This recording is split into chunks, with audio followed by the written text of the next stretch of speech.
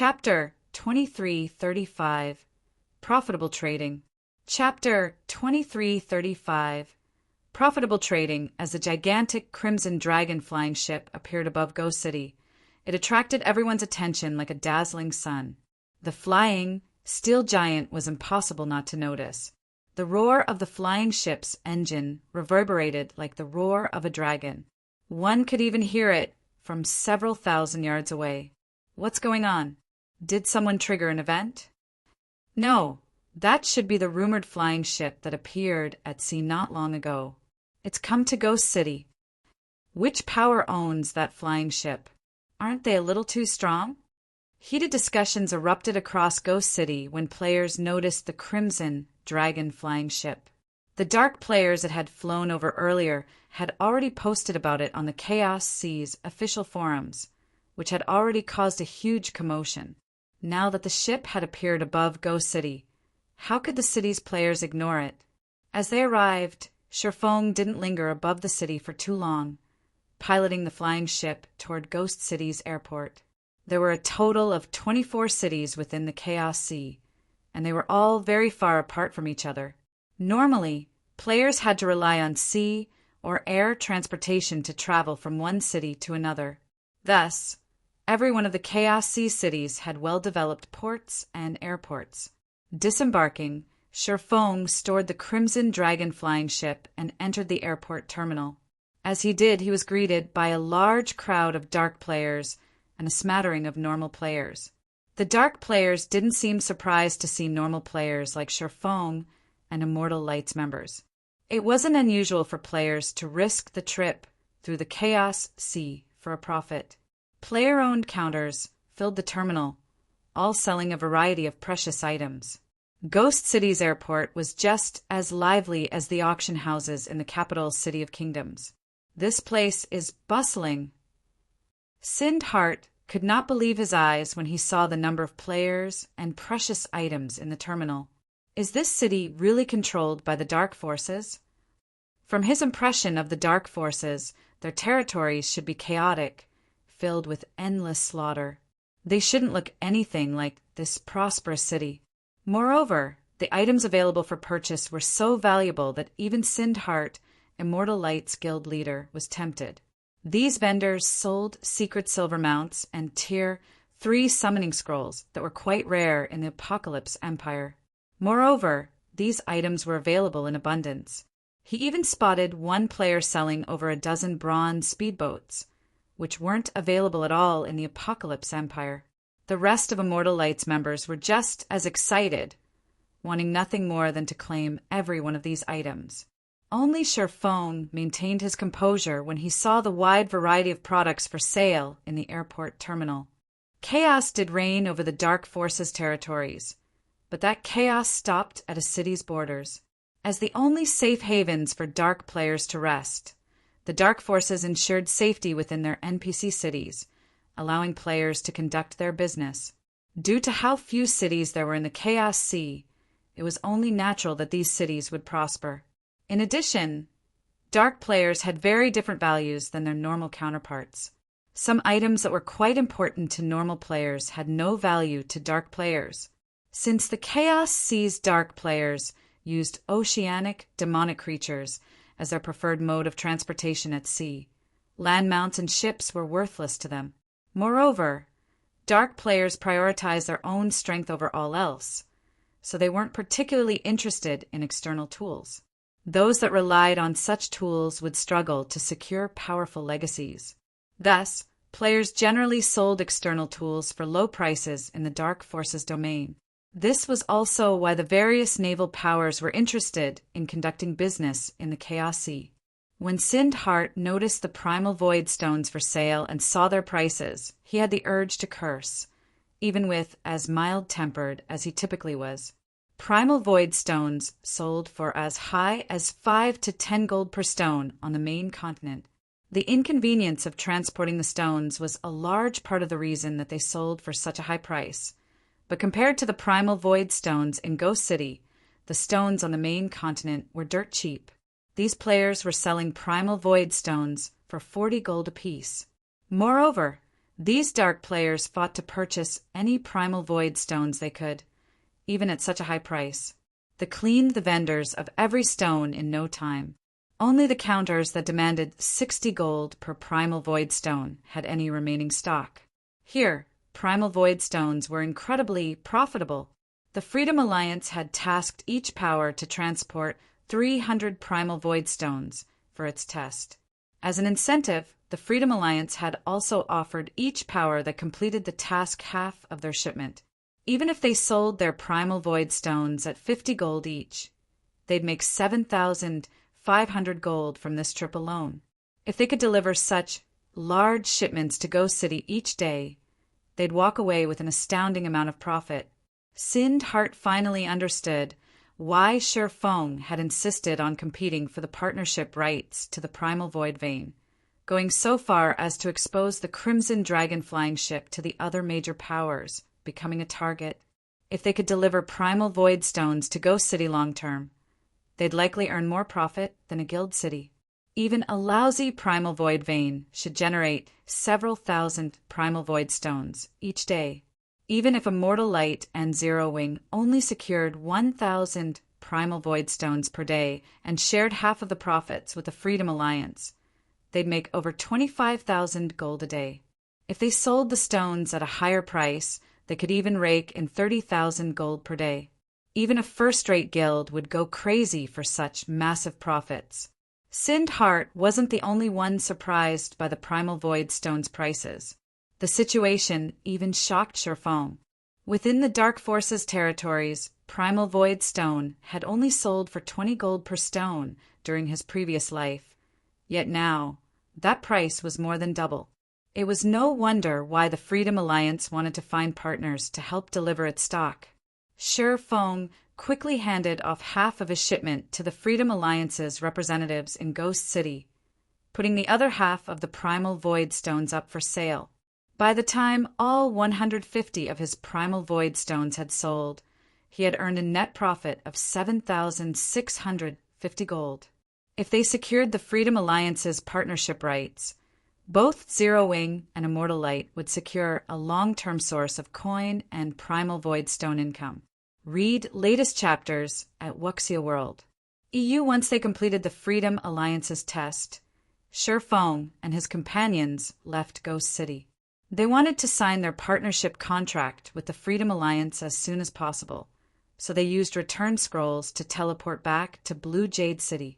From there, they flew to Starfall Island aboard the Crimson Dragon flying ship. As soon as they arrived in Starfall Town, they sensed a tense atmosphere around the town. For some reason, the various major powers' representatives now stood outside of the entrance to Freedom Alliance's residence. These representatives didn't seem surprised or envious as they watched Sher Fong and the others return. Rather, some of them sneered at the group, while others watched with pity. Sher Fong approached the residence's entrance, and 5 players, a woman and 4 men, wearing Giant's Heart's guild emblem, blocked his way.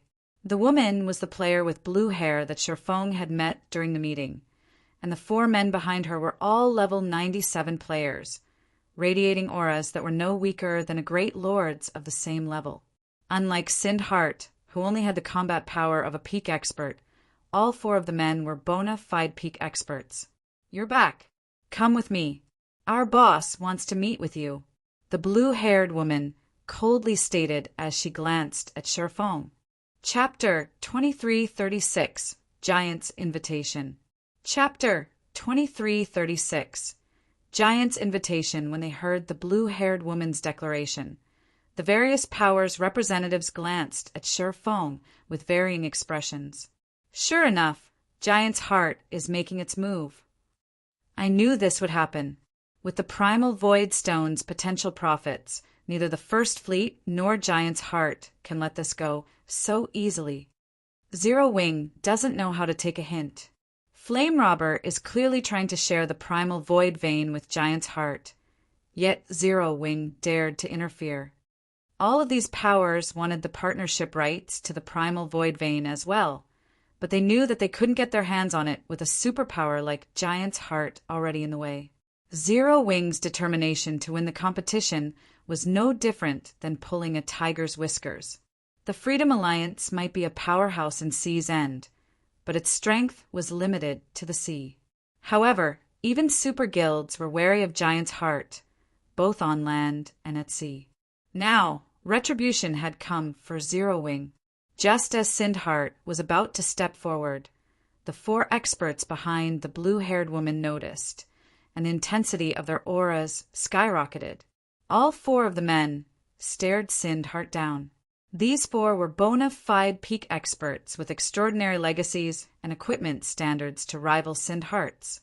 When their aggressive auras washed over Sindheart, he felt as if he were being watched by 4 ferocious beasts. He sensed that these 4 would pounce and kill him if he made any sudden movements. So this is Giant's Heart strength?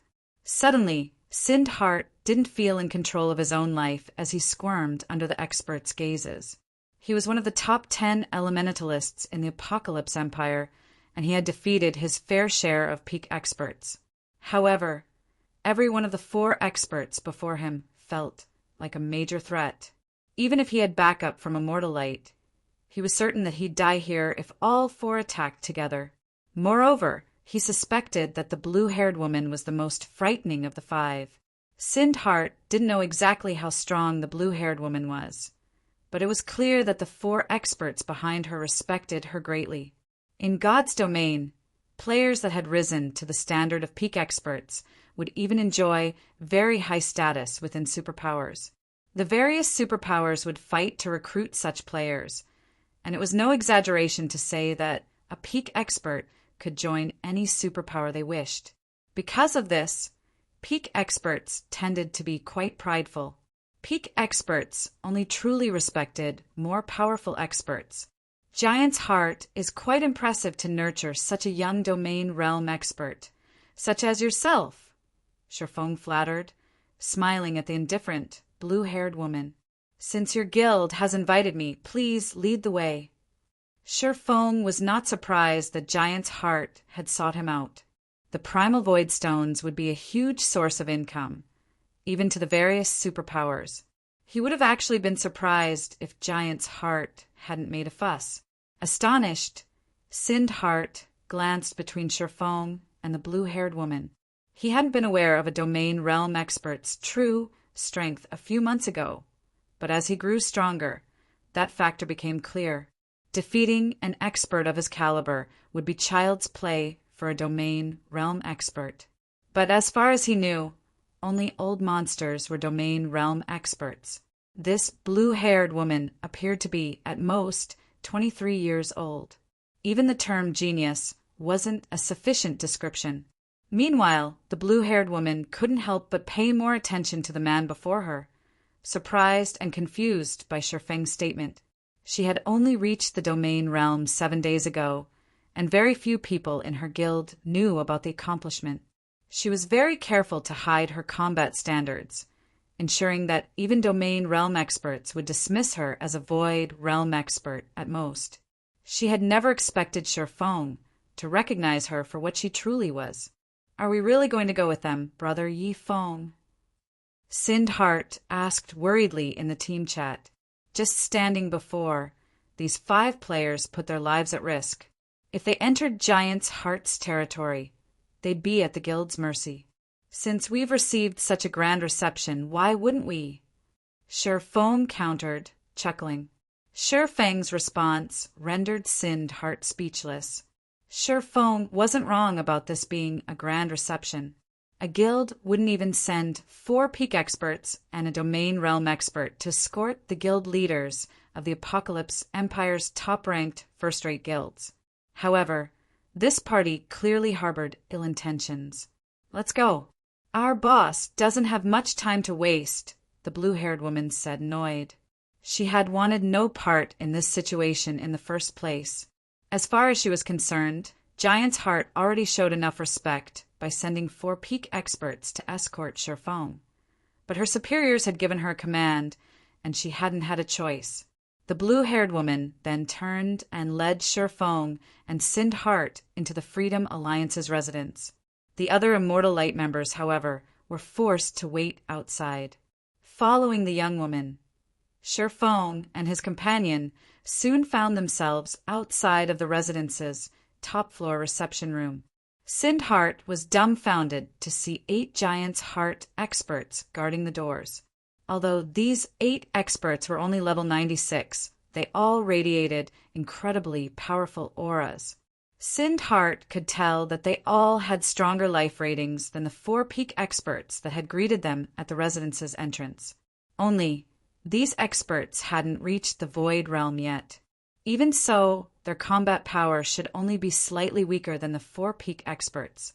With such a formidable foundation, Giant's Heart could annihilate immortal light with little effort. "Go in," the blue-haired woman said as she pushed open the reception room's doors. Nodding, Shifeng entered the room with Sindhart by his side.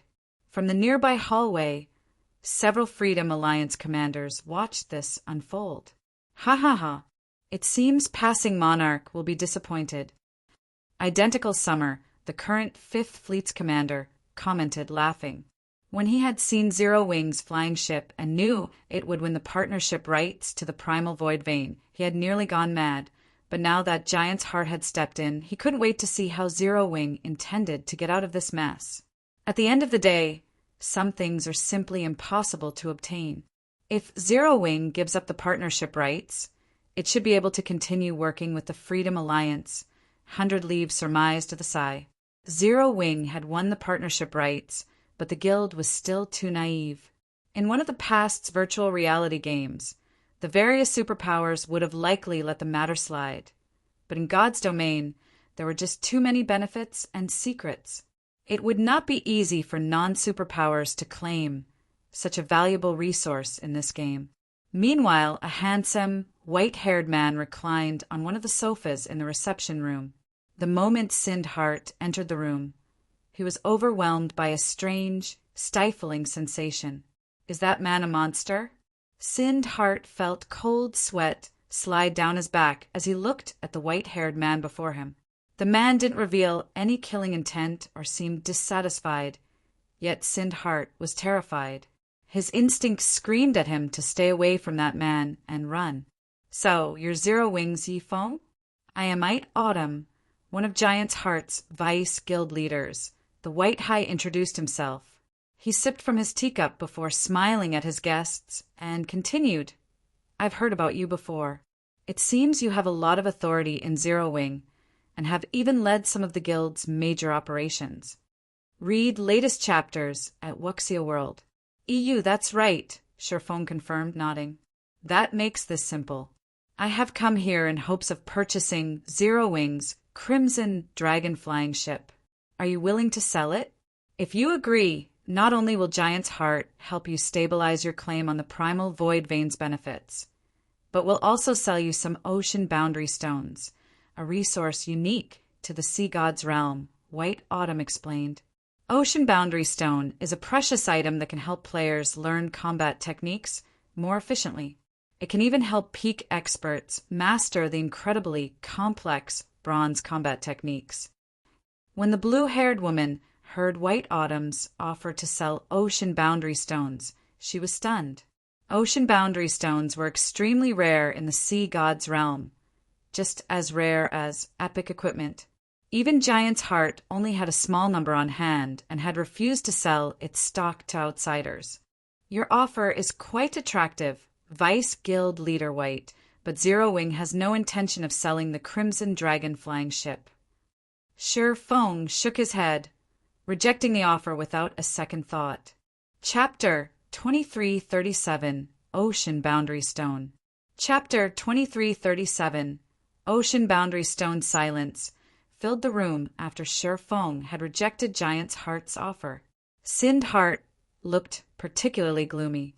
He hadn't expected Shifeng to refuse White Autumn so curtly. The blue-haired woman behind White Autumn could only stare at Shifeng in astonishment. Shifeng should have been ecstatic to accept White Autumn's offer.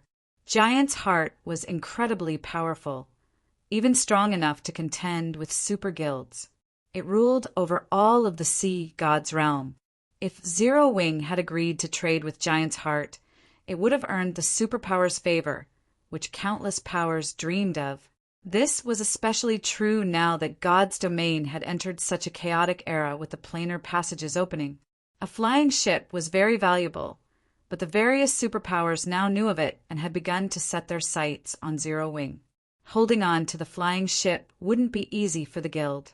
If Zero Wing had accepted the offer, not only would it have gained Giant's Heart's favor, but it would have also secured a ton of resources to help its experts grow stronger. Not even Starlink would have casually attacked Zero Wing, much less war blood, yet Sherfong had rejected the offer without any hesitation. Is he unaware of our guild's strength? It was the only possibility the blue-haired woman could think of.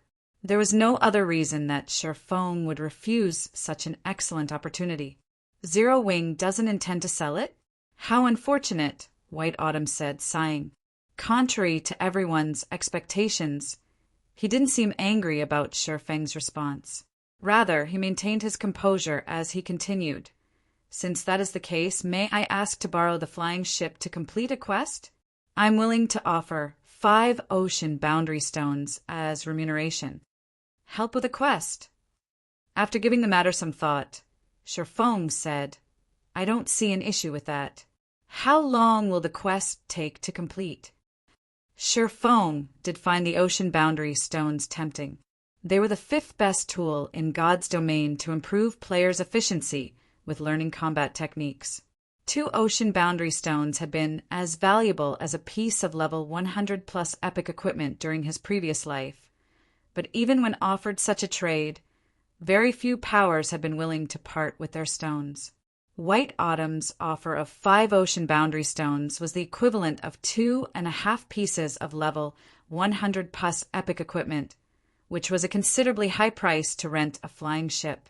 With 5 ocean boundary stones, 5 of Sherfeng's peak experts could learn a bronze combat technique and acquire the combat power to face domain realm experts.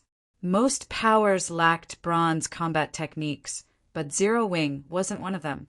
The guild had found quite a few bronze legacy tablets thus far and had the secret technique Lightning Flash. Sherfong was the only guild member to grasp the technique.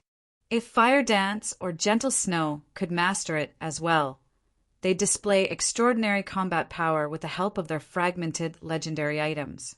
It'll take roughly 3 days.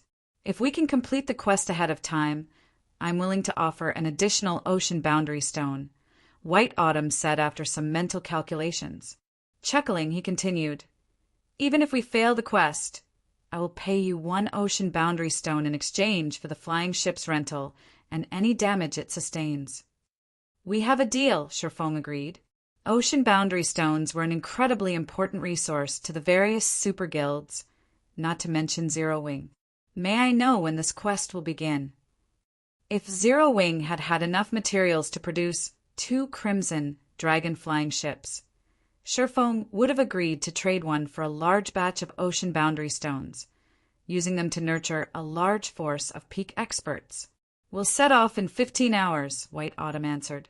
Our destination is a very dangerous one. I should take this time to rest and prepare. All right, let's sign a contract now then, Sherfong said after a quick look through his schedule. He had some free time, so he might as well use it to make some extra income. White Autumn and Sherfong signed the contract, and now that they were bound, Giant's Heart could proceed with the quest with peace of mind. Sherfong then left the room to sign his partnership agreement with the Freedom Alliance.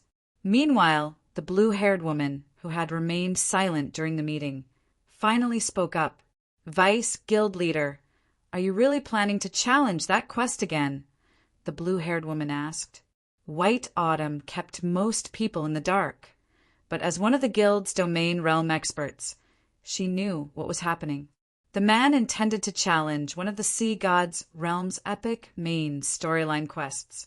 Giant's Heart had 3 chances to complete the quest, but had already failed twice. Clearly, White Autumn hadn't given up, but if they failed again, the quest would vanish.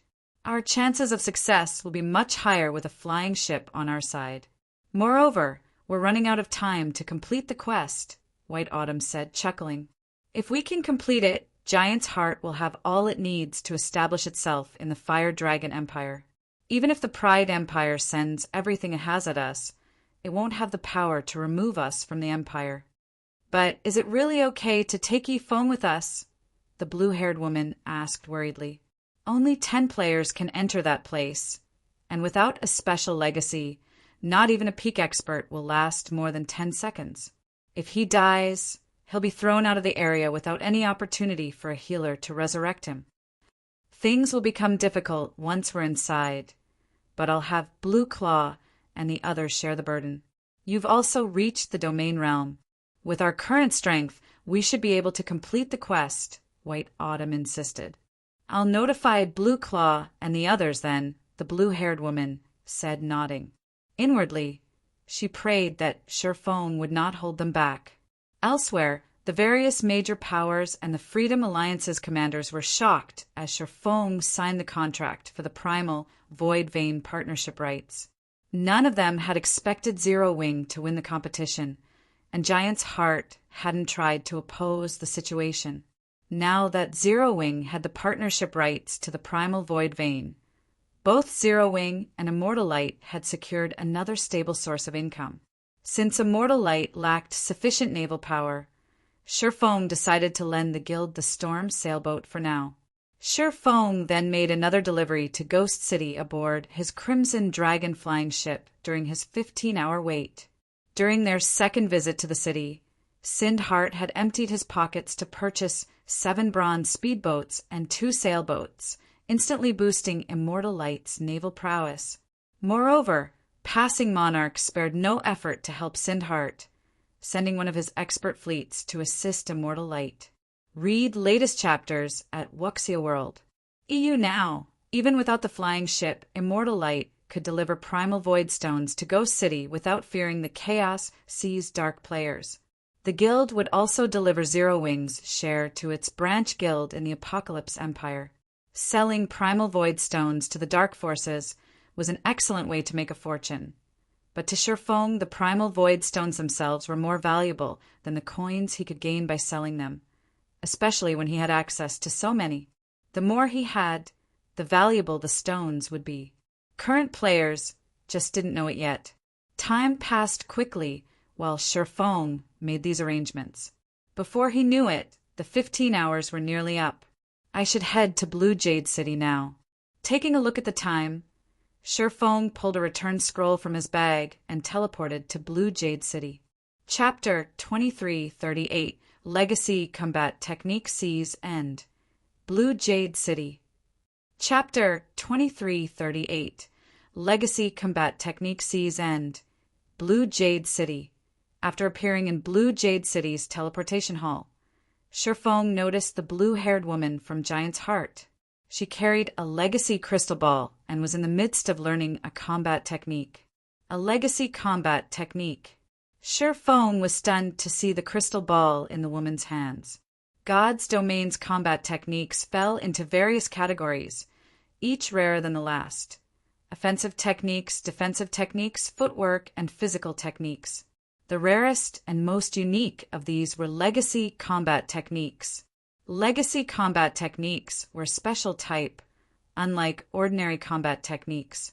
They were limited to specific classes. Players without the appropriate class couldn't learn one, even if they obtained it. Every legacy combat technique was as rare as a fragmented legendary item, and they didn't possess fixed ranks. The standard of the techniques depended on the user's mastery of them. All legacy combat techniques started out at bronze rank, and the greater a player's master was, the more power they could wield with the technique. According to rumors Shifeng had heard, a player could acquire the strength to transcend tiers if they could fully master a legacy combat technique, even without relying on fragmented legendary or legendary items. Shifeng had never thought that he'd run into the woman-formed Giant's Heart carrying a legacy combat technique around. By the looks of it, she'd already gained a certain level of mastery over the technique, too. You're here. The blue-haired woman stored the legacy crystal ball in her bag when she noticed Shifeng. Her tone serious, she continued, Since you'll be questing with us, I should formally introduce myself. I am Linya, the Vice Commander of Giant's Heart's main force. The quest we'll be doing is unusually difficult. Even domain realm experts can lose their lives if they're not careful. I hope you won't act recklessly during the quest. We won't be able to save you. All you'll need to do is survive. Rest assured, I might not be particularly skilled in all aspects, but I'm quite good at keeping myself alive, Sherfong replied, smiling. Linya's warning made him a bit curious. Domain realm experts stood at the apex of God's domain. An averagely geared domain realm expert's performance would be even better than that of a peak expert in full, top-tier equipment during a high-ranked quest. There are very few quests of the same level that could threaten an apex expert fully geared in top-tier equipment. Good. Let's go. Linya had nothing more to say after hearing Sherfeng's confident response. She then led him toward the Continental Teleportation Array, and they traveled to the Fire Dragon Empire. Once they arrived, Linya pulled a teleportation stone from her bag and teleported both of them to a heavenly land of verdant mountains and clear rivers. System, you have discovered the Sea God's realm. System, as you have reached Tier 3 and are not indigenous to the Sea God's realm, the world's power works against you, weakening your physique by 30% and basic attributes by 20%. We've teleported directly to the Sea God's realm. Giant's Heart's generosity surprised Sherfong as he looked at his system map. Teleportation stones were incredibly valuable in God's domain. As long as the registered location was within range, players could use teleportation stones to transport a maximum of 5 players. Planar teleportation stones were the stronger version. Planar teleportation stones allowed players to cross dimensions and travel to a registered otherworld instantly. Although they couldn't be used in areas that prohibited teleportation, planar teleportation stones were a powerful, life-saving tool. And yet, Linya had used one so casually. After their arrival, Sherfong noticed 8 other players on the mountaintop, sitting before an ancient ruin, while Autumn was one of them. Of the remaining 7, the weakest was a peak expert who was very close to reaching the domain realm. To Sherfeng's surprise, not all of the 7 were members of Giant's Heart. 2 of them were independent players. Neither of the independent players had reached the domain realm yet, but they had slightly superior life ratings to Linya's. The ambient water-type mana seemed to gather around those 2 players. Sea God's direct kin? The Sea God's realm really is extraordinary. It's no wonder why Giant's Heart can contend with Pride Empire. Sherfong could not help but reevaluate his view of the Sea God's realm upon noticing the 2 independent players. All Sea God's kin had received the Sea God's blessing. Becoming a Sea God's kin was like completing a trial of God. Of course, a hero received blessings from multiple gods. A single god's blessing wasn't enough.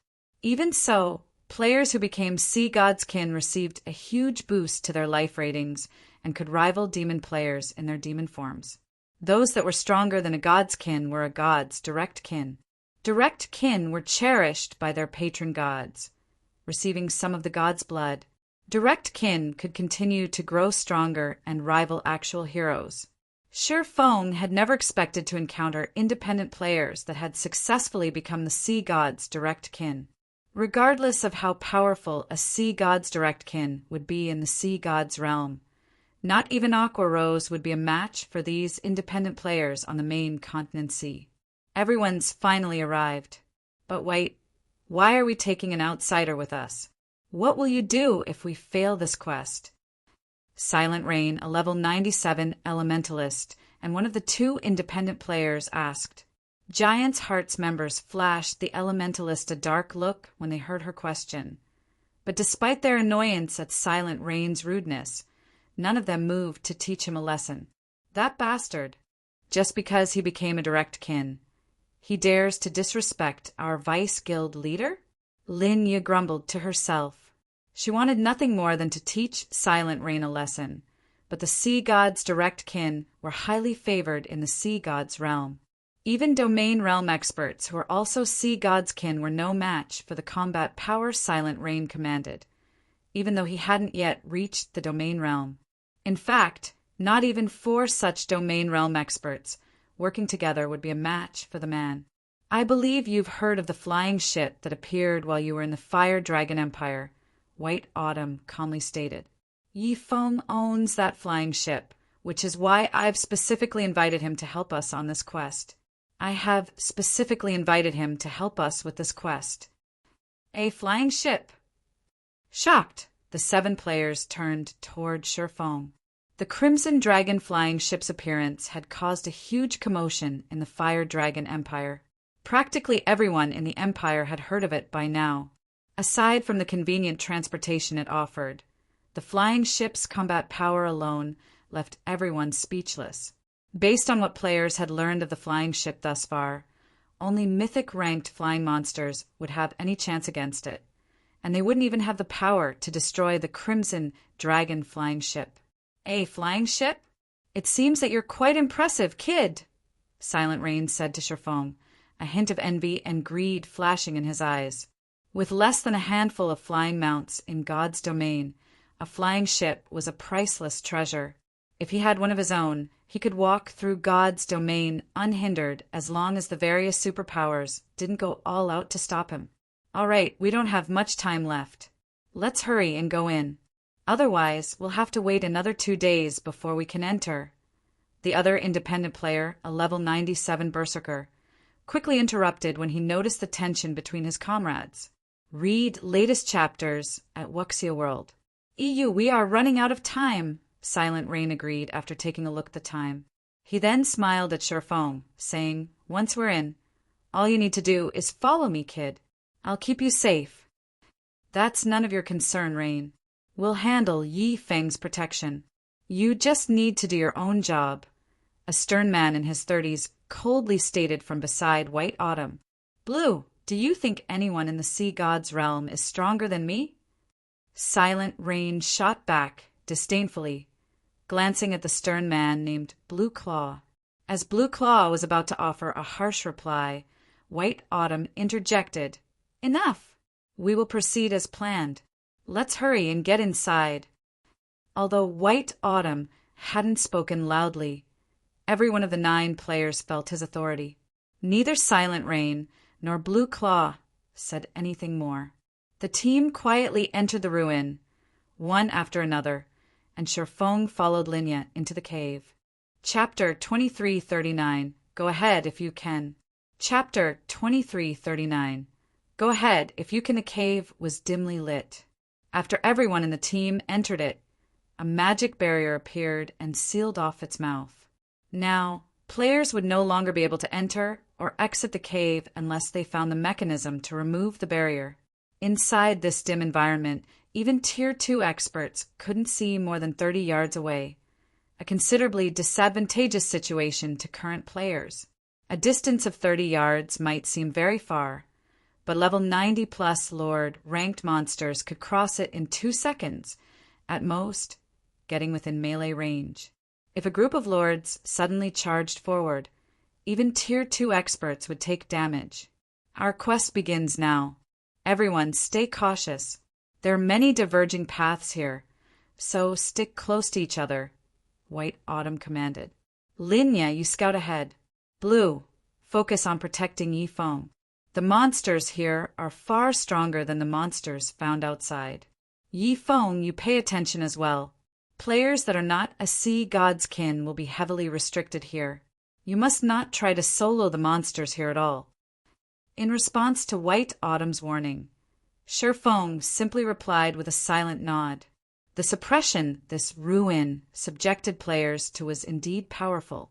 The instant the magic barrier sealed off the cave, the inside of the cave felt as if it had transformed into a completely different world. Shifeng could also feel the suppression on him intensifying. Now, although the suppression of his basic attributes remained the same, his physique was only 60% of his original. Moreover, the sensitivity of his 5 senses had decreased sharply. It was no wonder Linya and White Autumn were constantly reminding him to be careful. Under such a powerful suppression, even Tier 2 experts would not be able to fight a Lord-ranked monster of the same level. If they came across a group of Lords, their fates would basically be sealed. Even Domain Realm experts would not fare much better in this scenario. After all, the greatest factor differentiating ordinary experts and Domain Realm experts was their control over their 5 senses. A suppression of the 5 senses would affect Domain Realm experts much more than it would affect ordinary experts. However, the ruin's suppression had minimal effect on White Autumn and the others, who were Sea God's kin. On the trek into the cave, Linya, who was an assassin, was fully responsible for scouting out the path ahead. The 2 Sea Gods' direct kin of the team handled clearing out the monsters in the way. Although the suppression on direct kin was negligible, the monsters inside the cave were still extraordinarily powerful. Naga Siren, Bloodline Creature, Great Lord, Level 98 HP 63, 000, 000/63, 000, 000 Nagas possessing special bloodlines filled the cave. Occasionally, the Nagas would suddenly appear from a branch cave and execute a hit-and-run attack on the team or launch a long-range ambush using crossbows. Every one of these Nagas was like a well-trained, expert assassin. They also possess combat standards reaching the Trial Tower's 5th floor. To White Autumn and the others, however, these Nagas posed very little threat. After all, every one of them possessed basic attributes rivaling those of a great lord of the same level. As for the Silent Rain and Uneducated Bull, the 2 direct kin of the team, their basic attributes were even higher. Before the dozen or so ambushing Nagas could get close to the team, they were already sent flying by a bunch of powerful attacks. We cannot waste stamina here. Accelerate our advance, White Autumn ordered as he shoved back a Naga with his shield. The Nagas inside the cave were endless. No matter how many Nagas the players killed, more would just take the place of the fallen. If they did not speed up their progress, they would eventually die from exhaustion, even if they were more powerful. At White Autumn's words, everyone immediately hastened their footsteps. For the next 3 hours or so, the team kept pushing through swarms of Nagas. However, as they moved deeper into the cave system, not only did the terrain become increasingly complex, but the number of Nagas that attacked them each time also multiplied. Initially, each group would have only a dozen or so Nagas. Eventually, that number increased to at least 20. In addition, the Nagas' coordination with each other constantly improved. Even though White Autumn and the others possessed very high combat standards, they still could not help but feel more and more pressured.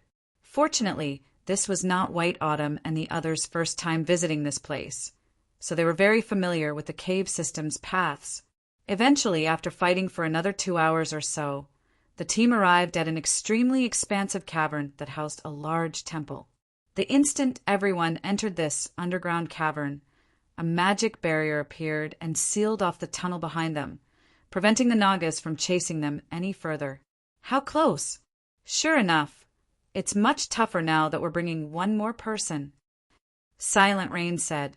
Glancing at White Autumn, he continued, White, we never agreed to bring an additional person before. You have to increase our remuneration once we get back. Rain, you'd best not go overboard. The Vice Guild Leader already offered you a high remuneration. Moreover, our people were the ones responsible for protecting Yifeng. You were only responsible for opening up the path, Linya countered, frowning. She felt very dissatisfied with Silent Rain's demand. If not for this ruin being special, they wouldn't have allowed non-guild members to participate in this quest at all. Fine then. You guys tank the monsters later on. I'll stay in the rear. If that's the case, I won't have any objections. Silent Rain sneered as he pointed at the 2 golem monsters standing guard before the temple. Rock Giant, Elemental Creature, Grand Lord, Level 101 HP, 375,000, 000/375, 000. Lin Ya's complexion turned ashen at Silent Rain's words. Everyone present was fully aware of how powerful level 100+ monsters were. This was especially true for the two rock giants before them. Through her previous experience fighting against these two rock giants, Linya knew that they were not monsters that current players could hope to go up against, even while in an unsuppressed state. Meanwhile, players were prohibited from using magic tools and berserk skills while inside this ruin. In such a situation, even White Autumn, who was a guardian knight, could only hold his ground against one of these rock giants for a very short period. Hence, they had to rely on Silent Rain and Uneducated Bull, who were direct kin, to tank and distract the rock giants while the others opened the temple's doors. "How much do you want?" White Autumn asked. From his calm reaction, he had long since expected this situation to occur. "Not much. Just give the two of us one extra ocean boundary stone each. You should know that as direct kin, we burn through ocean boundary stones much more quickly than you people. Moreover, unlike independent players like us, you people from Giant's Heart are filthy rich," Silent Rain replied, smiling. However, just as White Autumn was about to agree to Silent Rain's demands, Sherfong suddenly spoke up in the team chat. "Vice Guild Leader White, you'll pay 2 ocean barrier stones to whoever can tank those 2 monsters." Sherfong asked. Everyone on the team turned involuntarily to look at him in surprise. Why is this guy adding fuel to the fire? Lin Ye's mood soured greatly when she heard Sherfeng's question. Giant's Heart had expended a lot of effort just to protect Sherfong, yet he was actually helping Silent Rain stir up trouble. In this situation, White Autumn also could not help eyeing Sherfong strangely, wondering what Sherfong was up to. Read latest chapters at Wuxia World. EU, if you can safely stop these 2 monsters for 30 seconds, I'll gladly give you 2 more ocean barrier stones, White Autumn said. He did not particularly mind making this additional transaction. Instead, he was more curious about what Sherfong was planning to do. "What? Kid, you want to give it a try as well?" Silent Rain laughed loudly at this development. "Sure, go ahead if you can. I won't object. As long as you can tank those 2 monsters, I'll also give you the remuneration White promised me." Even a sea god's direct kin like him still had a very tough time tanking one rock giant. The slightest mistake would mean his life. On the other hand, Sherfong wasn't even a sea god's kin. It would be a miracle if he could tank one of the rock giants, let alone 2. "If that's the case, I'll give it a try," Sherfong said before slowly approaching the 2 rock giants. The instant Sherfong got within 100 yards of the 2 rock giants, the latter's eyes suddenly released a crimson glow. Both Grand Lords then started pacing toward the swordsman, their bodies releasing a frightening pressure that made everyone tense up. Chapter 2340. Tier 3 Sword King. Chapter 2340. Tier 3 Sword King. This guy is seriously making more problems for us. Silent Rain has to go all out just to deal with 1 rock giant. How can 1 person possibly tank 2? Lin Ya's complexion turned ugly when she saw the 2 rock giants charging at Sherfong. Does he need to behave this way even if he's angry? He is basically making a joke of himself in front of Silent Rain. She could understand why Silent Rain's actions would enrage Sherfong. After all, Silent Rain's demand for additional compensation because of Sherfeng's presence was essentially him saying that Sherfong was dead weight. However, Sherfeng's trying to prove himself by fighting 2 rock giants at once was simply foolish. After all, inside this ruin, everyone on the team had different tasks. Sherfeng's main purpose lay beyond the rock guardians. At that point, once he took out his flying ship, Silent Rain would naturally shut up. "Rain, let's get ready as well. This kid shouldn't be able to last long. If he dies, we'll have to start all over again," Uneducated Bull said, unsheathing the crystalline great sword slung on his back when he saw the rock giants closing in on Sherfong. Although they had yet to reach the starting point of their quest, So long as players died here, they would be automatically resurrected outside the cave and lose 5% of their EXP. Then the team would have to suicide and leave the cave too. After all, Shifeng held the key to clearing the quest. Uneducated Bull did not wish to waste several more hours fighting through the cave system once more. No rush. This kid should be quite strong.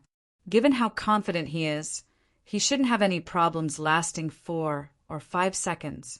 It won't be too late for us to take action just when he is about to fall. That'll let him know his own worth and save us a lot of negotiation later, Silent Rain said as he shook his head and smiled. I guess you're right. Uneducated Bull nodded, as he felt Silent Rain's words were reasonable. Every expert possessed trump cards. The rock giants might be very powerful, but Shifeng should not have much of a problem holding his ground against the Grand Lords for a few seconds. In contrast, if Silent Rain and Uneducated Bull took action too soon, they would only devalue themselves. While the two sea gods' direct kin were coming to an agreement, the two rock giants had arrived before Shifeng and were smashing their humongous fists down at him. The rock giants were 10 meters tall, and their fists were large enough to cover a 10-yard radius. Let alone a Tier 2 swordsman, even a Tier 2 assassin would not be able to dodge the rock giant's attacks in time. Meanwhile, even a small scratch from the attack of a level 101 Grand Lord could reap a large chunk of a Tier 2 MT's HP. Facing the attacks of two rock giants simultaneously, a Tier 2 metric tons would have to activate a life-saving skill to survive. Just when everyone assumed that Shifeng would utilize a life-saving skill to stop the two rock giants' attacks, he suddenly unsheathed the abyssal blade and killing ray, then lightly brandished his swords at the two descending fists. In the next moment, 2 deep, distinct cuts appeared on the rock giant's knuckles. At the same time, the attack trajectories of both fists suddenly changed. In the end, the fists landed roughly 10 yards away from Shifeng, creating large craters in the ground. Before the two rock giants could launch another round of attacks, Shifeng had already appeared behind their feet and executed a horizontal slash with killing ray. Void slash. 6 slashes carrying the power of the void landed on the hamstrings of the two rock giants, each slash inflicting over -800,000 damage on the Grand Lords. The powerful strength the slashes carried also forced the two rock giants to their knees, their offense coming to an abrupt halt. Silence. For a moment, as if time had frozen, silence filled the entire cavern. Whether it was Giants' Hearts members or Silent Rain and Uneducated Bull, everyone wore a dumbfounded expression. None of them could believe this scene was true. Let alone having trouble against the two rock giants, Shifeng practically got the upper hand on the Grand Lords. He had easily blocked the fists that they found extremely difficult to dodge. His attack speed was also so fast that they caught only a blurry glimpse of his blows. However, the most frightening part of his performance would still have to be the strength he displayed. Impossible. This is definitely impossible. Silent Rain blurted out his thoughts as he watched Shifeng repelling the rock giants' attacks time after time. How can a player have so much strength? The strength of Uneducated Bull, who was a sea god's direct kin and a berserker, was unrivaled in the sea god's realm. Yet even he could just barely deflect the attack of one rock giant. On the other hand, Shifeng, who wasn't even a sea god's kin, was actually suppressing the two rock giants all by himself. This feat completely shattered Silent Rain's worldview. Tier 3, White Autumn exclaimed. Although he found this unbelievable, it was also the most plausible answer he could come up with. He should be a Tier 3 Sword King. Upon hearing the words Tier 3 Sword King, unprecedented shock filled everyone's heart. Tier 2 classes were commonplace in God's domain, especially among NPCs. Only after reaching Tier 3 would one be considered a powerhouse in God's domain and receive the acknowledgement of NPCs. A Tier 3 class was one of the requirements for becoming the Lord of a city. This was also the goal that players like themselves were striving toward. However, Even with their current extraordinary strength, they were still not confident of completing their Tier 3 promotion quests. After all, their legacies were very special. This, in turn, meant their Tier 3 promotion quests were much more difficult than the promotion quest of ordinary players. Hence, they needed to make plenty of preparations. Nevertheless, while they were still suffering a headache over their Tier 3 promotion quests, Shifeng had actually become a Tier 3 Sword King already. Who is he? Lin Ye's heart churned with confusion as she gazed at Shifeng. She did not believe that a small guild like Zero Wing could nurture a Tier 3 powerhouse at this stage of the game. After all, none of the various superpowers had a Tier 3 powerhouse yet. Moreover, judging by Shifeng's performance, he definitely wasn't your average Tier 3 powerhouse.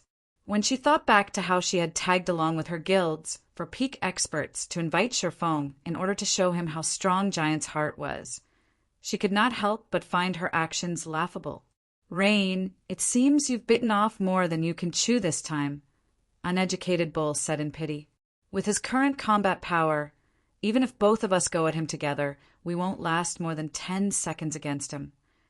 Experts of their caliber understood very clearly just how powerful a Tier 3 class was. The difference between Tier 2 and Tier 3 wasn't limited to basic attributes. Instead, the differences in physique and reaction speed were also massive. The degree of control a Tier 3 player could potentially exert on their bodies was far superior to that of a Tier 2 player. Meanwhile, Silent Rain's complexion also turned extremely ugly at this sight. He had never imagined that such a situation would occur. Originally, he had thought that he could use Shifeng as an excuse to earn a few more benefits from Giant's heart. However, he ended up accidentally stroking the whiskers of a tiger instead. Read latest chapters at Wuxia World. EU Silent Rain was not afraid of Giant's heart. After all, he was practically invincible in the sea god's realm. Unless Giant's heart was willing to dispatch a large force to hunt him down, the guild could hardly do anything against him. However, that was not the case for Shifeng. Shifeng alone would be more than capable of killing him. With the help of a tracking tool, the swordsman could kill him out in the fields any time he wanted to. "Aren't you going to open the doors yet?" Shifeng prompted White Autumn. He had been fighting for quite some time now, but White Autumn and the others still hadn't taken a single step toward the temple's doors. "Now, we'll open them now." White Autumn snapped out of his daze after hearing Shifeng's reminder. He then hurriedly had everyone else on the team move to open the temple's tightly shut doors. Due to Shifeng's presence, White Autumn and the others had no problem opening the temple doors. They did not have to worry about the rock giant's attacks at all and could focus fully on removing the door seal. In the end, they took only 25 seconds to open the temple doors completely. After seeing White Autumn and the others enter the temple, Shifeng executed Void Slash and sent the 2 rock giants stumbling back. He then dashed straight for the temple's entrance and disappeared from the dimly lit cavern. Chapter 2341 Mutated Mythic. Chapter 2341 Mutated Mythic. The moment Shifeng entered the temple, he felt as if he had arrived in an entirely different world. Instead of a ceiling, a blue sky hung overhead. Before him was a vast expanse of flowers. Just standing in this place gave him an indescribably pleasant and refreshed feeling. However, some distance ahead stood countless gravestones and statues.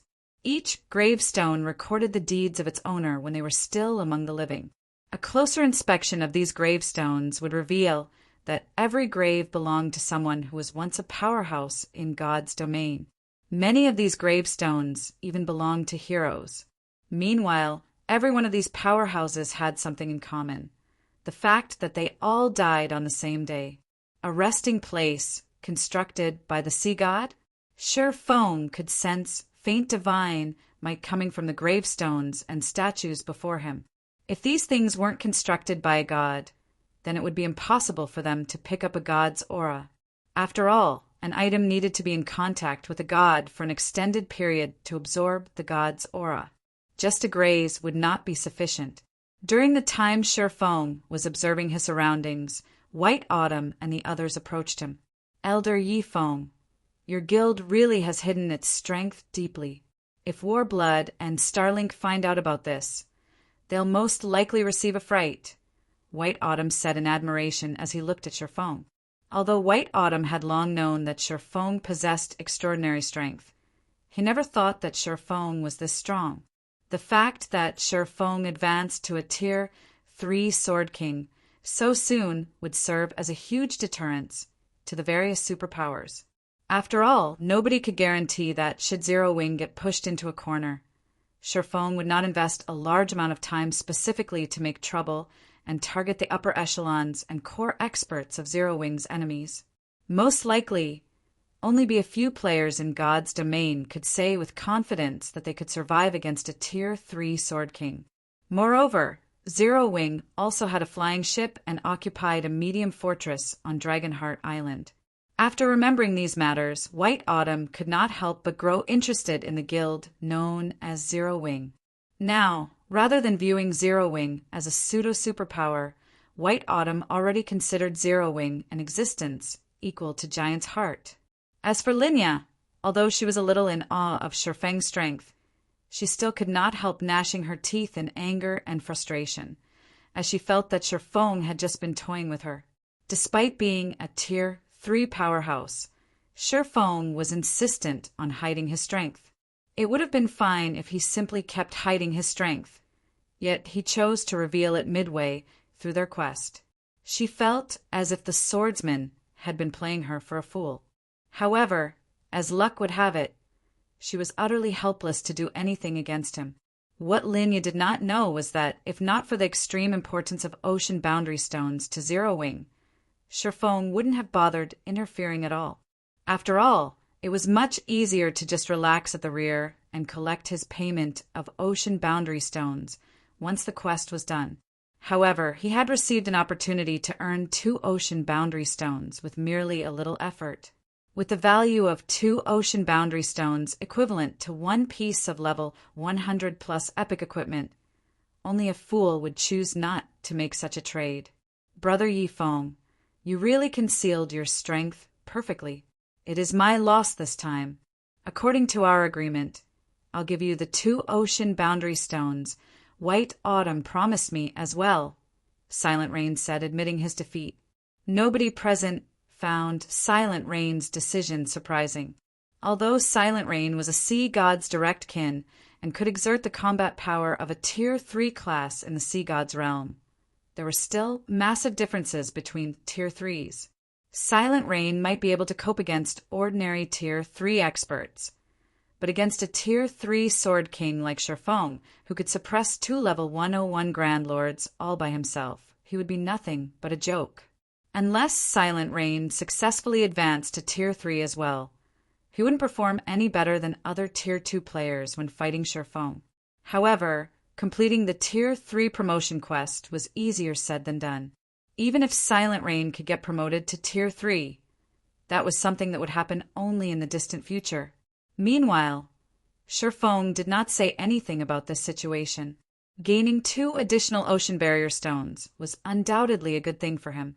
With this, his single trip here would earn him a total of 9 ocean barrier stones. This was definitely a huge windfall for Zero Wing.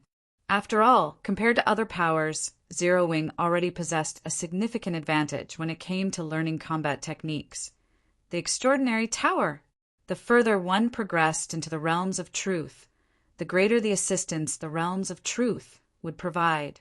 Upon reaching the Ascension realm, even a flowing water realm expert would have an excellent chance of learning bronze combat techniques. Even if their mastery wouldn't be very high, they would at least learn the basic principles of how bronze combat techniques improved one's combat power. Meanwhile, with the help of the ocean boundary stones, Zero Wing would be able to nurture a batch of experts with mastery over bronze combat techniques. At that time, Zero Wing could further stabilize the situation of its various branch guilds. Vice Guild Leader White, may I know what we will be doing next? Shifeng asked as he looked at the sea of flowers around him. What we need to do next is very simple. We just have to get rid of the spirits created by the strange energy leaking out of the graves. The quicker we clear out all of these spirits, the higher our quest completion rate will be. During our previous 2 attempts, we spent nearly 3 days clearing out the spirits. Now that we have your help, we should be able to finish this part much more quickly, White Autumn said, smiling as he pointed at the faint, crimson mist seeping out of the graves. The spirits created by the strange energy were roughly equal in strength to the Naga sirens. However, unlike the Nagas, these spirits were limited in number. One could say that, upon entering this world, they had completed a large portion of the quest already. After eliminating the spirits, all that would be left was removing the strange energy from the graves. Once that was done, not only would White Autumn be able to become a sea god's direct kin, but he would also obtain a sea god's weapon, which would allow him to become the ruler of the seas. While White Autumn was speaking, the strange energy seeping from the graves condensed. A short moment later, translucent, undying spirits took shape above the numerous graves. These undying spirits were all geared in excellent weapons and equipment. Their eyes gave off a black glow, and their bodies radiated an indescribably strange energy, which continuously corroded the space around them as if these spirits were trying to taint the space in their own colors. Undying Spirit, Special Energy Being, Great Lord, Level 99 HP 50, 000, 000/50, 000, although these immortal spirits looked to be only ordinary Great Lords. Shifeng could tell that their combat standards were superior to the Naga Sirens, probably reaching the 6th floor Trial Tower standard. Even Refinement Realm experts of the same level would not be a match for them with their powerful basic attributes. However, against experts like White Autumn and the others on the team, these undying spirits could hardly count as an opponent. Not to mention, Shifeng was also taking part in the fight now. Due to Shifeng's participation, the task that originally required nearly 3 days to complete was done in just roughly 2 days. If not for the undying spirit's very low spawn rate, the team would have finished this part of the quest in just 1.5 days. Meanwhile, during these 2 days, almost everyone in the team had received a lot of EXP. White Autumn, Linya, Silent Rain, and Uneducated Bull had all risen to level 98. As for Shifeng, due to the monster's lower level, he did not receive that much EXP from them. As a result, he was still 23% away from reaching level 103. Aside from EXP, the Undying Spirits had also dropped relatively excellent equipment.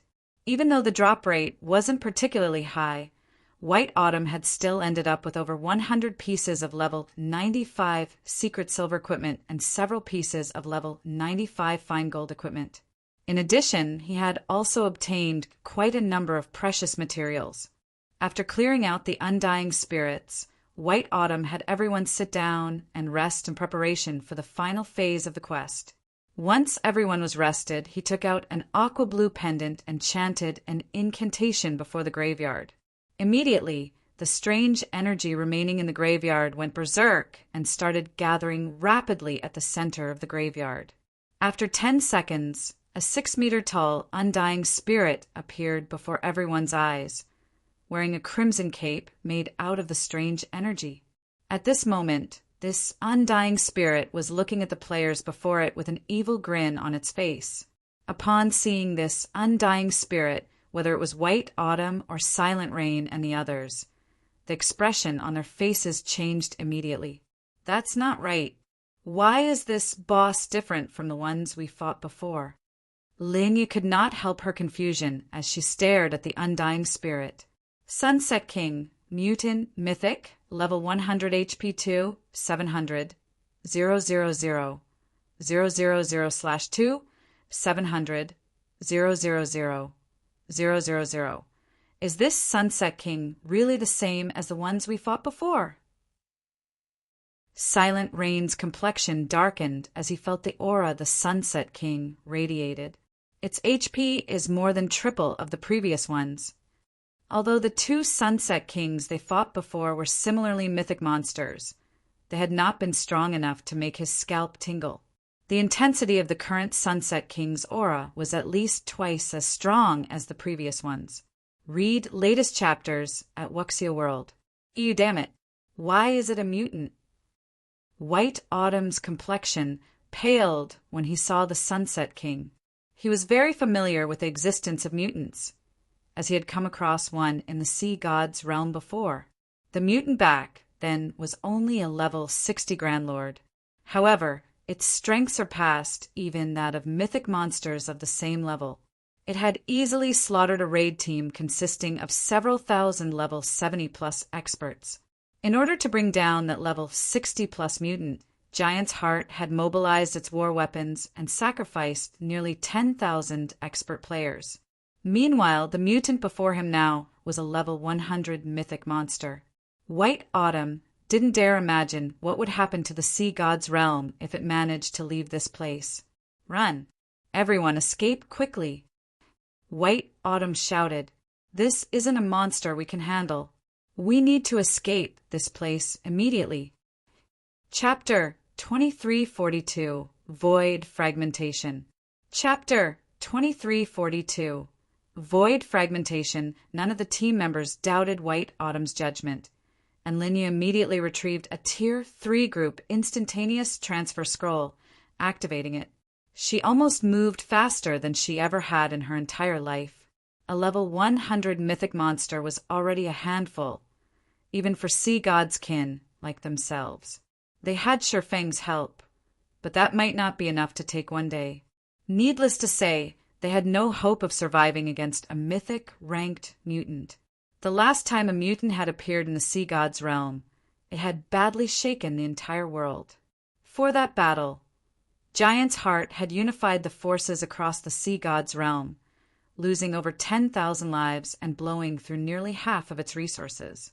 The guild had even been forced to rely on certain cards it had prepared to use against super guilds to bring down the mutant. To make matters worse, a mutant didn't just kill players as normal monsters did. It would sometimes devour them as well. Players that were simply killed didn't have much of an issue, but those that were captured and eaten would suffer triple the usual death penalty, and their souls would be weakened for 10 days after their resurrection. Being eaten was far more severe a loss than dying 5 or 6 times. During the battle against the mutant, many of Giant's Heart's refinement realm experts and stronger had been devoured. Unfortunately, that included some peak experts. It had been a huge setback for the guild. If not for that battle, Pride Empire wouldn't have defended against Giant's fierce invasion in the Fire Dragon Empire so effectively. Meanwhile, not only was the mutant before them a mythic ranked monster, but it was also level 100. If they couldn't escape in time, and the monster devoured them, the consequences would be unimaginably dire for experts of their caliber. Fortunately, players could use teleportation tools within this divine temple. Otherwise, they'd have no hope. As soon as Linya activated the scroll, a teleportation array appeared under the team members' feet. As a Tier 3 group instantaneous teleportation scroll, it could instantly teleport up to 20 players to the nearest NPC city or a fixed location. She didn't waste a second deciding on the teleport location, setting the scroll to transport them to the nearest NPC city. Shifeng didn't object to White Autumn's decision to retreat in the least. Even with his long years of experience in God's domain, this was the first time Shifeng had encountered or heard of a mythic ranked mutant. By becoming a mutant, a monster would be akin to a fearsome beast released from its cage. Its basic attributes would undergo a qualitative transformation, and its intellect would substantially increase. At this point, Shifeng couldn't even fathom how powerful the mutated Sunset King had become. He was certain that if he chose to stay, he'd lose his life. Mythic ranked mutant. By becoming a mutant, a monster would be akin to a fearsome beast released from its cage. Its basic attributes would undergo a qualitative transformation, and its intellect would substantially increase. At this point, Sherfong couldn't even fathom how powerful the mutated Sunset King had become. He was certain that if he chose to stay, he'd lose his life. "We're finally safe." Linya breathed a sigh of relief when she saw the countless players wandering the street around them. The rest of the team members nodded in agreement. Had they lingered in that temple for a few more seconds, the mutated Sunset King would have slaughtered them. Now that they were in Lake Mountain City, they were safe. Lake Mountain City wasn't a capital city, but it was a major NPC city that was extremely far away from the ruin they had been exploring. Even if the Sunset King wanted to target them, it shouldn't be able to do so. Only White Autumn was disappointed with the outcome. He had gone to great lengths to complete that quest, and just when he had been a step away from his promotion to direct kin and the sea god's weapon, his efforts were wasted. "It seems I troubled you for nothing, Elder Yifeng. I hadn't expected these results. However, I will still pay for your time with 3 ocean barrier stones. I hope that you can accept them." White Autumn apologized. Although he had failed the quest, White Autumn saw the merit in befriending Sherfong after the swordsman's display in the cavern. It wasn't certain that Giant's Heart wouldn't encounter another quest that would require such an expert's assistance in the future. After all, Sherfong had completed his Tier 3 promotion quest far sooner than anyone in God's domain. Even if Giant's Heart's experts reached Tier 3 as well, Sherfang's strength shouldn't be underestimated with the massive lead he had. Silent Rain and Uneducated Bull watched Sherfong enviously. According to their agreement with White Autumn, they'd only get paid if they helped complete the quest. Since they hadn't, they'd receive nothing. Yet, Sherfong had still been given 3 ocean barrier stones.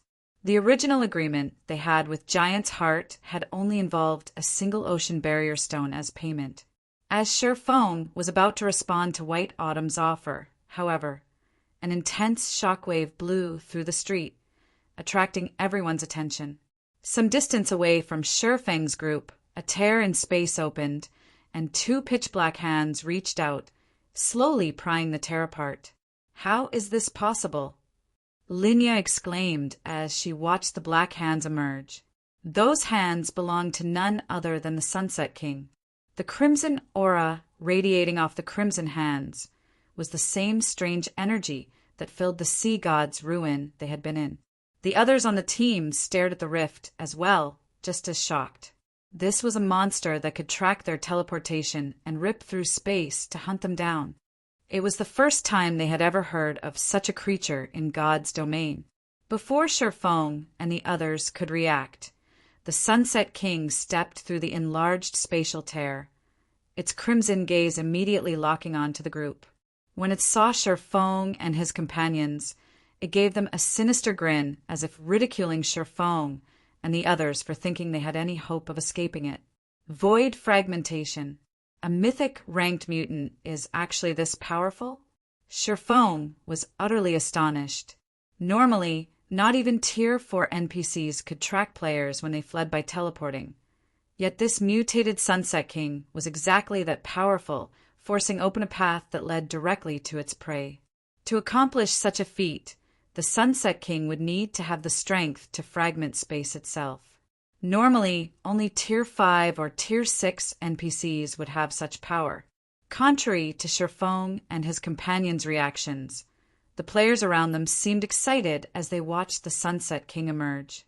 Crap! A mythic monster is sieging the city? This is perfect timing. A level 100 mythic monster. If it dies, it'll definitely drop something excellent. If I can snatch 1 or 2 items, I'll be rich. Lake Mountain City's players didn't panic in the least when they saw the Sunset King. Rather, they hungered for its blood. They were in an NPC city, after all, and the city's NPC soldiers were all level 150 or higher. A measly level 100 mythic monster would just be asking for a beating by trying to attack the city. It wasn't long after the Sunset King's appearance that a group of level 150-plus NPC soldiers arrived and charged toward it. As the soldiers approached, however, the Sunset King removed a strange, crimson scythe from its back. It then brandished the weapon. Crimson blades flew from the scythe, surrounding the Sunset King. The instant these crimson blades slammed into the NPC soldiers, the NPCs flew through the air, heavily injured. Even the buildings lining the street, which were protected by magic arrays, turned into rubble as the attacks sliced through them. Every player within 100 yards of the mutated Sunset King died without even leaving behind their ashes. It was as if they had evaporated instantly. Finally, the city's players realized how afraid they should be of the Sunset King. Are you kidding me? Magic arrays had protected those buildings. Even mythic monsters would need a lot of time to destroy them. Yet this monster, the players that had assumed they could take advantage of the Sunset King's arrival, were dumbfounded. With a single skill, the mutated mythic monster had heavily injured several dozen level 150+ Tier 2 NPCs and flattened the street's buildings. This was the first time any of them had seen such power. White Autumn and his team could only gasp as they watched.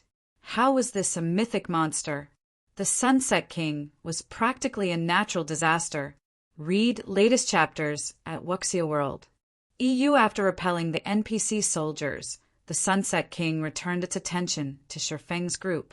It walked toward them, and every step it took increased the pressure they felt. For a moment, they all felt as if they were standing before the grim Reaper himself. Although the process had seemed drawn out, the Sunset King had crossed the distance between it and Shifeng's group in an instant. In fact, Shifeng hadn't even had time to react to the monster's approach. Suddenly, however, a blue-haired man in silver armor and wielding an icy blue, two-handed axe appeared, interrupting the Sunset King when it was still 50 yards from Shifeng and about to swing its scythe again.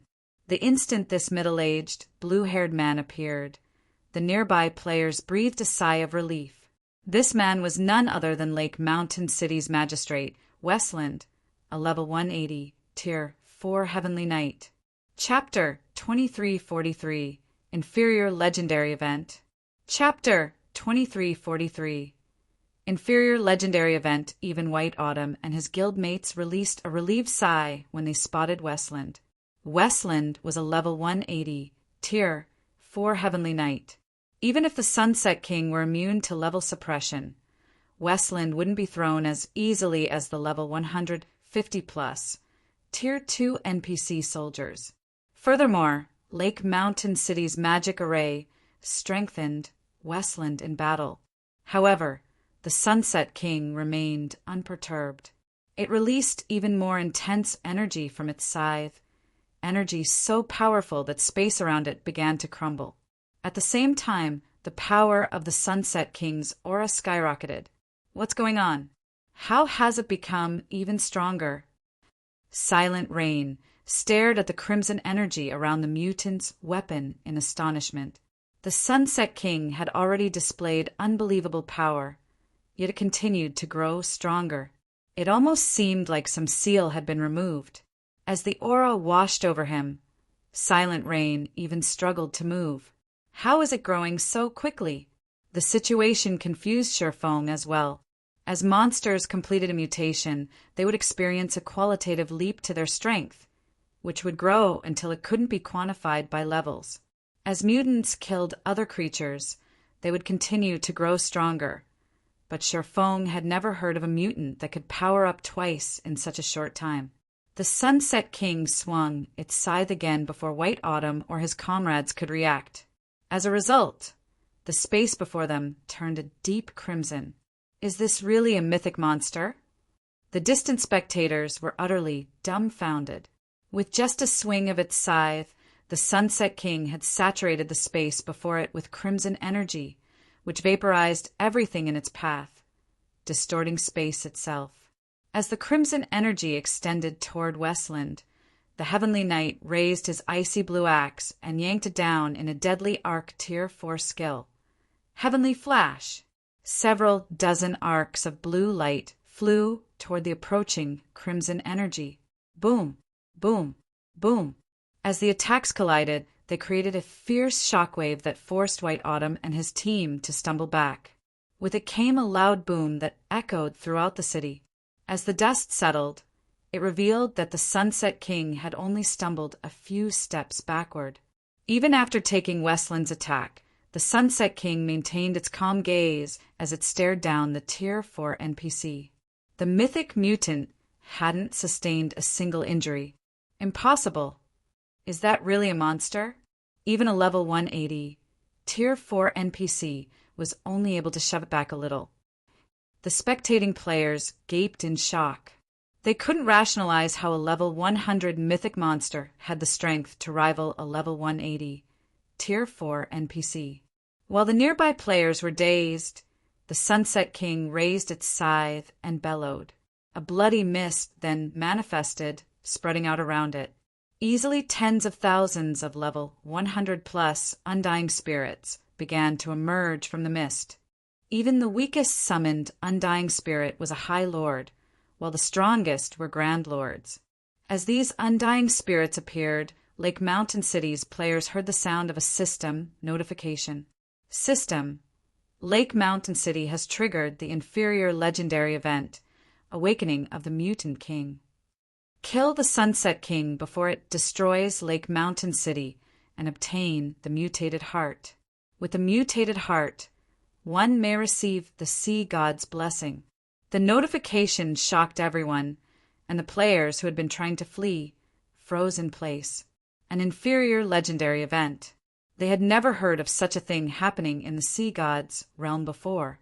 Moreover, if they killed the Sunset King, they could receive the Sea God's blessing. A God's blessing. That was even better than becoming a God's kin. If they could obtain the Sea God's blessing, an instant rise to fame would be easy. The way these players looked at the Sunset King immediately changed. Rather than fear and trepidation, they now stared at the mythic mutant with longing, fervent gazes. Attack!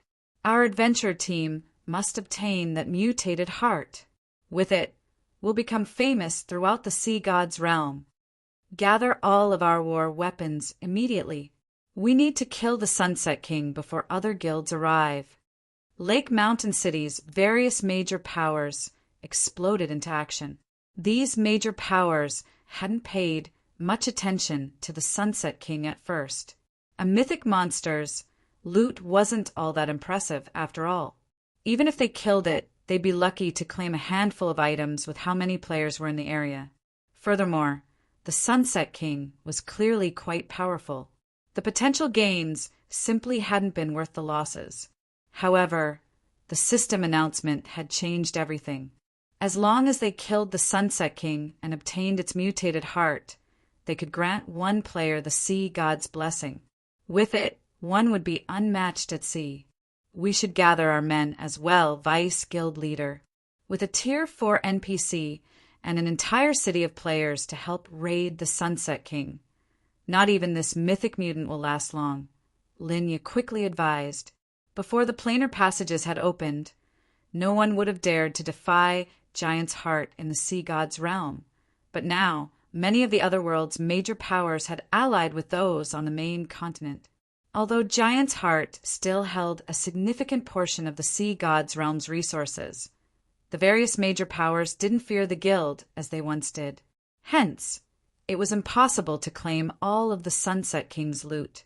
Notify our subordinates and tell them to send as many guild members to the city as they can. Inform them that we'll need all of our available war weapons as well, White Autumn commanded, understanding the situation's importance as well. Giant's Heart might have a powerful hold on the Sea God's realm, but that did not mean its strength was equally distributed across the world. Logically, it shouldn't have much more manpower than the local guilds in a backwater area like Lake Mountain City. Moreover, that strange, bloody mist had disabled all teleportation abilities. In other words, players would have to run to Lake Mountain City. This gave Giant's Heart even less of an advantage over the local powers. Meanwhile, Silent Rain and Uneducated Bull also began to grow anxious. Due to the Sunset King's power, players couldn't approach it. If they tried, they'd be instantly vaporized.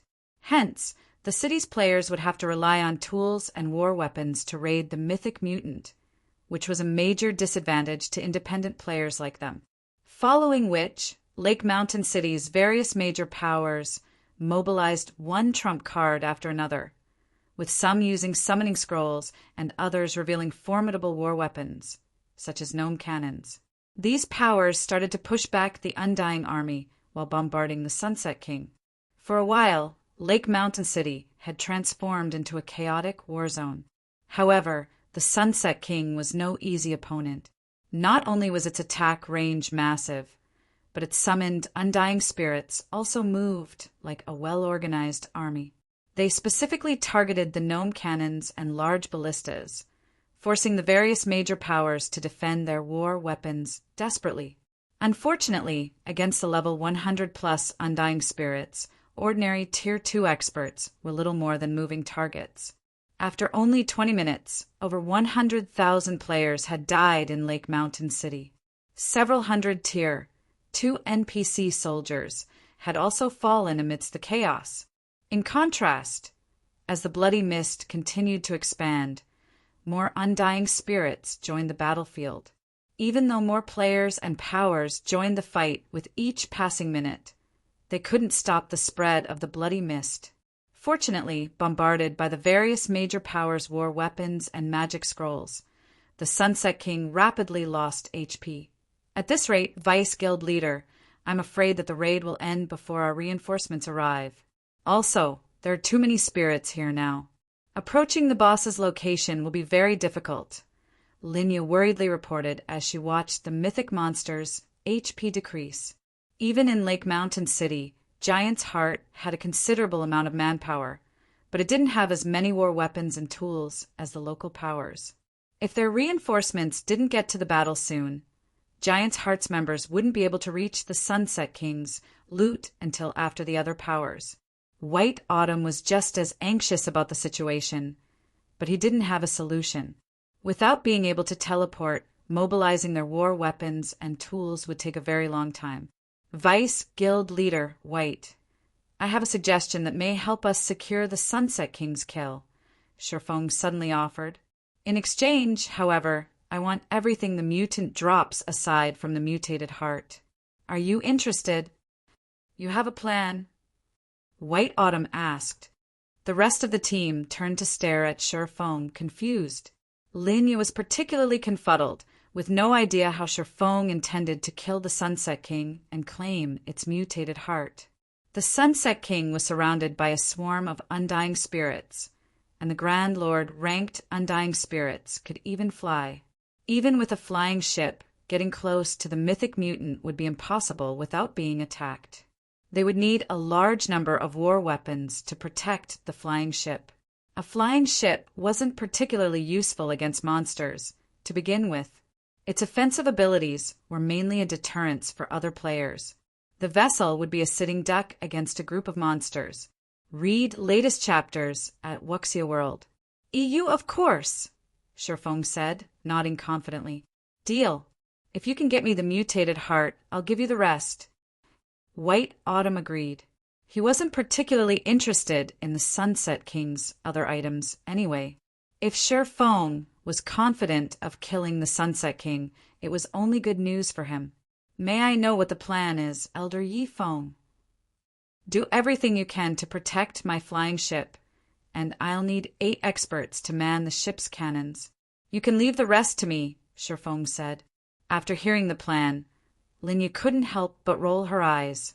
If they had enough war weapons to keep the undying spirits off of the Crimson Dragon flying ship, then they wouldn't have to worry about missing out on the Sunset King's loot in the first place.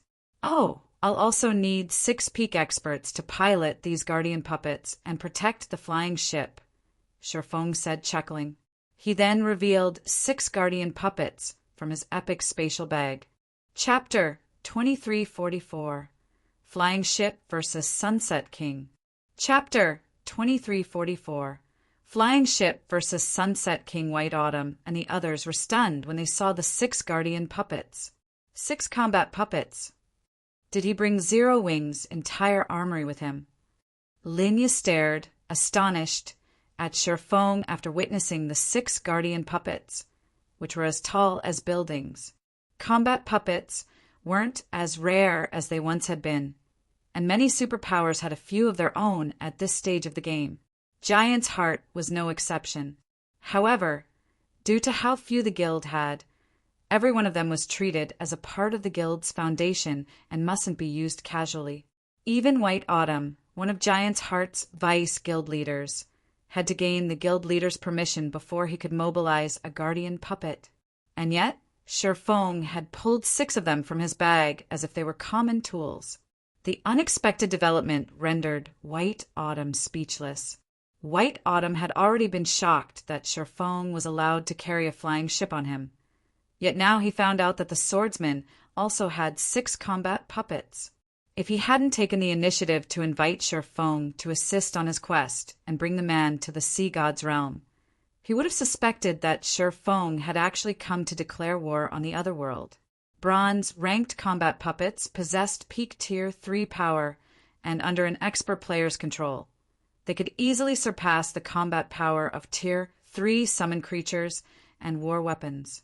This was why the various superpowers were so careful with their combat puppets. Destroying a guild town would be child's play if one mobilized 6 bronze combat puppets at once. Combined with a flying ship, even destroying a guild city might be possible. We don't have much time left. Let's hurry, Sherfong said, watching the spreading mist and increasing number of undying spirits. He hadn't planned to reveal the guardian puppets initially. They were a part of Zero Wing's foundation, after all, and they would lose durability in combat. Moreover, the materials needed to repair them weren't easy to produce. However, this was an extraordinary situation, and the Sunset King was a mythic ranked mutant. This was the first time he had ever even heard of such a monster. The last mutant he had killed in White River City had only been a High Lord, yet its loot had been priceless, especially the Blade Saint Legacy. At mythic rank, the Sunset King's loot would be just as astonishing. Its total value might even rival that of the Sea God's Blessing. However, the Sunset King wouldn't be easy to kill. Aside from the increasing number of undying spirits, the mutant itself wasn't a being current players could afford to provoke. If the city's level 180, tier 4 magistrate weren't taking it, the Sunset King would have already transformed the city into ruins. After factoring in the swarm of undying spirits, it would be impossible to get the Crimson Dragon flying ship close to the Sunset King. Hence, Sherfong had to rely on the guardian puppet's strength. Blue, your group will pilot these guardian puppets and protect the flying ship with me. Linya, your group will help Elder Yi Feng control the flying ship, White Autumn said. He knew that time was of the essence right now. Everyone else, use everything you've got to help from the side. I will ensure that you're all rewarded appropriately as long as we succeed. Following which, White Autumn and 5 peak experts entered the guardian puppets' cockpits. Meanwhile, Lin Ya's group boarded the Crimson Dragon flying ship with Sherfong. Naturally, Lake Mountain City's players soon noticed the flying ship and combat puppets. The steel giants were difficult to ignore. The constructs dwarfed both the players and the undying spirits. The level 100+ undying spirits, which current players had no hope against, were like children before the guardian puppets. White Autumn and Giant's Heart's peak experts perfectly displayed the colossal construct's strength, sending groups of undying spirits flying with a single slap. Effortlessly, the 6 guardian puppets opened a path through the swarm of undying spirits, preventing the summon monsters from getting between the Crimson Dragon flying ship and the Sunset King. A flying ship? Crap, how is this fair? When the various major powers and adventure teams saw the guardian puppets and Crimson Dragon flying ship, they felt as if they were using guns and swords in this battle, while Zero Wing and Giant's Heart used fighter jets and tanks. The two sides' firepower was on entirely different levels. White Autumn and the other guardian puppet pilots couldn't help but agree with that thought. When fighting alone, the guardian puppet didn't seem particularly powerful, but when 6 fought together, They made up for each other's weaknesses, doubling their combat power.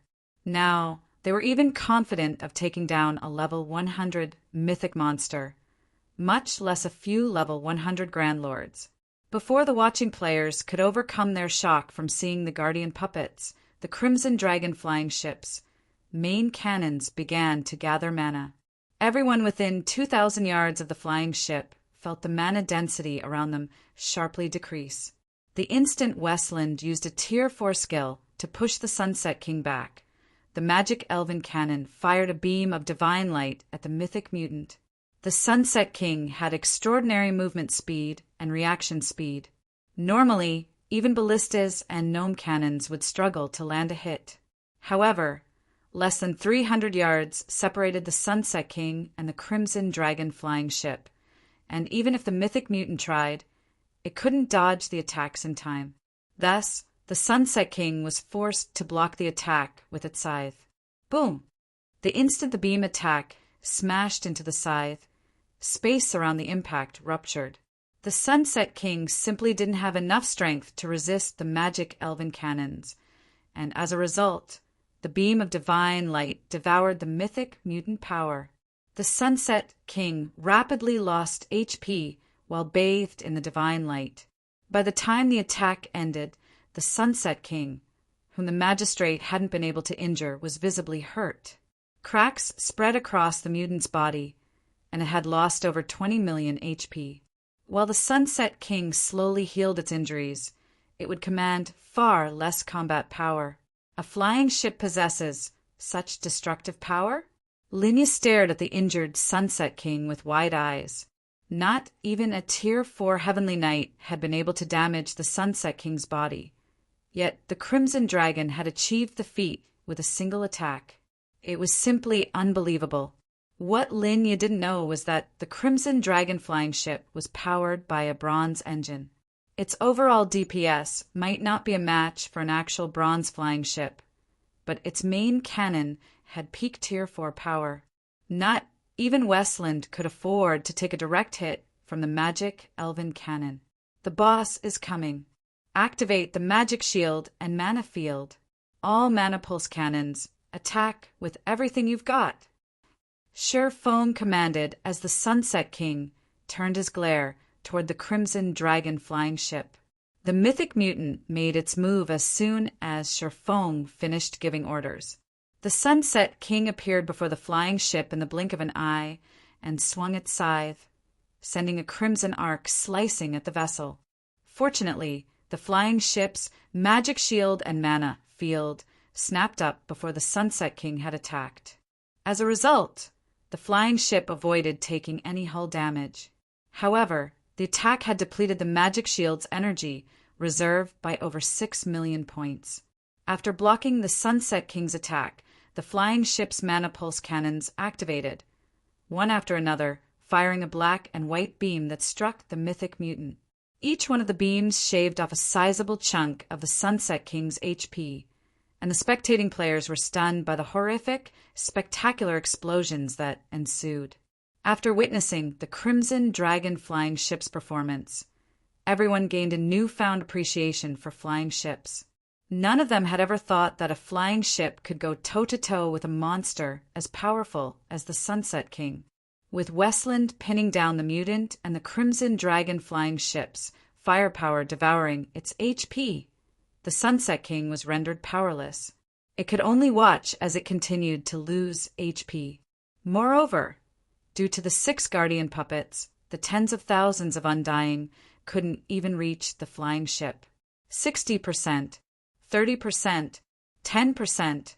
Read latest chapters at Wuxia World. EU as the Sunset King's HP continued to plummet, the mythic mutant frenzied. In turn, the Crimson Dragon flying ship steadily lost durability. They were lucky that Westland had shown up. Without him to tank the mythic mutant, the Crimson Dragon flying ship would have lost durability at a much faster rate. When the Sunset King's HP fell to 5%, it turned and fled, but Westland refused to allow it. The magistrate immediately activated Lake Mountain City's defensive magic array, sealing off the city. The Sunset King couldn't escape the city until it destroyed the magic barrier. Die. When Shifeng saw how little HP the mythic mutant had left, he activated the magic elven cannon once more. Although the Sunset King tried desperately to defend itself, the beam of divine light cut through its HP until it eventually hit zero. The mutant's body then disappeared, returning to the void. Chapter 2345. Holy Chant.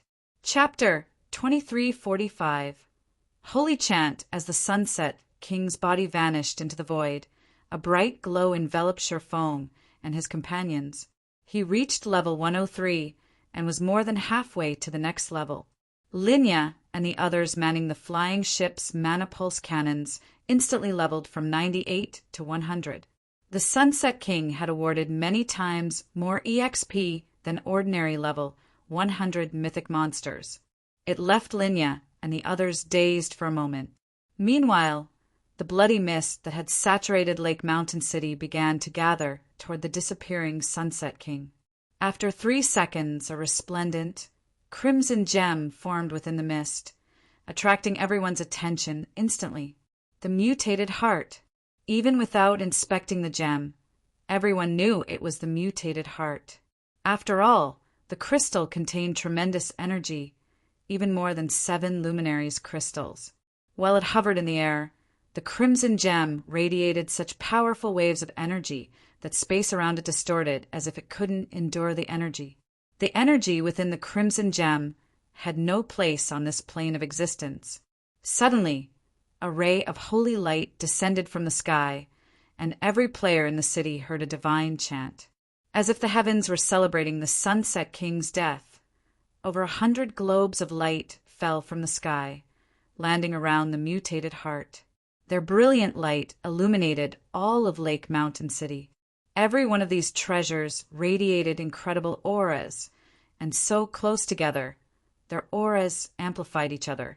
Bathing in the combined auras and warm light, ordinary players struggled to approach the items. Loot! After a few seconds, someone broke the silence. As if the word had been the spark to ignite a powder keg, every player surged toward the glowing orbs like a crowd of lunatics. The city's players seemed to have forgotten about Giant's Hearts members, the Guardian Puppets, and the Crimson Dragon flying ship. All of you, charge! Those treasures are ours. Kill whoever tries to get in your way. I'll ensure that whoever claims an item is promoted by 1 rank within the guild. I'll even award bonus GCPs depending on the item's rarity. Lake Mountain City's various major powers promptly ordered their guild members to surround the Sunset King's loot. Although there were quite a few Giants' Heart members nearby, no one paid them any mind. With so much precious treasure before them, all else was secondary. Improving one's strength was the key to success in God's domain. Even if the superpower demanded that they hand over the treasures they had claimed later, how would Giants' Hearts players know what treasures they had taken? The guild would be quite impressive if it even knew how many items had dropped. All these powers would have to do is hand over some of the less valuable items, and Giant's Heart wouldn't be able to do anything about it. While the various major powers made their move, they bombarded the area with attacks to prevent others from getting to the loot first. These people have lost their minds. Linya was furious as she watched the various major powers members swarm the loot area like locusts. She had never thought they'd be so desperate or shameless. Some major powers even began to attack the area with their war weapons. Even with a flying ship, it would take some time to clear out these pests, and by the time the loot area was clear, the surrounding players would have taken what they wanted. They were talking about several 100,000 players. Even if Giant's Heart had 6 Guardian Puppets and several thousand members present, it couldn't stop all of these players. I'll loot the items. You just need to keep players out of the area, Shifeng calmly told Linya. Honestly, though, he was just trying to suppress the elation and shock in his heart. A holy chant. If the super guilds from his previous life had known about this, they would have done everything in their power to secure these items. He wouldn't even be surprised if they flattened Lake Mountain City for the sake of the Sunset King's loot. By now, every player in God's domain was familiar with the appearance of loot, but most didn't know that there were different ranks of this phenomenon. The most common was the glow that enveloped dropped items. After that was a dragon's roar that heralded the item's arrival, and then there was the holy chant. The strongest phenomena he had experienced in the past had been the dragon's roar. He had only ever heard of the holy chant announcing the loot's arrival. A holy chant normally only preceded loot from Tier 5 superior demon kings, Tier 5 saints, and Tier 5 adult dragons. These bosses had already taken half a step into the realm of gods. Every one of these bosses ruled an area in God's domain. Ordinary superpowers had no chance of contending with such powerful existences. Usually, several superpowers would have to work together to take one down. Hence, Sherfong had been taken aback when he heard the holy chant as the Sunset King's loot had dropped.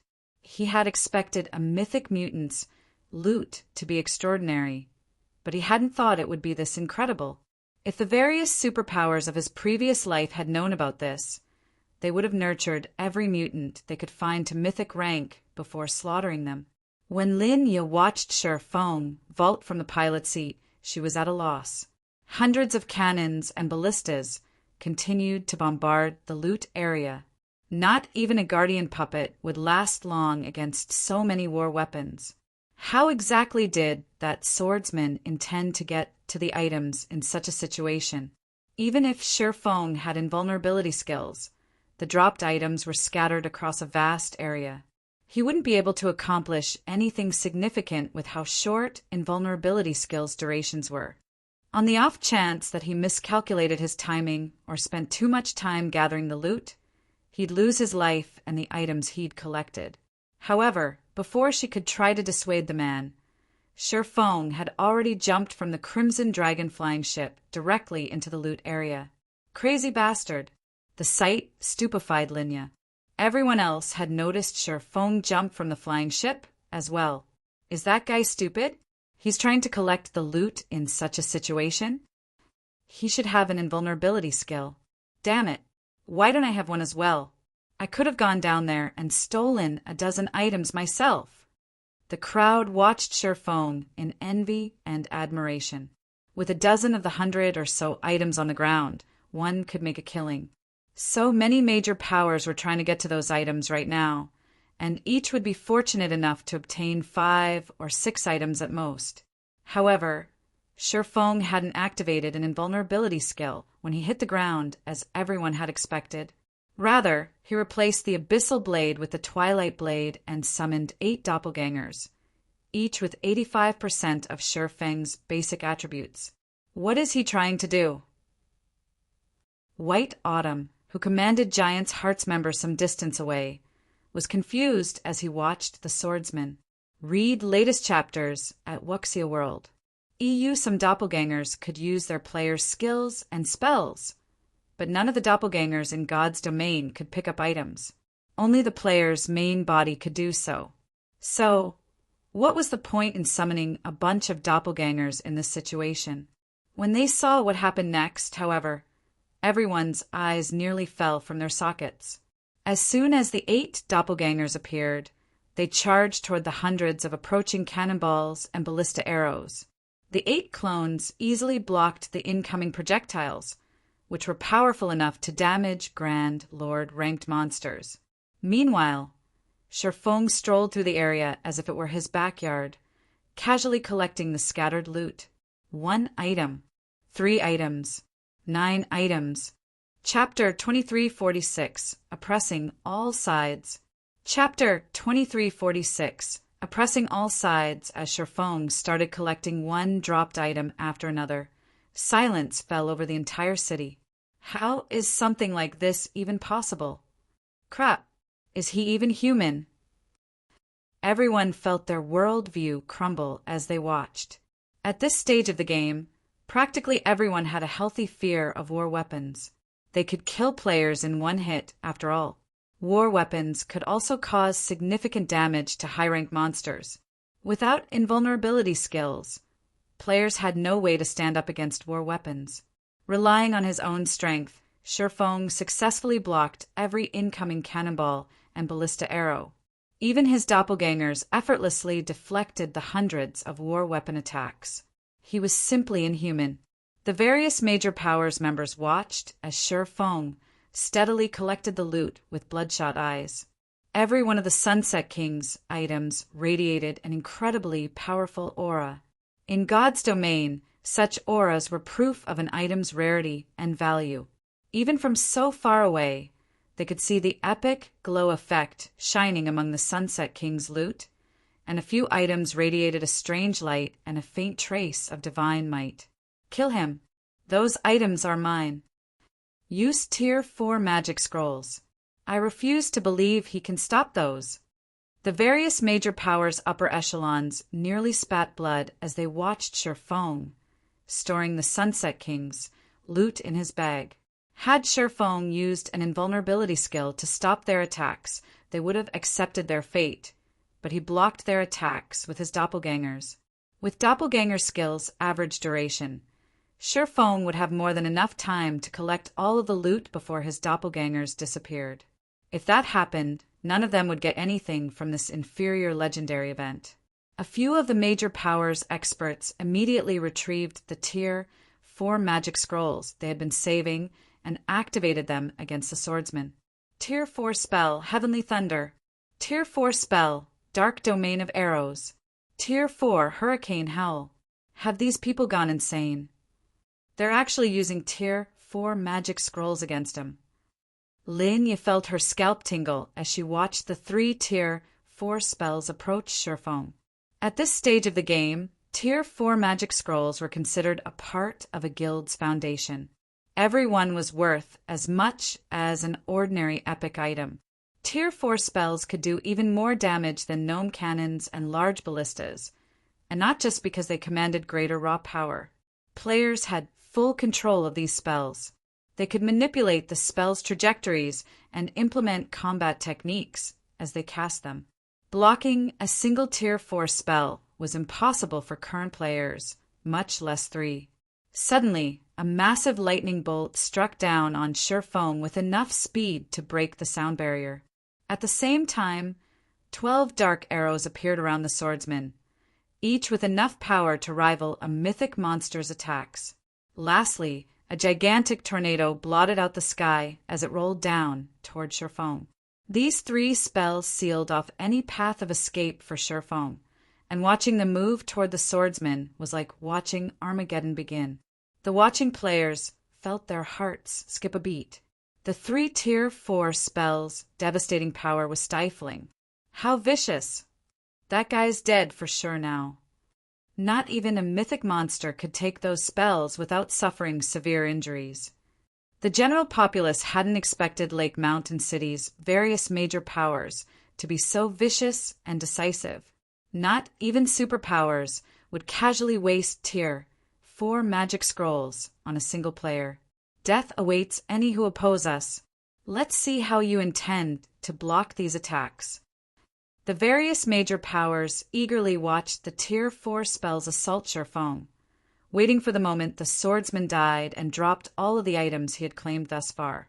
However, as everyone expected the Tier 4 spells to devour Shifeng, the swordsman's aura exploded, and a strange black energy enveloped his body.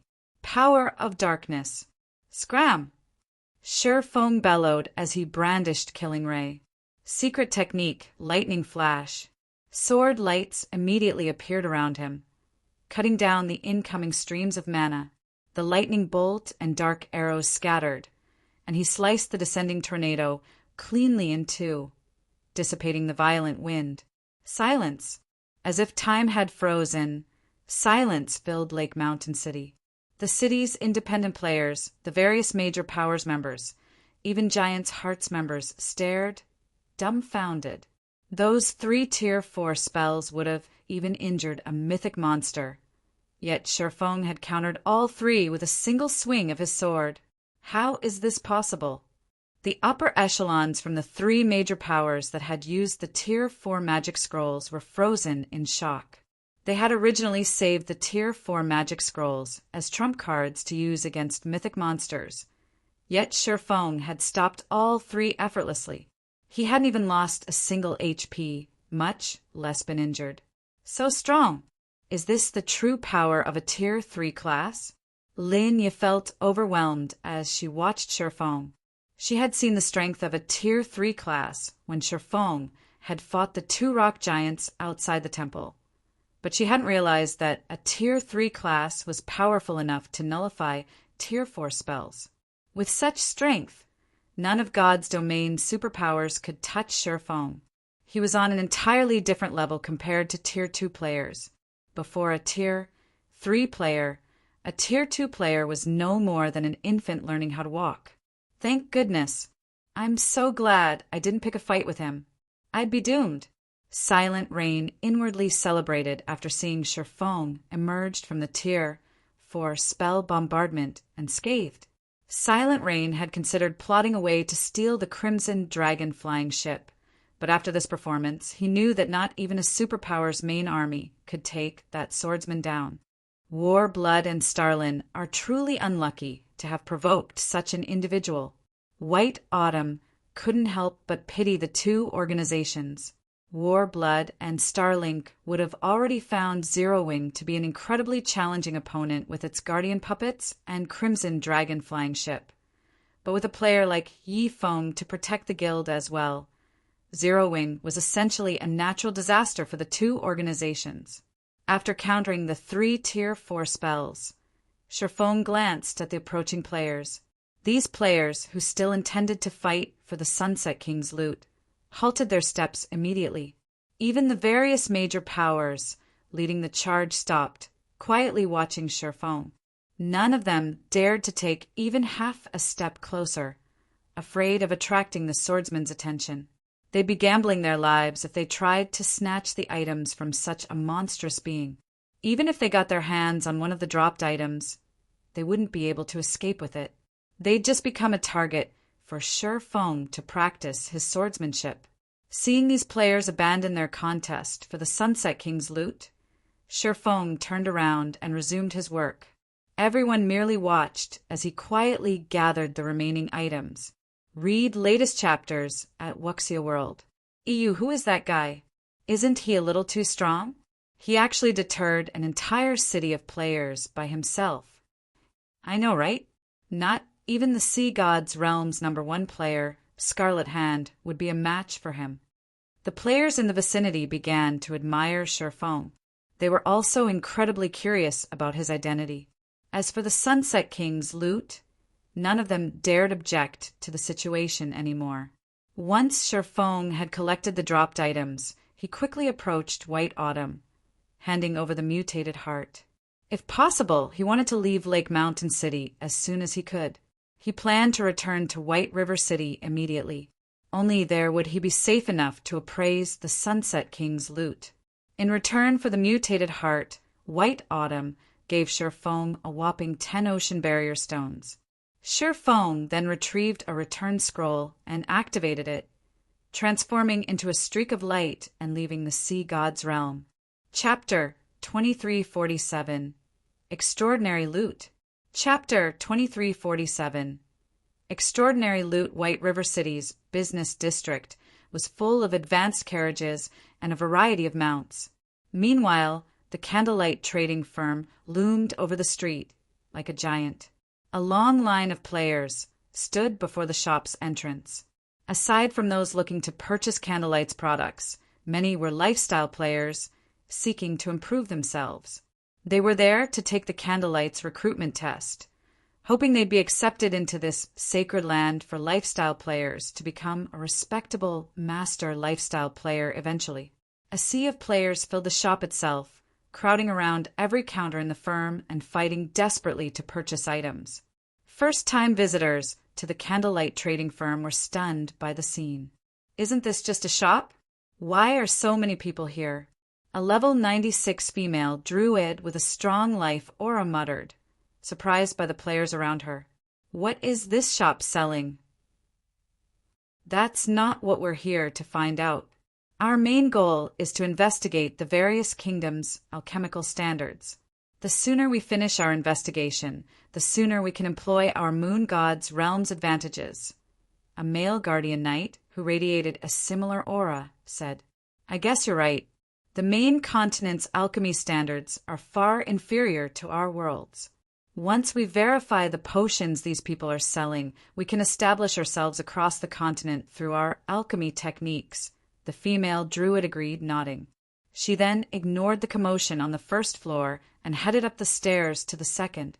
While the female druid and male guardian knight moved to the second floor, Sherfong, who had overheard their conversation, couldn't help but pause. The moon god's realm? He watched the two players carefully after hearing mention of the moon god's realm. Other worlds in God's domain varied in size. When the planar passages had activated, these other worlds had gradually connected to the main continent according to size. The smaller other worlds were the first to open to the main continent. Meanwhile, the moon god's realm was one of the largest other worlds in God's domain, aside from higher planes. Now that the moon god's realm's players had arrived, the planar passages had opened fully. With all of the planar passages open, the other worlds would truly begin to impact the continent. From this point onward, not only would the competition for dominance over level 100 neutral maps become more intense, but the status quo in the various kingdoms and empires would also shift. Some kingdoms and empires might even see a new ruling power. During Shifeng's previous life, the planar passages had greatly affected Star Moon Kingdom as well. Fortunately, Star Moon Kingdom had been a mid-ranked country among the many kingdoms on the continent, so none of the most powerful Otherworlds organizations had targeted the kingdom. Because of this, the various first-rate guilds that had ruled Star Moon Kingdom in the past had survived the chaos. Shifeng certainly hadn't expected the moon god's realm's powers to target his kingdom in this life. This definitely wasn't good news to Zero Wing. If powers from an otherworld, like the moon god's realm, targeted Zero Wing, the other powers from large-scale otherworlds wouldn't be able to ignore Star Moon Kingdom. It seems I'll have to take care of the situation in the Cold Spring Canyon quickly. With the quality and number of experts Zero Wing has, we cannot stop an assault from multiple large-scale otherworlds. Thinking up to this point, Shifeng picked up his speed. A sufficiently powerful expert might be able to turn the tides of war, but not even God's domain's strongest expert could affect multiple large-scale battles across an entire kingdom simultaneously. In the end, it would still be a competition of quantity and quality of experts, as well as guild foundations. Although Zero Wing had the strength to contend with superpowers, its overall strength wasn't a match for an actual superpower. Once he had closed himself in one of the special forging rooms on the Candlelight trading firm's top floor, Shifeng pulled a Tier 3 strengthening magic scroll from his bag and chanted the incantation. Strengthening magic scrolls could reinforce magic arrays. A Tier 3 strengthening magic scroll was even effective on Grandmaster magic arrays. After activating the scroll, Shifeng targeted the forging room's defensive magic array. Now, even a Tier 4 NPC would struggle to break down the door. The magic array should be strong enough now, Shifeng thought as he examined the magic runes carved into the walls. The runes brimmed with mana, significantly increasing their overall effects. Following which, Shifeng pulled one of the Sunset King's dropped items from his epic spatial bag after another. He wasn't being overly careful. Every item accompanied by a holy chant would be extraordinary, and all of these items had been sealed when they had dropped. These seals contained the item's auras, and the moment a player tried to appraise these items, the seals would vanish, exposing the item's true auras. Even while sealed, the combined aura the Sunset King's loot had radiated had been powerful enough that ordinary players hadn't been able to approach. Once Shifeng broke the seals, even a Tier 2 expert would likely have a hard time reaching for these items. This was why Shifeng had decided to appraise the items from within the Candlelight trading firm. Had he appraised the items in some random room in Lake Mountain City, it would have caused a huge commotion. Lake Mountain City's various major powers weren't fools. Just the loot's subdued aura had been enough of a reason for them to expend Tier 4 magic scrolls willingly. If they were exposed to the full strength of the loot's aura, even White Autumn might have been tempted to take action. As Sherfong appraised one item after another, the energy in the room grew more intense. By the time he had finished, the loot's combined aura had grown more than twice as strong. So these are holy chance items? There were as many as 6 Tier 4 magic scrolls alone. There were also 45 inferior legendary materials, 6 legendary materials, 26 units of 7 luminaries crystals, 3 god crystals, for pieces of level 100 epic equipment, and 1 level 100 epic weapon. Every one of the 5 epic items was top tier and could be used until level 150. Unfortunately, none of them suited Sherfong. The 4 pieces of epic equipment were pieces of the Dark Flare set, a 4-piece epic set equipment for MTs. The 4-piece set effect increased its user's basic attributes by 30%, defense by 40%, and physique by 20%. It was undoubtedly a top-tier set equipment for MTs. As for the epic weapon, it was the Fantasy Blade, a 2-handed greatsword. Its attributes might be average, but its hidden effect, Blade Blur, was frightening. When it triggered, Fantasy Blade would ignore the opponent's defense and armor for 5 seconds, dealing direct damage to the target. Sherfong had also appraised a fragmented legendary weapon. Brilliant Silver, 2-handed staff, fragmented legendary rank, equipment requirement. Strength 800, Agility 800, Intelligence 2,400 attack power, 210% of main attribute. All attributes increases according to user's level when equipped. Strength increased by 40%, Carability increased by 40%, Intelligence increased by 70%, Endurance increased by 30%, Vitality increased by 50%, Casting speed increased by 35%, Spell completion rate increased by 4%, Spell critical rate increased by 35%, Stamina and concentration consumption decreased by 20%. Ignore levels plus 20 additional passive skill 1. Soul transition. Increases the user's soul by 1 tier. Can be increased up to tier 5. Additional passive skill 2. Mana blessing. User spells have a certain chance to be upgraded by 1 tier. Can be increased up to tier 5. Additional passive skill 3. Mana body. Increases mana body's effect by 1 rank. Additional active skill 1. Void field. All magic damage received decreased by 80%. All spells effects increased by 100%. Physique increased by 60%. Duration 1 minute cooldown. 2 hours additional active skill. 2. Void blade. Summons 18 blades using the power of void. Each blade possesses strength equal to 120% of the user's main attribute and deals divine damage. Duration 30 seconds. Read latest chapters at Wuxia World. EU cooldown 5 minutes. Brilliant Silver had once belonged to the Void Creator. However, its core had been severely damaged when the staff had been used to repair the world's heart. In addition, to gain full control of the staff, one must be acknowledged by the Void Creator. Repairing it requires 10 God Crystals. God Crystals required to repair Brilliant Silver, 0/10. Brilliant Silver was suitable for any magical class expert and would qualitatively transform a player's combat power. Its ability to improve its user's mana body was particularly useful to Tier 3 players. However, none of these items could compare to the most valuable item the Sunset King had dropped in Sherfang's eyes. Not even the other items' total value could compare to this single item. The 4-star shop promotion order. Chapter 2348. 4-star shop. Chapter 2348. 4-star shop mainstream players haven't even reached level 100. Yet Zero Wing is about to own a 4-star shop. If the various superpowers in the past knew about this, they'd die from envy. Sherfone couldn't help his growing excitement as he gazed at the shining, black token in his hand. A 4-star shop promotion order was roughly worth as much as a fragmented legendary item, but it was far more difficult to obtain. Even of the many superpowers in God's domain, only a minority could obtain a 4-star shop promotion order. No power would trade a 4-star shop promotion order, even if offered a legendary item.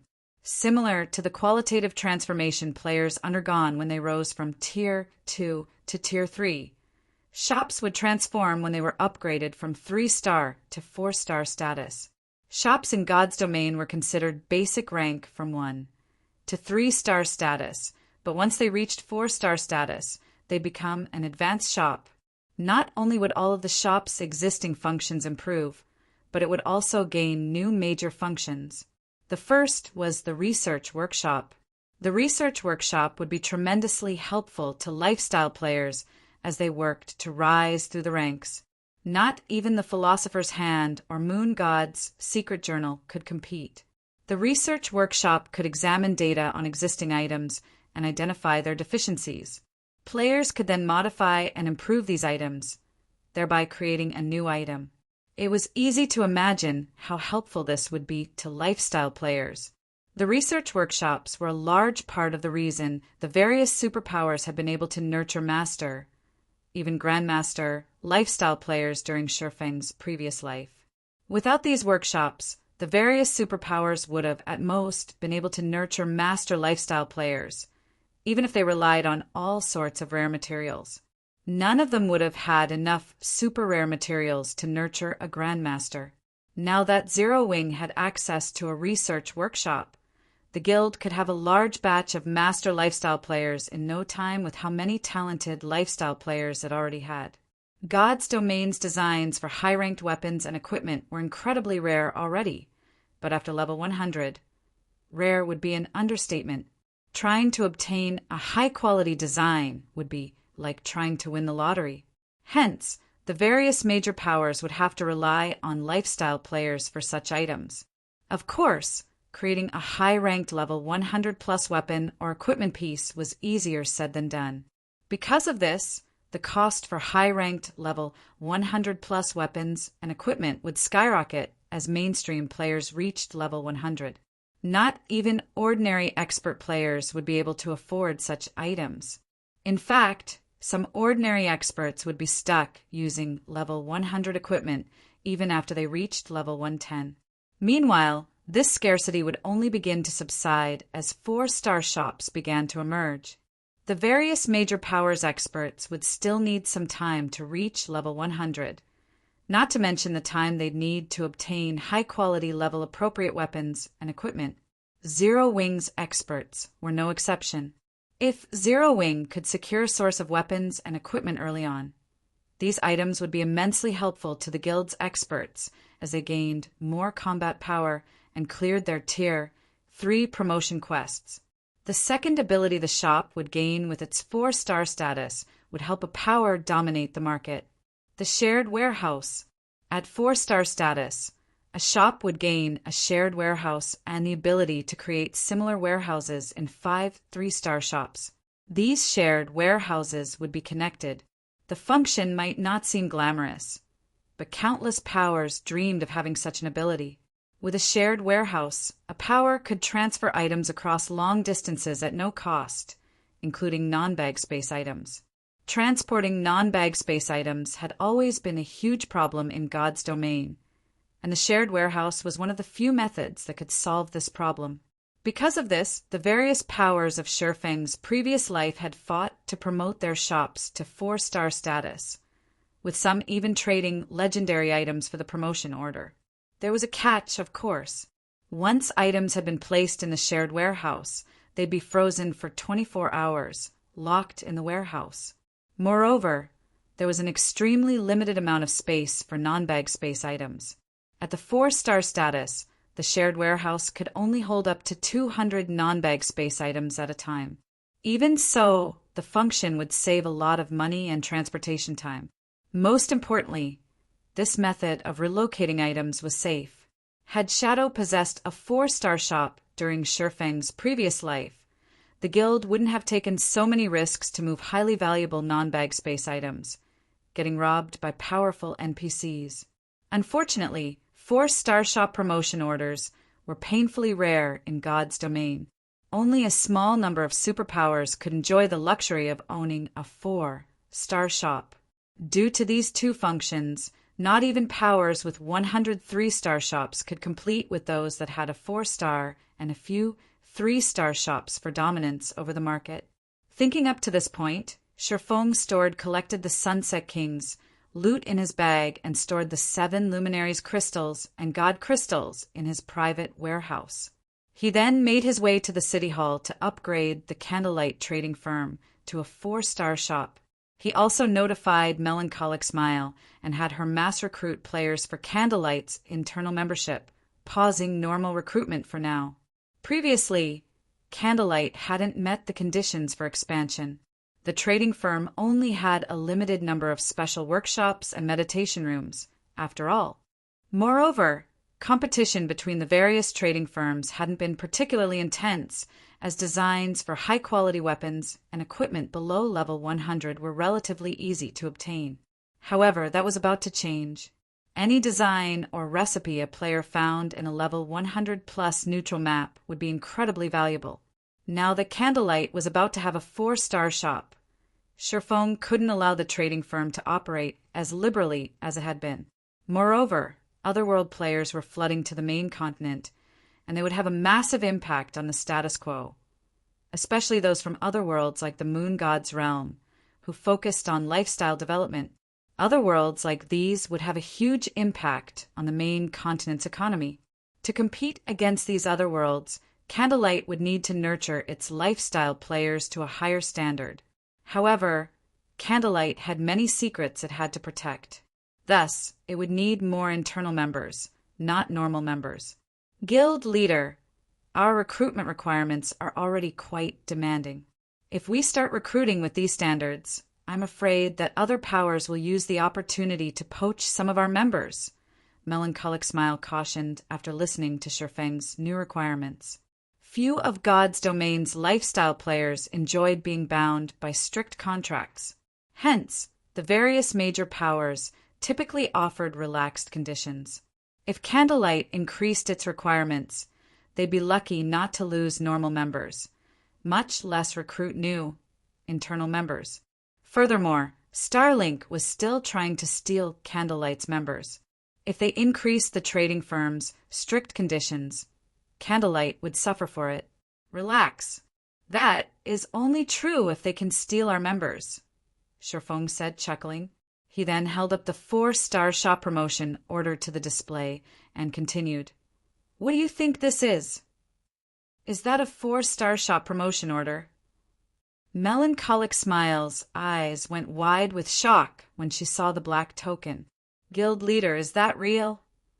Many superpowers had upgraded their own shops to 3-star status by now, and as a result, Candlelight's advantages became less prominent by the day. As a result, Candlelight's advantages were continuously shrinking by the day. Now, the trading firm could only rely on its secret techniques to attract new members. If Candlelight had a 4-star shop, however, it would reclaim its lead over its competition. Of course, it's real, Shifeng said, chuckling. I'll leave the recruitment to you. We need to get this done as quickly as possible. All right. I'll make the announcement immediately. Melancholic Smile nodded. Melancholic Smile did as she promised, and news quickly spread that Candlelight was mass recruiting for internal members in the various kingdoms and empires. What's Candlelight trying to do? It's only recruiting internal members. Candlelight has become too arrogant after being named a sacred land for lifestyle players. Not only are its recruitment requirements so high, but all applicants must become internal members as well. Lifestyle players would be better off joining a different guild.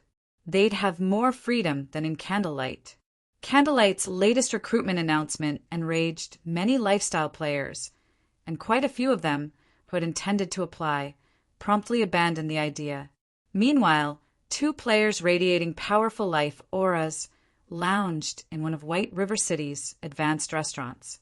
They were none other than the female druid and male guardian knight from the moon god's realm who had come to investigate Star Moon Kingdom's alchemical standards. Across from them sat a woman that fit the idea of a cool beauty to a T. She wore an intermediate master alchemist's insignia pinned to her chest.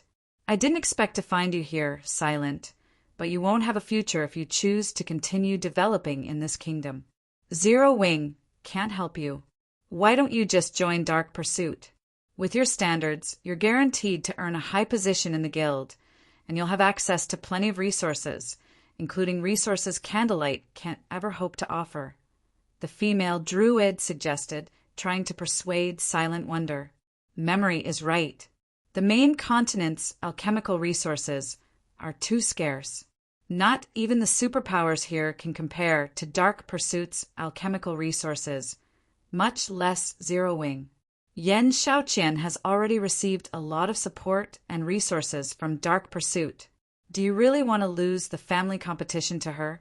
The male guardian knight asked. You know that you don't have much time left. I understand, but I need a little more time to think about it, Silent Wonder said hesitantly. Read latest chapters at Wuxia World. EU Silent, you can't keep putting this off. If you can't decide, I might as well have a talk with your guild leader. I don't mind showing him the difference between our strengths if he refuses to let you go, the female druid, Cold Memory, declared, raising a fist. I'll go with you. I doubt he'd dare waste more of Silent's time once he hears Dark Pursuit's name. The male guardian knight nodded. Elsewhere, Shifeng had arrived at White River City's City Hall. Hello, sir. How may I be of service? The NPC beauty behind the VIP counter amicably asked Shifeng. I wish to upgrade the Candlelight trading firm to 4-star status. Here is the promotion order, Shifeng said as he handed the promotion order to the NPC. Chapter 2349, New Candlelight Trading Firm. Chapter 2349, New Candlelight Trading Firm.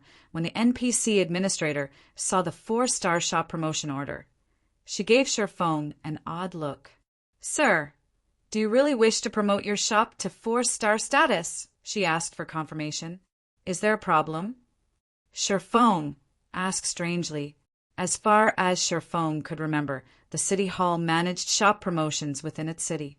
Although he had never upgraded a shop to 4-star status before, the process should not be any different than the previous upgrades. Sir, a 4-star shop isn't like normal shops. If you promote your shop to 4-star status, as per our prior agreement, the kingdom's laws will no longer be able to protect your shop. Rather, you will take full control and responsibility for the land and any danger you encounter, the NPC administrator slowly explained. I will have complete ownership of the land. Realization dawned on Shifeng. He had never thought that 4-star shops would have such a secret. It was no wonder why 4-star shops he had visited in the past had seemed somewhat odd. When Shifeng had visited 4-star shops in his past, he had noticed that many peak experts had been stationed in the shops long-term. They had become a normal sight. He had assumed the ruling powers had simply meant to deter other experts that ignored NPC soldiers.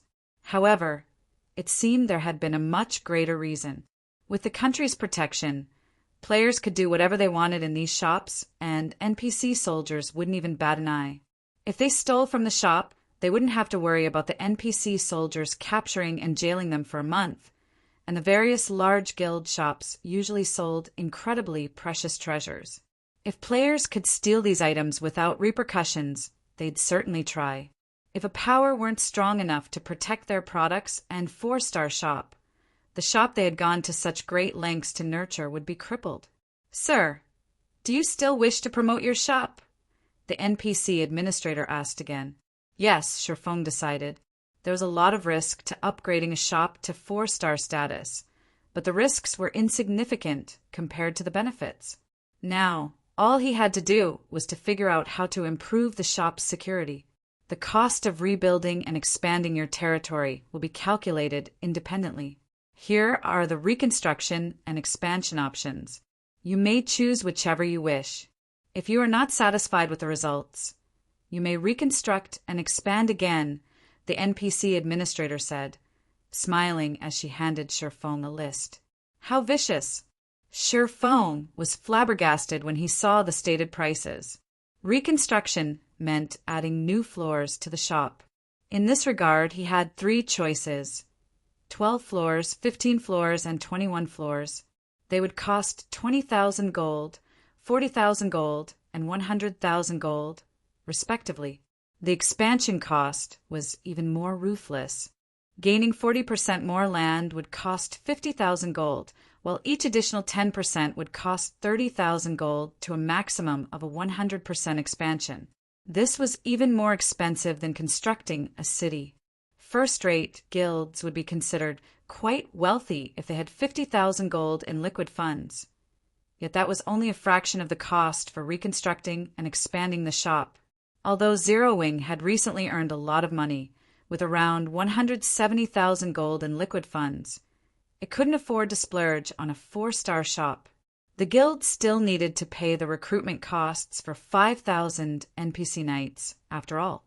Sherfeng's hesitation didn't last long, however. After a moment, he chose the 21-story option and expanded the shop's land by 40%. Unlike 3-star shops, which had a fixed number of special workshops and meditation rooms, a 4-star shop with more floors could contain more special workshops and meditations rooms. For example, the 15-story version would only have 30 special workshops, while the 21-story building would have 50 special workshops. As for the basic meditation room, a 21-story shop would have as many as 12 in total, which would be more than enough to satisfy Candlelight's lifestyle players. In fact, it would be enough to allow Sherfong to reserve one for himself. Unfortunately, the number of total floors wouldn't affect the number of research workshops the shop possessed. Even in the 21-story shop, the shop would only have a single research workshop. As for the additional land, that would only allow the shop to accommodate more players. Hence, Sherfong prioritized the number of floors for his shop over the shop size. All right, your bill comes to 155,000 gold, the NPC administrator said, flashing Sherfong a bright smile. Once you've completed the payment, our men will head over and start the reconstruction. The process should take half an hour. During this time, nobody will be allowed into the shop. That won't be a problem, Sherfong replied. His heart ached a little as he handed over the payment. He had just spent a ridiculous amount of money, but with a 4-star shop's abilities, he could likely earn it all back within the first week. Even during his previous life, research workshops had been one of the best tools to nurture lifestyle players. Since he still had some time before mainstream players reached level 100, the research workshop would be priceless. Meanwhile, after Sherfong completed the payment, the NPC administrator handed him the deed to the Candlelight trading firm. Once the shop's reconstruction was complete, White River City's Candlelight trading firm would become Sherfeng's personal possession. He would then be responsible for the shop's security. With this task complete, Sherfong left the city hall and returned to the Candlelight trading firm. He intended to spend some time planning the shop's security measures. However, halfway through his journey, Melancholic Smile called. Guild leader, 2 people are here to meet you. They've identified themselves as Dark Pursuit's representatives and say that they'd like to negotiate a partnership, Melancholic Smile excitedly reported. Any player that had spent time in the virtual gaming world knew about the guild, known as Dark Pursuit. The Super Guild was famous for its focus on support classes. Although Dark Pursuit did not operate on the main continent, no power dared to underestimate it. If Candlelight could secure an alliance with the Super Guild, it could gain some serious advantages. Partnership. The news confused Sherfong. He had never expected Dark Pursuit to seek cooperation with Zero Wing. I understand. Have them head to the Candlelight trading firm. I'll be there in a moment. Following which, Sherfong picked up his pace and hurried toward the Candlelight trading firm. Meanwhile, chaos filled the street outside of the candlelight trading firm. As soon as Sherfong had paid for the promotion, every player that had been in the shop had been teleported to the street outside. The abrupt interruption had left the shoppers and candlelight members stunned. What's going on? Why was I forced out of the shop? Crap, I wasn't done shopping. What is candlelight trying to do? Does it want our business or not? The customers that had been teleported out of the shop flew into a rage. He requested us to meet him here, yet closed the shop? Is Zero Wings guild leader toying with us? Cold Memory, who had just arrived, snarled. Her investigation into Zero Wings' candlelight trading firm had been quite thorough. The lifestyle players that worked for the trading firm had excellent standards. Candlelight even had 3 basic meditation rooms, which were incredibly helpful to lifestyle players. However, it was still significantly weaker than Dark Pursuit. Dark Pursuit had basic meditation rooms, but it also had intermediate meditation rooms. Naturally, the intermediate meditation rooms were more effective than the basic version and could greatly improve a lifestyle player's production success rates. Since the guild's elders supported Yan Xiaoqian, Silent Wonder's opponent, in the upcoming competition, they allowed her to use the intermediate meditation room for up to 3 hours per day. Because of this, her development speed was astonishing.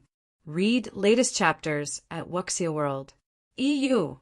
I am familiar with Guild Leader Blackflame's general disposition. He wouldn't play such an underhanded trick. I suspect he's ordered impromptu renovations for the shop.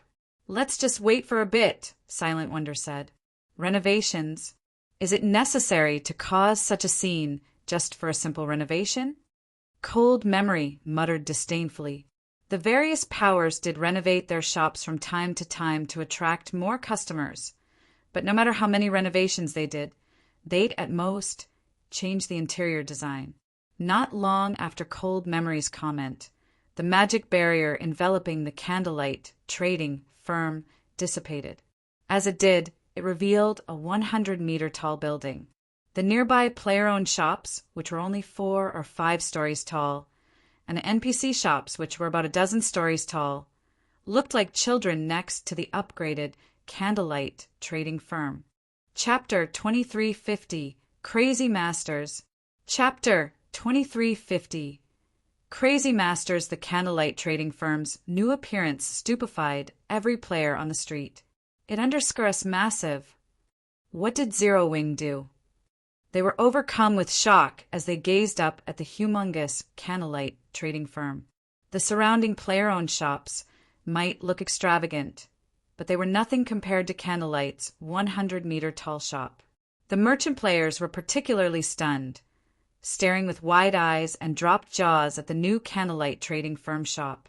Ordinary players didn't usually understand God's domain's rules regarding its shops, but merchant players like them were very familiar with these rules and regulations. Shop construction in NPC cities was heavily regulated. Players couldn't simply build as many floors as they wanted. For example, a 3-star shop could only have up to 9 floors. And yet, the Candlelight trading firm in White River City now had 21 floors. Not only could a shop display more merchandise with more floors, but it could also house more lifestyle players. An ordinary shop's environment couldn't compare to that of the various subclasses associations. But once it reached 3-star status, a shop would offer better advanced workshops than the subclass associations. This was one of the factors that attracted so many lifestyle players to White River City's Candlelight trading firm. Moreover, there wasn't a limit to how many advanced workshops a 3-star shop could have as long as it had enough space for all of them. What's going on? How can a player-owned shop in an NPC city have 21 floors? Cold Memory stared at the Candlelight trading firm in shock. When she had investigated the main continent shops, the largest she had seen had only been 9 stories tall, yet the Candlelight trading firm before her had more than double that. It also occupied more land than other 3-star shops. Did he promote the Candlelight trading firm? South Dream, the male guardian knight, murmured as he considered a possibility. However, he couldn't be certain about the idea. I'm pretty sure he promoted it to 4-star status. It wouldn't have transformed so massively otherwise. Silent Wonder nodded. Although she seemed calm, she was just as surprised as her two companions. Promoting a shop was an incredibly difficult task, especially after it had reached 3-star status. Even at this stage of the game, very few superpowers had 3-star shops. However, it seemed that the Candlelight trading firm now has a 4-star shop, which would give it major advantages. It seems Zero Wing is quite capable after all, but so what if it has a 4-star shop? Cold Memory said, clicking her tongue. Haughtily, she continued, Dark Pursuit has already captured an ancient civilization's town and owns an intermediate meditation room, which no one on the main continent has acquired. How could a shop compare to a town? Ancient civilizations had greater technology than what could be found in the current kingdoms and empires, and Dark Pursuit had secured an ancient civilization's town that specialized in lifestyle development in the moon god's realm. The technology in that town easily surpasses any within a mere shop. Moreover, as the town developed, the guild would unlock more advantages. The shop's open now. Let's head inside, Silent Wonder said. Silent Wonder didn't try to argue with Cold Memory. The woman had already shown her proof, and she had to admit that the moon god's realm's lifestyle standards were far beyond that of the main continent. Moreover, Dark Pursuit's alchemical techniques were just as impressive as Zero Wing's. Hence, Cold Memory qualified to be so arrogant. Meanwhile, Melancholic Smile had been waiting before the Candlelight's entrance for quite some time. When she saw Silent Wonder's group approach, she led them inside, earning the surrounding players' envy and admiration. Everyone was curious about the Candlelight trading firm's promotion, and they all wanted to inspect the new changes for themselves, especially the lifestyle players who had come to join the trading firm. However, non-members weren't allowed to enter the shop at the moment. They had to wait outside, which was why they jealously watched Cold Memory and South Dream, both outsiders, enter the shop. As they entered the building, Silent Wonder, Cold Memory, and South Dream were shocked by what they saw. When they entered the shop, they felt as if they had just stepped into an entirely different world. Not only was the shop's interior far more magnificent and brilliant than it had been earlier, but its mana density was twice as high as well. They felt incredibly calm and clear-headed as they stood in the doorway. As Cold Memory and South Dream followed Melancholic Smile to the Candlelight trading firm's top floor, what they saw on the various floors rendered them speechless. There were now more than 40 special workshops and as many as 12 basic meditation rooms. It was enough to rival the number in the ancient civilization's town. Fortunately for them, Candlelight didn't seem to have an intermediate meditation room, which meant Cold Memory and South Dream still had a chance of dragging Silent Wonder into Dark Pursuit. Melancholic Smile quickly led Silent Wonder and her companions to the top floor. As the group was about to enter the top floor reception room, Cold Memory and South Dream noticed a commotion at the end of the corridor. A group of players crowded before a door made of magic crystals, looking in with ecstatic expressions. To Cold Memory and South Dream, those players looked like a pack of wolves that hadn't eaten for several days. What astonished the two outsiders, however, was the fact that every one of those players wore the insignia of a lifestyle master. Sister Melancholic, can I use the research workshop for a moment? I promise I'll be quick. Melancholic were all core members and just a step away from reaching intermediate master rank. I'll even hand over all of my GCPs to use the research workshop for 3 days. Crap, you want 3 days? I'd be satisfied to use it for 1 day. Every one of these master lifestyle players gave Melancholic Smile desperate, passionate looks. Afraid that she'd reject their requests, they offered everything they had to convince her. Have these people gone insane? When Cold Memory saw the master lifestyle player's behavior, her world view shifted. Even in the various superpowers, master lifestyle players enjoyed VIP treatment. Yet these candlelight masters were begging Melancholic Smile just to enter a room, the research workshop. Her guild's master lifestyle players would call her crazy if she told them about this. Even the intermediate meditation room was only slightly helpful to master lifestyle players. It wasn't such a treasure that players would beg and bribe to use it. Read latest chapters at Wuxia World. EU, calm down. We have yet to decide the rules for the research workshop, and we're not letting anyone use it until we do. Once the guild leader has set up the rules, any internal member that has successfully become a master will get an opportunity to use it, Melancholic Smile said, attempting to placate the crowd. The master lifestyle players seemed satisfied with Melancholic Smile's response, and they said nothing more. She had already confirmed that the trading firm's internal master lifestyle players would get an opportunity to use the room, and for now that was good enough. All they had to do was wait. Even so, they still stared at the door longingly as they left. Shopkeeper Melancholic, may I know what that research workshop is? South Dream asked curiously. In Dark Pursuit, a basic lifestyle master enjoyed the same status as peak experts like himself. Intermediate masters had an even higher rank in the guild than he did. However, quite a few of those master lifestyle players had been intermediate masters, yet they begged Melancholic Smile to let them into the research workshop. Why wouldn't it make him curious? The research workshop? That's a new room our shop has gained with its promotion to 4-star status. Since no one is using it right now, why don't we head in and take a look? Melancholic Smile suggested. Rather than keeping the room a secret, she invited Cold Memory and South Dream inside. Chapter 2351. Frightening Research Workshop.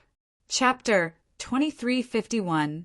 Frightening Research Workshop. After they made their way over to the research workshop, Melancholic Smile slowly pushed open the heavy crystalline doors.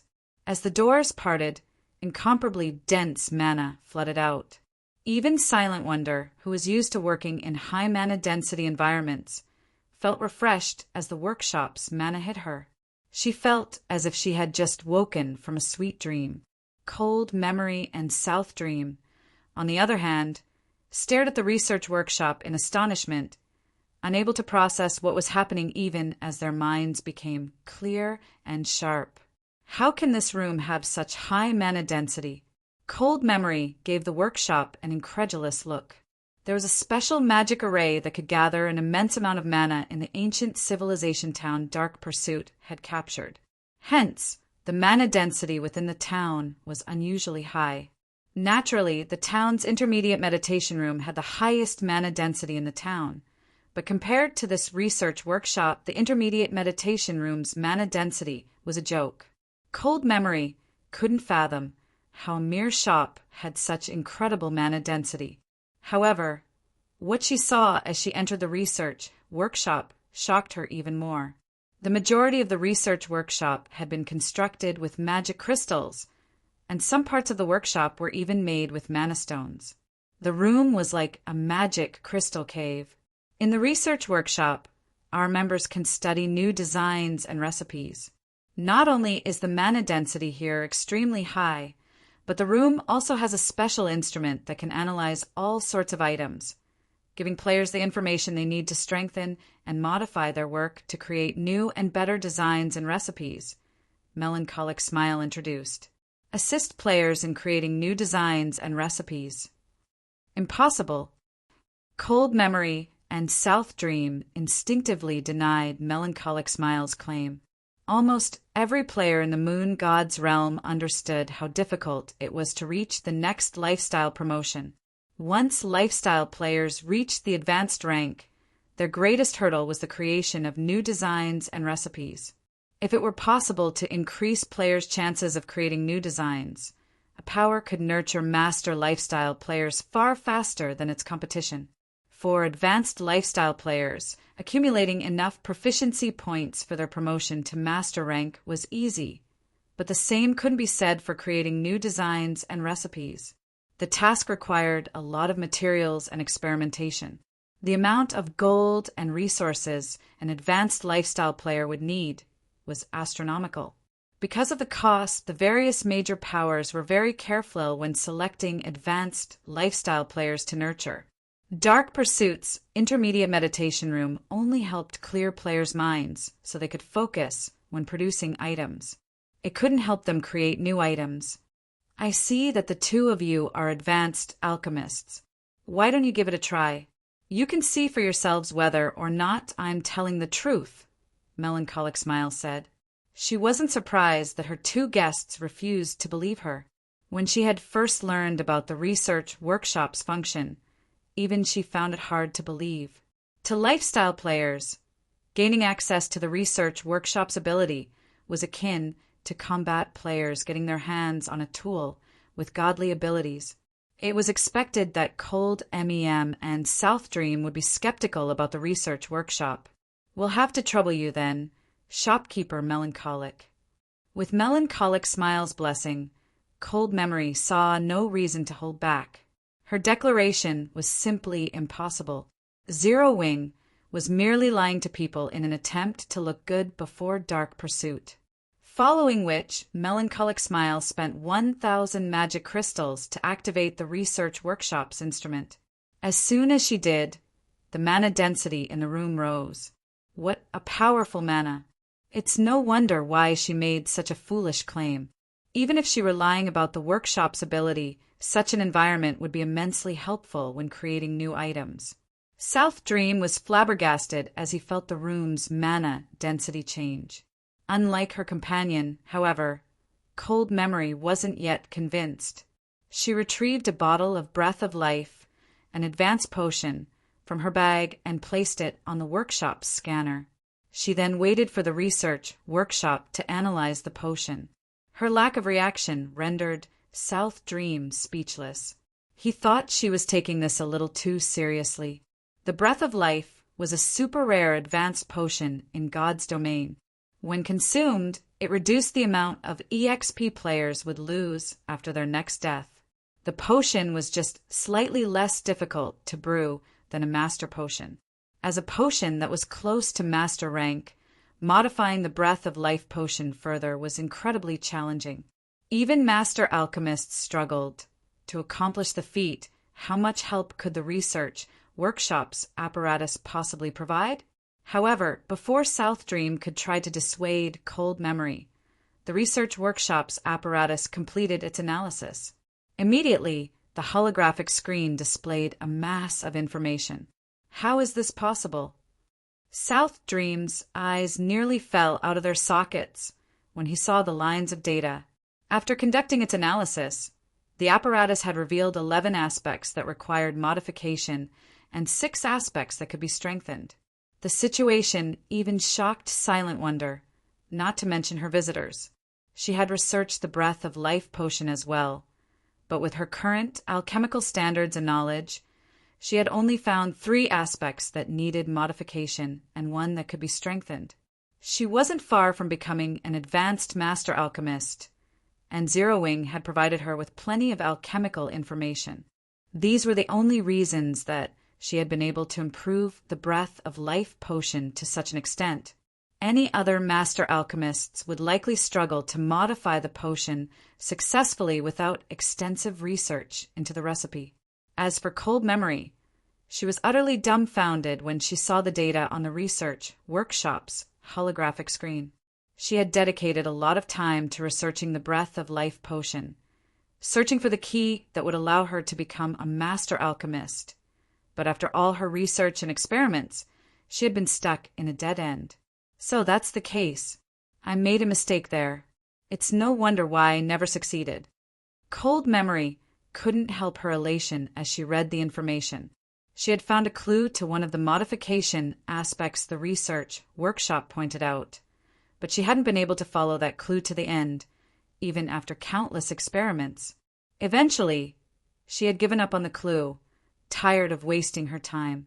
She hadn't actually realized that she had been on the right track. The herbs she had used just hadn't been potent enough. If she replaced those herbs with higher quality ones, she'd substantially increase her success rate. Read latest chapters at Wuxia World. EU considering this fact, Cold Memory began to conduct a test. She always carried the materials necessary to brew the Breath of Life potion to ensure that she could experiment when inspiration struck her.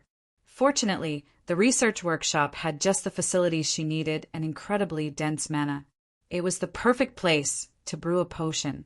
In less than 10 minutes, Cold Memory had successfully created a bottle of dark blue liquid that radiated incredible life energy, far stronger than the life energy the prior Breath of Life potion had radiated. It's a success. I succeeded. After appraising the dark blue potion, Cold Memory turned to her companion with a bright, excited expression. She had just become a master alchemist, standing at the apex of God's domain's alchemy industry. Chapter 2352. He's Tier 3. Chapter 2352. He's Tier 3, she succeeded. Just like that? South Dream stared at the excited Cold Memory in shock. He was very familiar with her alchemy standards, which were basically on par with his. Hence, he knew that she should have needed a lot more time and effort to become a master alchemist. And yet, after a few minutes in the research workshop, she had completed her promotion. If he told his guild mates about this, the other alchemists would likely think he'd gone mad. The various superpowers respected master lifestyle players because they were so rare. Less than 1% of the lifestyle players in God's domain had the potential to reach the master rank, and each one that succeeded would have dedicated a lot of time and effort into their craft. However, it seemed that lifestyle players could easily cross that threshold by relying on the research workshop, saving a lot of time, effort, and resources. In other words, Zero Wing could now nurture master lifestyle players far more easily than the various superpowers. So long as Zero Wing willed it, it could likely produce a large group of master lifestyle players as it needed. What do you two think of the research workshop's effects? Melancholic Smile asked, chuckling lightly when she saw the Cold Memory's ecstatic expression and South Dream's surprised reaction. In truth, even Melancholic Smile was surprised at how quickly Cold Memory had been promoted to Master Alchemist after just a few minutes of using the research workshop. Sherfong had told her that nurturing master lifestyle players would still be a major hurdle, even with the research workshop's help. The workshop merely provided guidelines. Whether or not players could follow those guidelines depended on their abilities. To put it simply, the research workshop was simply a support tool. When they heard Melancholic Smile's question, Cold Memory and South Dream realized they had lost their composure. With a fake, dry cough, Cold Memory awkwardly said, "Not bad. This research workshop is certainly helpful in creating new items, as you said." She tried to play it off, but the research workshop had completely exceeded her expectations. She had a far better understanding of the workshop's power than her companion. Initially, she had assumed she'd be limited to the Master Alchemist standard, but after using the research workshop, she could see herself becoming a Grandmaster Alchemist in the future. A Grandmaster Alchemist. Even Dark Pursuit's top alchemists struggled to reach such a prestigious rank. Currently, they estimated that their chances of reaching the Grandmaster rank were less than 10%. But if she could use the research workshop long-term, she was confident that she had as high as a 30% chance of becoming a Grandmaster Alchemist. South Dream could only nod in response to Melancholic Smile's question. He simply didn't know what to say. They had come to inform Zero Wing of the difference between their guilds when it came to developing lifestyle players. However, not only had they discovered that Zero Wing had just as many basic meditations rooms as Dark Pursuit, but the guild also had a godly tool like the research workshop. What could he possibly say? What confused South Dream the most was that, despite not being a superpower, Zero Wing had already gotten its hands on such powerful training resources for lifestyle players. "I'm glad it's to your satisfaction. Our guild leader is waiting in the reception room. We should meet him," Melancholic Smile said, a slow smile forming as she watched her visitors' silent reactions. While Melancholic Smile led them to the reception room, Cold Memory and South Dream had a private conversation through their team chat. Memory Zero Wing is better equipped to nurture lifestyle players than we expected. Not even our intermediate meditation room is a match for that research workshop, South Dream said, smiling bitterly. I'm afraid that we don't have the resources to offer in exchange for wonder. They had planned to offer Zero Wing training resources in exchange for nullifying Silent Wonder's contract with the guild. After all, Dark Pursuit's training resources were far superior to what the main continent's various powers possessed. If Zero Wing agreed, it'd give up Silent Wonder, but it would acquire the ability to nurture several more lifestyle players. It was definitely a tempting offer, but it seemed the situation wasn't what they had thought. With the research workshop, Zero Wing was even better equipped to nurture master lifestyle players than Dark Pursuit. In fact, if Dark Pursuit's upper echelons and guild elders found out about this, they'd likely offer Zero Wing a huge sum of gold and resources to purchase time in the research workshop for their own lifestyle players. If they tried to offer Zero Wing training resources now, they'd make fools of themselves. It's too early to give up, Cold Memory said, gritting her teeth. I admit that Zero Wing's ability to nurture lifestyle players is impressive, but don't forget that strength is the most important factor in God's domain. Even if Zero Wing can nurture an army of master lifestyle players, it doesn't necessarily have the strength to protect them. Not only does our guild have excellent training resources, but we're also far stronger than Zero Wing. We can simply offer Zero Wing protection in exchange for wonder. That should be tempting enough. Based on our reports, many otherworld powers have begun to move against Star Moon Kingdom in secret. Surviving in such a situation will be a major challenge for Zero Wing, but if the guild had Dark Pursuit's protection, it might be a different story. Most importantly, Wonder's competition with Yen Xiaoqian isn't limited to alchemy. With Zero Wing's foundations, how could it possibly provide the same resources Yen Xiaoqian currently receives? Zero Wing's lifestyle facilities had certainly taken her by surprise, but strength was more important than anything in God's domain. With Zero Wing's current strength, staying in the guild would do more harm than good to Silent Wonder in the long run. She might even unintentionally drag her family down with her if she stayed in this guild. I guess you're right. We can't let Wonder waste any more time in Zero Wing, South Dream said. After giving the matter some thought, he agreed with Cold Memory's view of the situation. If the competition between Silent Wonder and Yen Xiaoqian only involved alchemy standards, allowing her to remain in Zero Wing wouldn't be an issue. However, that wasn't the case. This was also a competition of strength. Since Yen Xiaoqian had joined Dark Pursuit, Silent Wonder would be at a disadvantage if she didn't do the same. In fact, she might even be disqualified before she had the chance to compete against Yen Xiaoqian. While Cold Memory and South Dream silently conversed, the group arrived before the top-floor reception room. Guild leader, Dark Pursuit's representatives are here, Melancholic Smile declared as she gently pushed open the doors. Come in, Shifeng said, nodding. Hearing Shifeng's reply, Melancholic Smile led Cold Memory's group into the reception room. The instant the two Dark Pursuit representatives entered the room, they felt an incomparably powerful aura wash over them. For a moment, they nearly stumbled. What a strong life aura! Is he really a player? Read latest chapters at Wuxia World. Yu the two looked at Shifeng in disbelief as the man sat at the reception room's desk. As players from the Moon God's realm, they were far more sensitive to life hours than ordinary players, and the aura they felt from Shifeng was like nothing they had ever felt before from a player. The gap between their life ratings and Shifeng's was obvious. If not for the green marker hovering above Shifeng's head, they would have suspected that the man before them was actually a monster in human skin.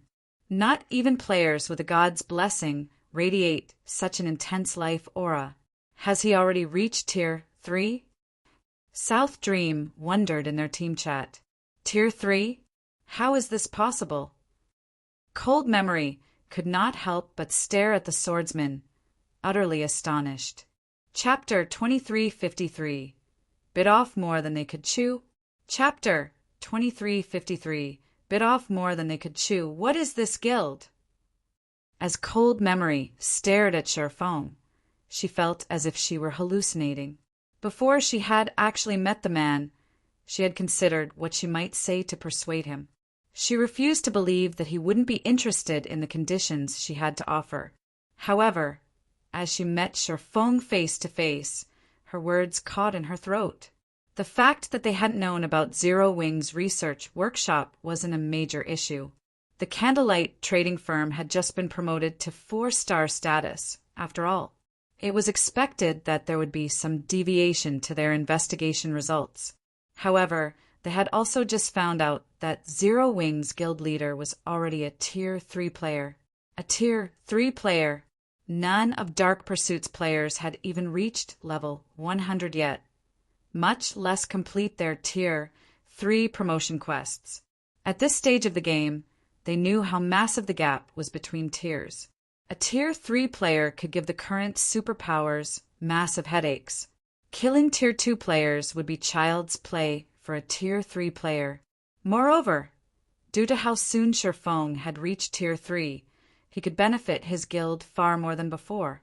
The main god system had specifically prepared level 100 neutral maps for Tier 3 players. Exploring such maps was impossible for current players. Realizing that Cold Memory was dazed, South Dream gritted his teeth and stepped forward.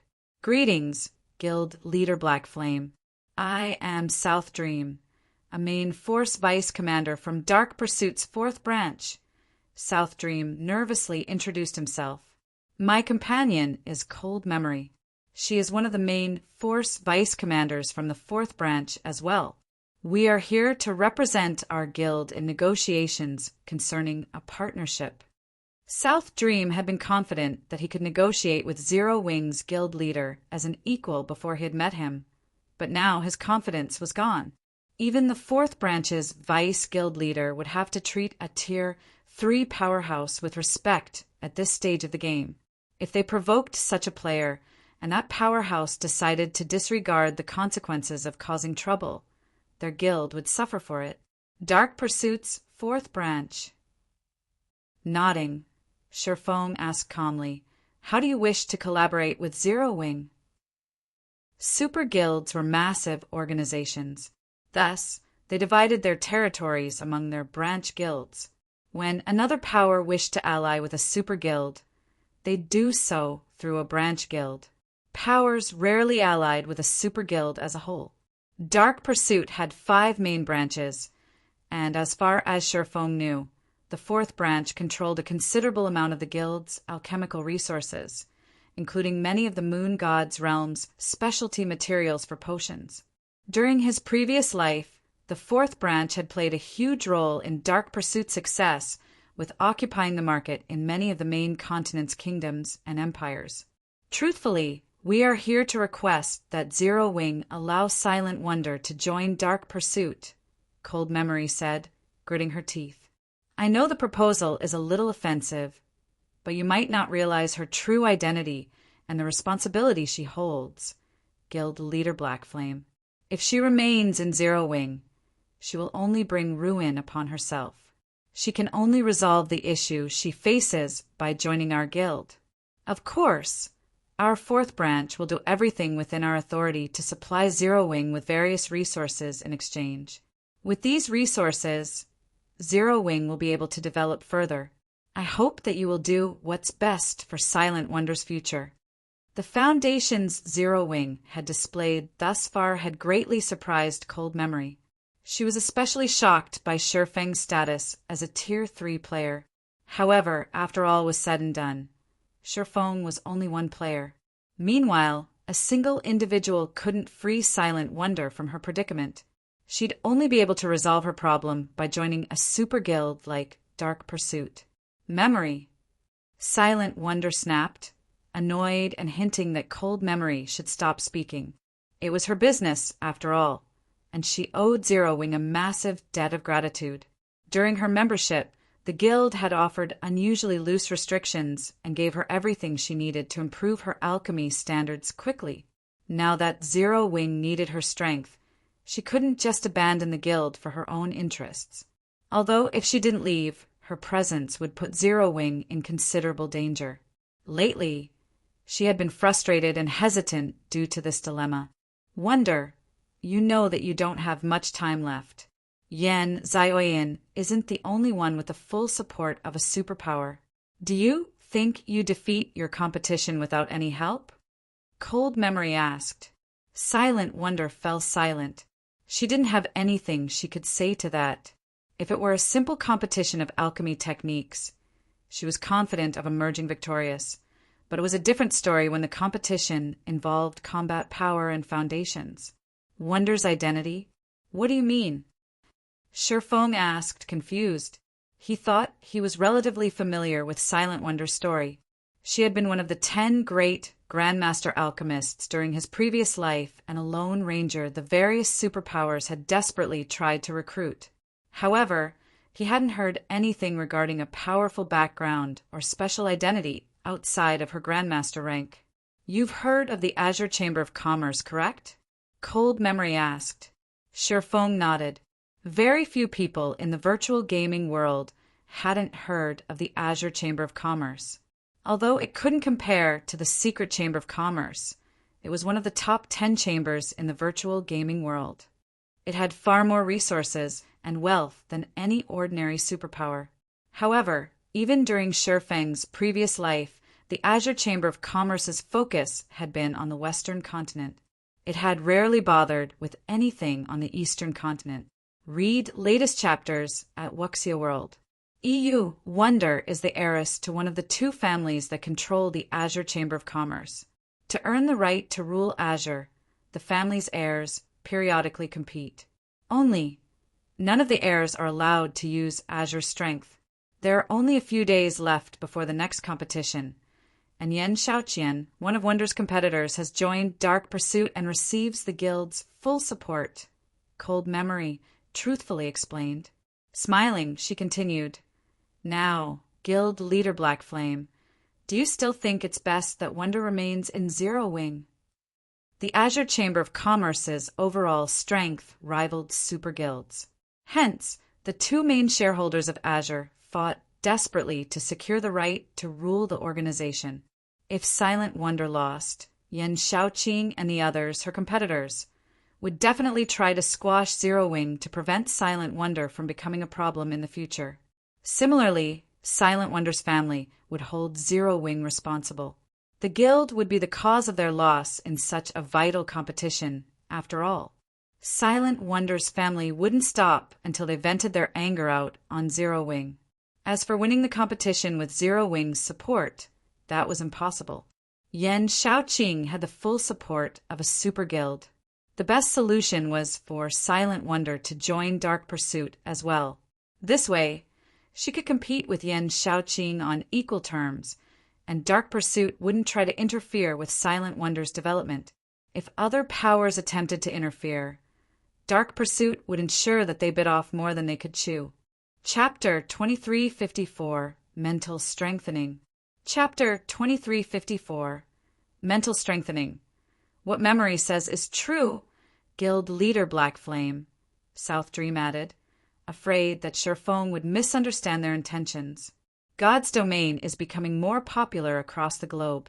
More corporations have been investing in the game, as well, and as a result, Azure's 2 main shareholders have become desperate to win the organization's right to rule. Azure might focus its development on the Western continent, but it still had a lot of influence among the Eastern continent's empires. If either of the shareholders decide to target Zero Wing, your guild's development will suffer. Zero Wing might be very powerful, but it wasn't a superpower like the Azure Chamber of Commerce. This was especially true now that the Western and Eastern continents had more contact. Many superpowers were trying to join Azure.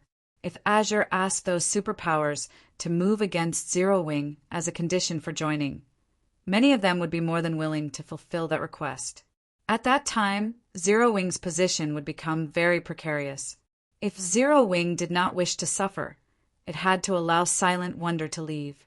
Not only would she have more access to resources, but Yan Xiaoqian wouldn't be able to monopolize Dark Pursuit's strength either. As for Zero Wing, it would avoid Azure's wrath and receive help from Dark Pursuit. Silent Wonder gave Shifeng an apologetic look. She knew how crazy her family was about this competition. If the two families hadn't kept such a close eye on each other, they would have likely resorted to underhanded means to win the upcoming competition. She also knew that if her family lost, they'd go ballistic. They would absolutely vent their anger out on Zero Wing. Meanwhile, Zero Wing wasn't in the best of positions at the moment.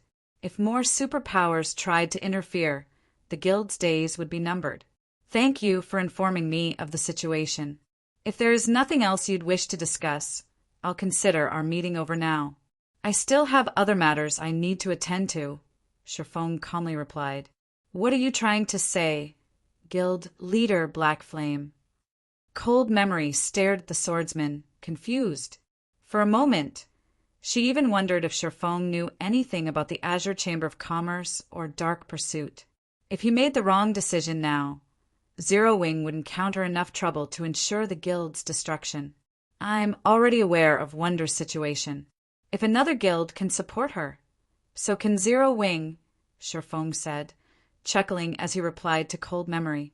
Shifeng was far more familiar with the Azure Chamber of Commerce's strength than Cold Memory. It was one of the top 10 chambers of commerce in the virtual gaming world, after all. It was as powerful as super guilds. Ordinary superpowers simply couldn't compare. Needless to say, Shifeng knew about Dark Pursuit as well. Not only was Dark Pursuit a veteran super guild, but it had also annihilated 2 superpowers after the Planar Passage's activation during his previous life. If Zero Wing had encountered this situation some weeks ago, he would have seriously considered the matter. However, that was unnecessary now. Guild Leader. Silent Wonder was incredibly touched by Shifeng's statement. She became even more resolved to remain in Zero Wing. Insane. This guy must be insane. Does he really think he can help Silent Wonder with Zero Wing's resources? The response rendered Cold Memory speechless. Azure's internal competition wasn't just a competition of alchemy standards. It was also a competition of strength. Zero Wing's resources couldn't even compare to an ordinary superpowers, much less Dark Pursuits. Memory, I've decided. I want to stay in Zero Wing. Even if Yan Xiaoqian has Dark Pursuit's full support, with the research workshop, my defeat isn't guaranteed, Silent Wonder decided, turning to look Cold Memory in the eyes. Suit yourself. I don't care anymore. You better not regret this later. Cold Memory exclaimed, annoyed. She had never thought Silent Wonder would be confident of defeating Yan Xiaoqian. Yan Xiaoqian had access to the intermediate meditation room every day and was only one step away from becoming an advanced master alchemist. Dark Pursuit planned to invest all of its available resources in her training to secure its first advanced master alchemist as well. On the other hand, Zero Wing's only advantage was its research workshop. The workshop might help Silent Wonder become an advanced master alchemist, but she wasn't likely to complete her promotion before the internal competition. The research workshop only provided hints. Players still had to research their designs or recipes and materials and experiment. It wasn't possible to reach advanced master rank quickly, and this wasn't just a competition involving alchemy standards. Had Silent Wonder joined Dark Pursuit, she would have, more or less, had a chance at victory, but since she had decided to remain in Zero Wing, she had practically no hope. Cold Memory and South Dream then left the reception room. For Zero Wing's arrogance and Silent Wonder's blind faith, she could already predict the outcome that awaited them. Memory, are you really done caring about this? South Dream asked. I don't have anything else that could persuade Wonder. Our only other choice is to recruit Moon Silk for Dark Pursuit. I didn't want to approach her, but her strength is unquestionable. If Moon Silk wins, Silent Wonder can maintain her position in the family, for the most part, Cold Memory said as she shook her head in frustration. The competition between the two main families involved more than 2 people. 6 people would take part in total, 3 from each family. As long as one of the participants earned first place, the other 2 family members' performance wouldn't matter. The winner's family will still secure the right to rule the organization. Moon Silk was the most talented among the 3 participants from Silent Wonder's family. However, she was also the most quirky of the 3. Cold Memory had hoped to avoid approaching the woman. However, as things were now, they didn't have a choice if they wanted to help Silent Wonder's family win the competition. Moon Silk. Even South Dream shuddered at the mention of her name. However, after giving the matter some thought, he agreed with his companion. At least, this option would increase their chances of victory. If Moon Silk won the competition, Silent Wonder's family wouldn't restrict her freedom overmuch. Following which, Cold Memory and South Dream quickly left White River City and made their way to the city Moon Silk resided in. Meanwhile, back in Candlelight's top-floor reception room, Sherfong pulled an ancient, sealed parchment from his bag once his guests had left. "I'll leave this with you for now. I hope it will help you become an advanced master alchemist as quickly as possible. If you succeed, you'll have a much greater chance of winning your family's competition," Sherfong said as he carefully removed the seal and handed it to Silent Wonder. As Silent Wonder inspected the parchment, her eyes went wide in shock. "Guild leader, how did you get this recipe?" Silent Wonder's breathing grew somewhat labored as she stared at the recipe in her hands. What she held was no ordinary recipe. It was a peak master recipe for the droplet of life potion. Countless alchemists dreamed of getting their hands on this parchment to study and learn from it. The reason for this was because of the water of life. With the water of life, one could resurrect the dead. The potion contained an unimaginable amount of life force and served as one of the base materials to resurrect NPCs. Unfortunately, the water of life was too precious and more valuable than what money could buy. The droplet of life potion was a weakened version of the water of life. Although it couldn't resurrect NPCs, it could help NPCs recover from severe and permanent injuries.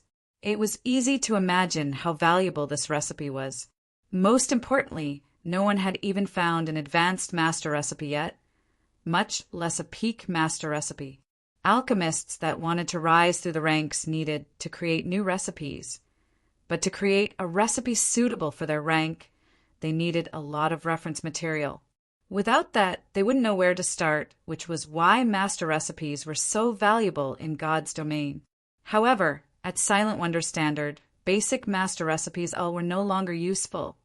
She'd need advanced master recipes.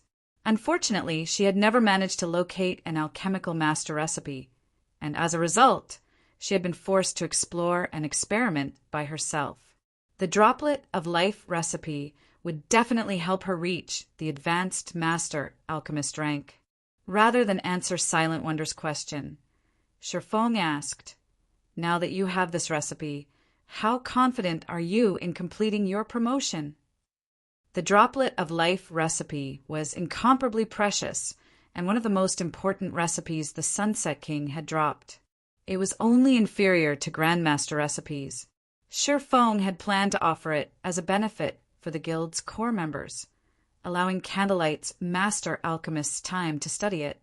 However, to help Silent Wonder reach advanced master rank as soon as possible, he decided to postpone those plans. Read latest chapters at Wuxia World. EU. I'm afraid that I'm only 30% confident of reaching my promotion before the competition, Silent Wonder said helplessly after a moment of self-reflection. Becoming an advanced master alchemist wasn't easy, and even with the research workshop's assistance, she'd still need time to conduct her own research. 30%. After pondering for some time, Sherfong said, "It's a little off, but it should be enough." After saying so, Sherfong called up the Candlelight Trading Fin system interface and chose to upgrade the shop in Blue Bay City to 3-star status. At the same time, he established a shared warehouse and sent the members there to transfer the primal void stones.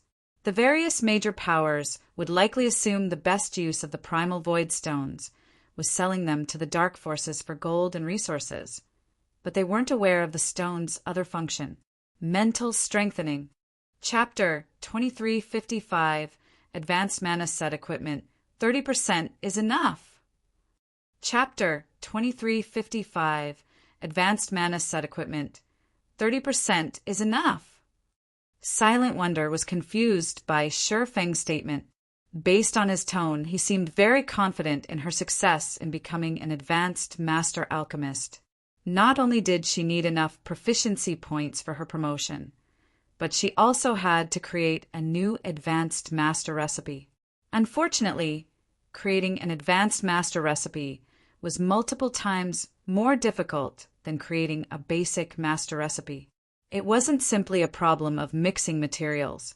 The process also required magic arrays, which tested her ability to manipulate mana. Resources and hints weren't enough for her to reach the advanced master alchemist rank. I can't guarantee it, but if you have a 30% chance, we should be able to boost that to 80% within the remaining time, Shi Feng said, chuckling. 80%. Silent Wonder repeated in a higher-pitched tone, giving Shi Feng an incredulous look. Creating an advanced master alchemist was easier said than done. Even if the various superpowers alchemists generously offered her all of their research, she'd be lucky to increase her success rate by 10%. Yet, Shi Feng insisted that he could help raise her success rate by a whopping 50%. If God's Domain's various master alchemists heard this, they'd laugh at Shi Feng for being an ignorant fool and a layman. However, Shi Feng was no noob when it came to lifestyle classes. He was a bona fide intermediate master forger, after all, an existence that stood at the apex of God's Domain's forging industry. He was also one of the first players to become a master lifestyle player in God's Domain. There were less than a handful of people who could claim they understood lifestyle classes better than Shi Feng in the Candlelight trading firm. You'll understand when the time comes. For now, head to the research workshop and study the Droplet of Life recipe. If you can master that recipe, it'll definitely help you to create an advanced master recipe, Shi Feng said, ending the conversation rather than elaborate. The secret regarding the primal void stone was too important. If information about the stones leaked, it would cause a huge commotion in God's Domain. The advanced master rank was a huge threshold for lifestyle players. Over 90% of the master lifestyle players in Shi Feng's previous life had been stuck at intermediate master rank due to the difficulty of the promotion. Those masters hadn't lacked techniques, but simply hadn't had the mental strength to succeed. Rising through the tiers was the easiest way for players to improve their mental fortitude.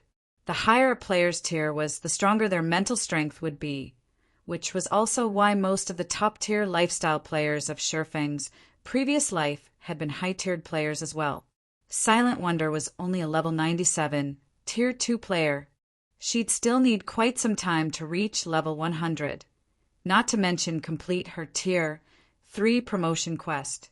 Meanwhile, God's Domain had very few items that could improve a player's mental strength, and the Primal Void Stones were one of them. However, mainstream players in the past had only learned the secret after reaching level 160. When they had discovered it, the various superpowers had fought desperately to secure Primal Void Stones. From then on, Primal Void Stones hadn't been treated as a simple mana gathering tool. They had become a strategic item to improve combat and lifestyle players' standards. Although the Primal Void Stones only improved a player's mental fortitude by 20% to 30%, it was a valuable boost. Players only received a slightly higher percentage when they reached a higher tier, after all. If Silent Wonder didn't have any issues with her alchemy techniques, she should have no problems reaching advanced master rank as long as she had adequate mental strength. After sending Silent Wonder to the research workshop to study the Droplet of Life recipe and while he waited for the primal void stones to become available in the shared warehouse, Shifeng began to select a few of Candlelight's other shops to promote to 3-star status. With White River City's Candlelight trading firm now a 4-star shop, he could upgrade 5 2-star shops to 3-star status. And after promoting Blue Bay City shop, he had 4 slots remaining. After much consideration, he chose the shops in Dark Knight City, Black Dragon City, Apocalypse City, and Twin Tower City. With 3-star shops in these cities, recruiting lifestyle players and collecting materials would be a lot more convenient. With 5 more 3-star shops, it wouldn't be long before Zero Wing's lifestyle operations would rival that of the various superpowers. Once it did, the Candlelight Chamber of Commerce would be strong enough to rival the superpowers chambers. Zero Wing would no longer need to rely on Stone Forest City's temporary residences as bait to lure guilds into joining the Candlelight Chamber of Commerce. However, to give the Candlelight Chamber of Commerce a competitive edge and earn a fortune from it, it would need more than a lot of lifestyle players. Candlelight would also need a large variety of valuable, useful products. It seems it's time to research these forging designs, Shifeng thought as he glanced at the ancient, sealed parchments in his bag. Aside from weapons and materials, the Sunset King had dropped 14 designs and recipes, and every one of them was master rank. The most valuable of them was the Droplet of Life recipe, but following that were the 6 forging designs for an advanced mana set equipment. The Crimson Sunset.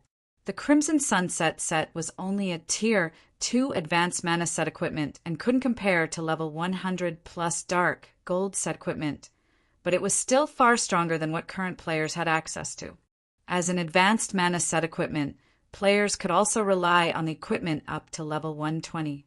Its basic attribute bonuses were just as significant as that of level 100 plus Fine Gold set equipment, and it would be more than enough for Tier 3 players to rely on until they reached Tier 4 at level 120. Shifeng then left the reception room and found an empty basic meditation room to start the Crimson Sunset's production. Initially, he had wanted to give the designs to Melancholic Smile and the others, but since they were still busy with the Crimson Dragon flying ship's parts, they didn't have the spare time to forge the advanced mana set equipment. Moreover, unlike other master forgers, Shifeng no longer needed to create a new forging design to become an advanced master forger. He needed forging proficiency. Fortunately, crafting set equipment was the fastest way to earn proficiency points, especially if one crafted mana set equipment. Sure enough, a mana set equipment's production process is really complex. It's no wonder why only a few superpowers had managed to produce their own mana set equipment in the past. After reading through the Crimson Sunset design, Shifeng took in a deep breath. The Crimson Sunset was several times more complex than a pre-level 100 Dark Gold set equipment. The forging techniques were particularly demanding. Shifeng could only think of 3 master forgers in Candlelight that could handle the techniques. Most importantly, players would need incredible mastery of magic arrays. One would, at the very least, need to be an advanced magician even to attempt drawing the necessary magic arrays. No other master forger in the trading firm was capable of drawing the Crimson Sunset's arrays. Even Shifeng had to spend 5 hours to learn them. Now that I've grasped the basics, it's time to start the actual production. However, the material cost is vicious. Any other guild would likely despair at the very idea of paying these costs. Shifeng revealed a bitter smile as he examined the required materials for the mana set equipment. The Crimson Sunset's main materials were mana stones and magic crystals. A single production attempt would cost 40 mana stones. If Shifeng hadn't been able to rely on the Philosopher's Stone, he'd only be limited to a few attempts. Even so, producing the Crimson Sunset would still cost him a lot of magic crystals. He was relieved that the guild had found a manatite vein. Otherwise, this design would simply be too expensive to use. Once Shifeng verified that he had everything he needed, he began to forge the mana set equipment. He would have to forge the Crimson Sunset's 6 parts simultaneously.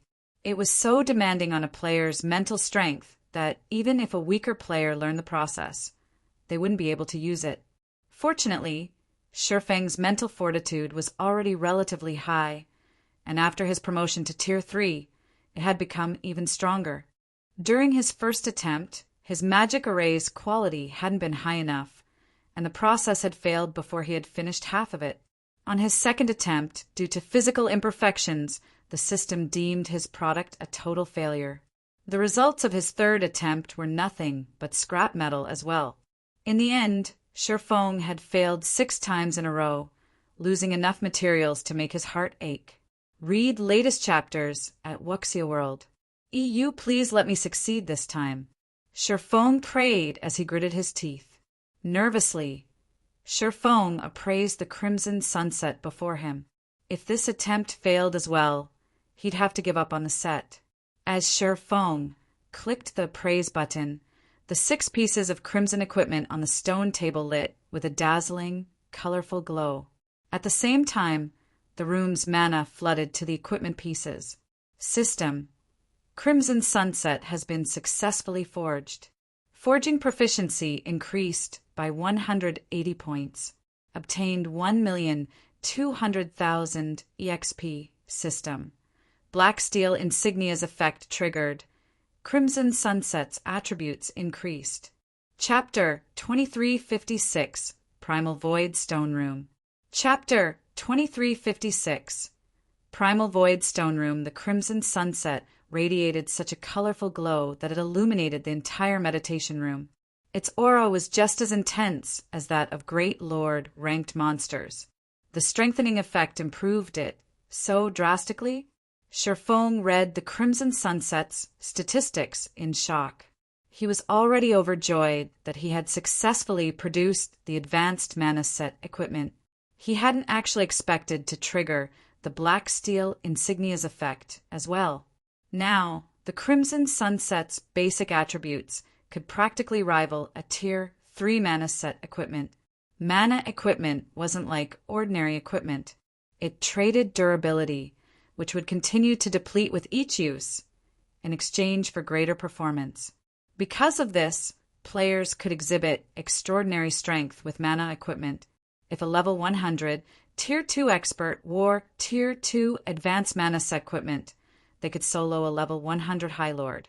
Normally, a Tier 2 expert couldn't even solo a level 100 Lord and would need a full party to take one down. This was why Shifeng was so determined to produce the Crimson Sunset. Zero Wing already had an adequate number of peak combatants, but when it came to lower-grade experts, the guild was no match for the various superpowers. If he could arm Zero Wing's core experts with the Crimson Sunset, their combat power would undergo a qualitative transformation, and they'd only be weaker than true Tier 3 experts. Now that he had the experience of producing the Crimson Sunset, Shifeng began to mass-produce the mana set equipment. His production success rate was still quite low, but one Crimson Sunset would instantly arm Zero Wing with a Tier 2 expert that had the combat power to rival peak experts.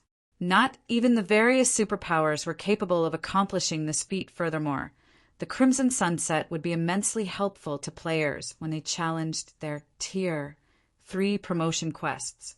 Following which, Shifeng forged 22 Crimson Sunsets, only stopping when he received a message from Melancholic Smile. She had contacted him to inform him that the second batch of Primal Void Stones had been retrieved from the shared warehouse. Blue Bay City's members had also added the third batch to the shared warehouse. They're finally here. After reading Melancholic Smile's message, Shifeng decided to take a break from the Crimson Sunset's production for now.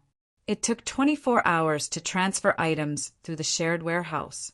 Although the shared warehouse could only hold 200 Primal Void Stones at a time, it was the most convenient method for transferring non-bag space items that Zero Wing had right now.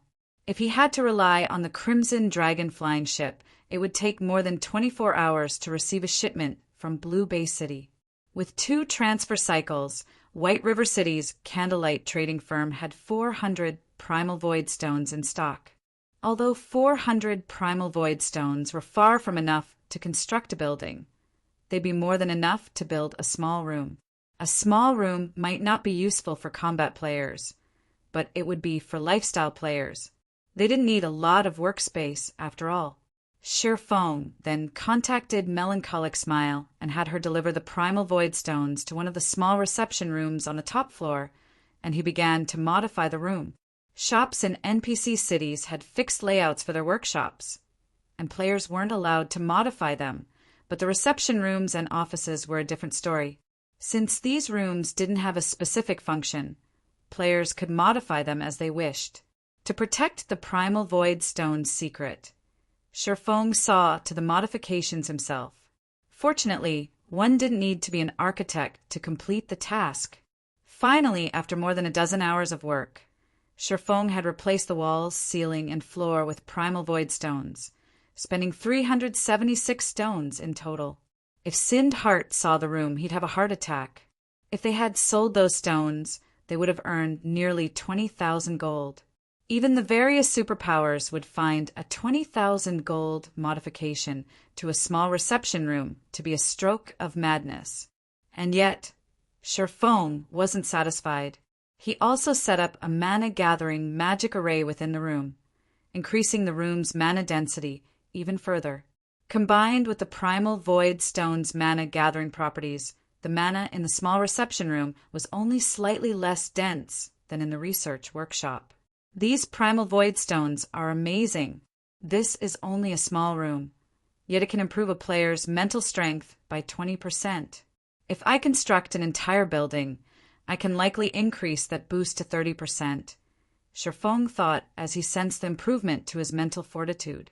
If he could train in such an environment, he might even be able to execute a perfect lightning flash, even if he were still at Tier 2. The primal void stones were far more effective than he had expected.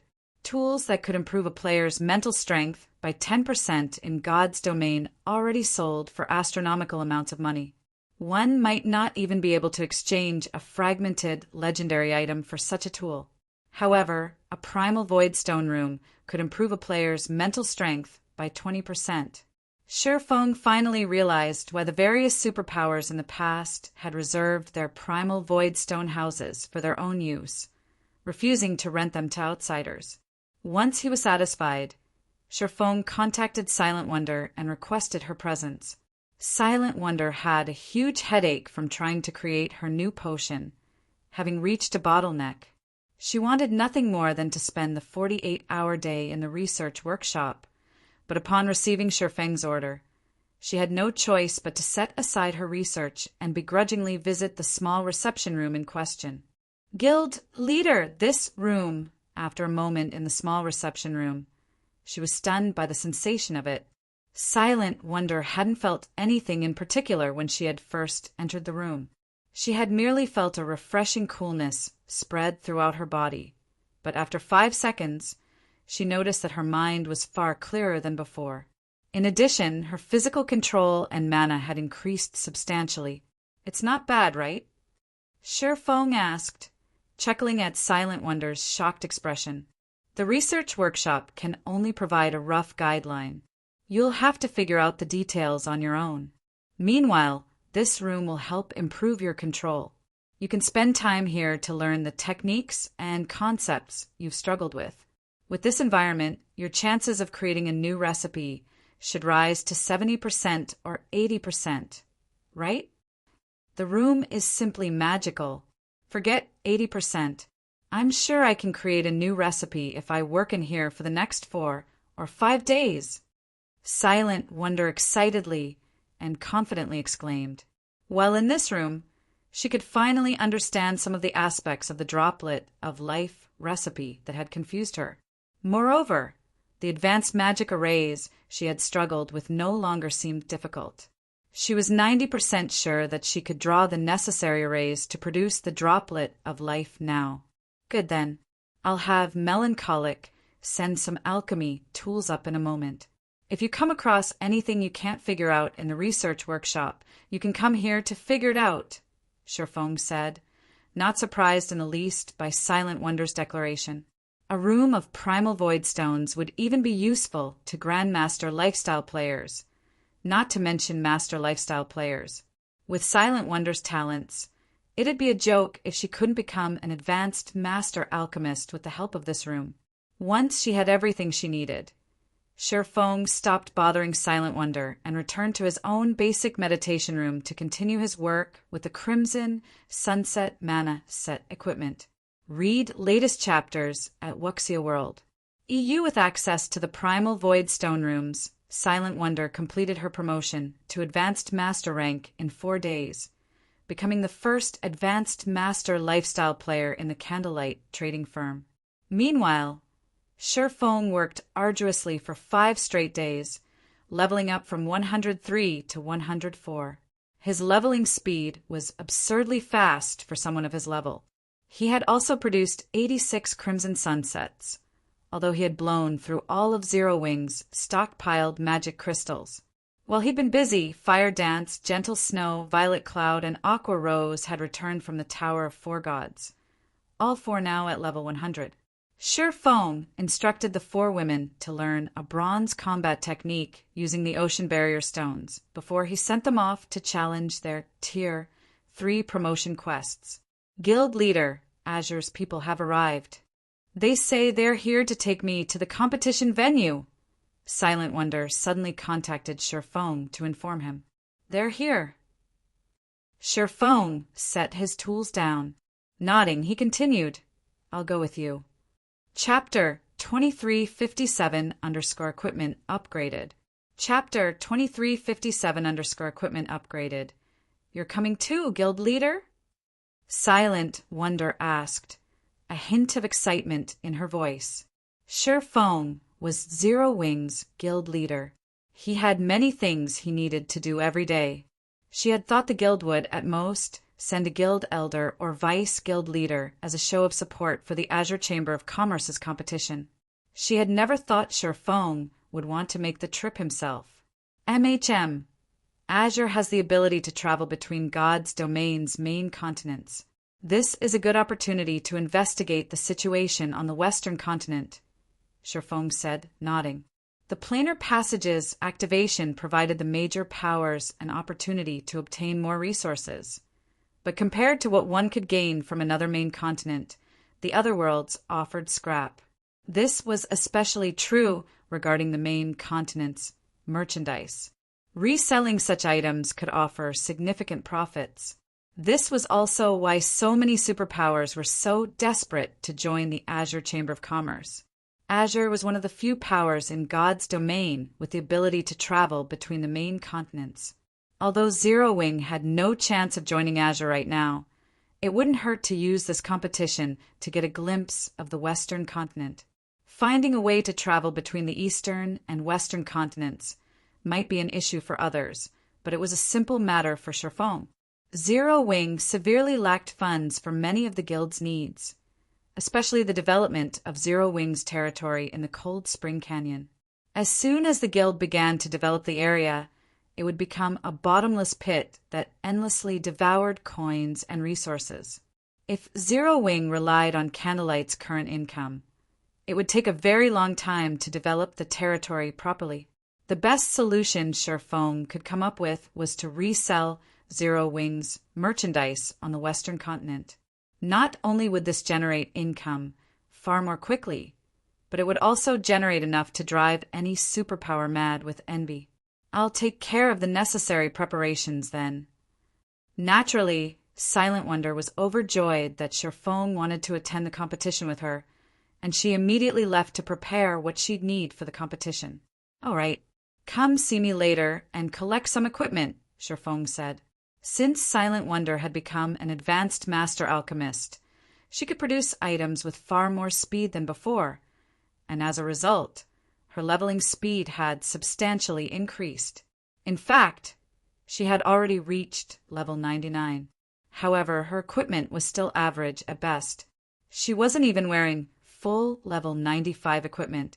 Although Azure's internal competition was a personal affair, Silent Wonder was still a member of Zero Wing. If the Chamber's representatives saw her current equipment, Zero Wing would become a laughingstock. Equipment?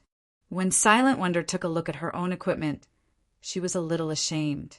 Her equipment was pretty shabby. More than half of the items she wore was level 90 equipment, and the few level 95 pieces she had were only secret silver rank. Her equipment might be excellent for ordinary expert players, but she was Candlelight's chief alchemist. For someone of her status, equipment of such quality was like wearing a pauper's rags. After all, the items in Zero Wing's guild warehouse were available to Candlelight's lifestyle players as well. However, to increase her development as an alchemist, she had spent almost all of her GCPs on rare materials. Once Silent Wonder collected her alchemy tools and materials, she promptly made her way to the basic meditation room Shifeng occupied.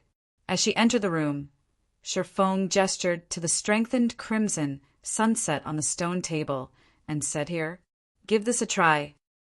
Since the crimson sunset was basically made of mana stones and magic crystals, it wasn't restricted to a particular class. Once equipped, the set's attributes would automatically adjust to its wearer. This was one of the benefits of mana set equipment. A Tier 2 advanced mana set equipment. Silent Wonder was stunned after inspecting the crimson sunset. She wasn't a stranger to mana set equipment. Some of Zero Wing's members had used such items before, and many of the Candlelight's members had watched on with envy. Mana set equipment was essentially equipment made of pure mana. When equipped, it would increase the mana density around the player, calming and clearing their mind. However, mana set equipment was incredibly rare. The guild didn't have enough to allow its members to purchase it with GCPs. And yet, Shifeng was giving her her own mana set equipment. Moreover, this wasn't any ordinary mana set equipment. It was a 6-piece, Tier 2 advanced mana set equipment. At this stage of the game, not even the various superpowers likely had such a set. Guild leader, this is too precious. I'm only an alchemist. Giving this crimson sunset to me would be a waste. It'd be better if someone else in the guild used it, Silent Wonder said, refusing Shifeng's generosity. If Shifeng had merely offered her level 95 dark gold equipment, it wouldn't be a major issue since it wouldn't be helpful for very long. But that wasn't the case for the Crimson Sunset. A player could rely on the Crimson Sunset until they reached level 120. A lifestyle player like her wouldn't be able to make full use of the set equipment. You're our guild's chief alchemist. I can afford to give you such equipment, Shifeng said, chuckling. He then pointed to the pile of equipment in a corner of the room and continued, "Moreover, our guild has plenty of these sets." Plenty. At first, Silent Wonder was confused, but when she turned to look where Shifeng had pointed, she gaped in shock. More than 20 sets of equipment sat in a pile on a massive stone table in the corner of the room. Every one of those sets looked just like the Crimson Sunset before her. "All right, hurry up and equip it.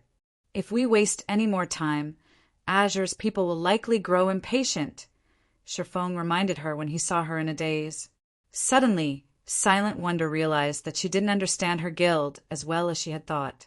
First, he had handed her the droplet of life recipe, and then Shifeng had shown her that strange reception room.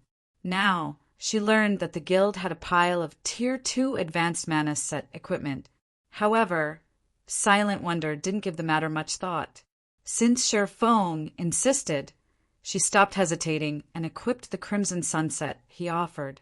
In seconds, Silent Wonder transformed from a cold, workaholic beauty into a charming, graceful which surrounded by a layer of dense mana. The crimson robes radiated a faint, bloody mist that gave Silent Wonder a wicked feeling. Wearing the Crimson Sunset, she looked like a completely different person. Once they were ready, Shifeng and Silent Wonder quickly made their way to White River City's teleportation hall. After arriving at the teleportation hall, they headed toward one of the advanced restaurants located on the second floor. As they entered the restaurant, a level 100 Guardian Knight moved forward to greet Silent Wonder. He looked to be in his early 30s and wore 4 pieces of epic equipment. The Guardian Knight's weakest piece of equipment was even level 95 fine gold rank. Every one of the man's movements seemed natural and weightless. From what Shifeng could tell, this guardian knight should only be slightly weaker than Yan Tianqing. "Long time no see, second miss," the guardian knight respectfully greeted Silent Wonder. "Cloud, why are you here?" Silent Wonder was a little surprised to see this guardian knight, Cloud Hunter. "I thought you've been managing one of the branch guild on the western continent. Has something happened to it?" "The family's branch guild is fine. The old master was simply worried that you might encounter some problems during your trip, so he sent me to escort you," Cloud Hunter said, shaking his head. He then turned to Shifeng, who stood behind Silent Wonder, and said, "However, it seems you would have been safe without me." Read latest chapters at Wuxia World. EU Grandpa is being too cautious. They wouldn't dare move against me during such a crucial time, Silent Wonder said, not feeling surprised by the arrangement in the least. In a slightly prideful tone, she continued, "Allow me to introduce you. This is my guild leader, Black Flame. Not only is he an intermediate master forger, but he's also Starmoon Kingdom's #1 expert. He's even slain War Blood's commander. If those people dare to attack, they'll find that they've only made a one-way trip. The old master simply wants to ensure your safety. After all, the boundary space we're heading to is the Dark Hills. Azure has stationed some people in the area, but it won't stop anyone with ill intentions," Cloud Hunter said. "I understand. Let's set out, then." Silent Wonder nodded. She understood how special an area the Dark Hills was, but Shifeng was a Tier 3 player. Anyone that tried to ambush them would be digging their own grave. Cloud Hunter said nothing more after witnessing Silent Wonder's nonchalant attitude. His task was simply to protect her, following which he led Silent Wonder and Shifeng to the Fire Dragon Empire.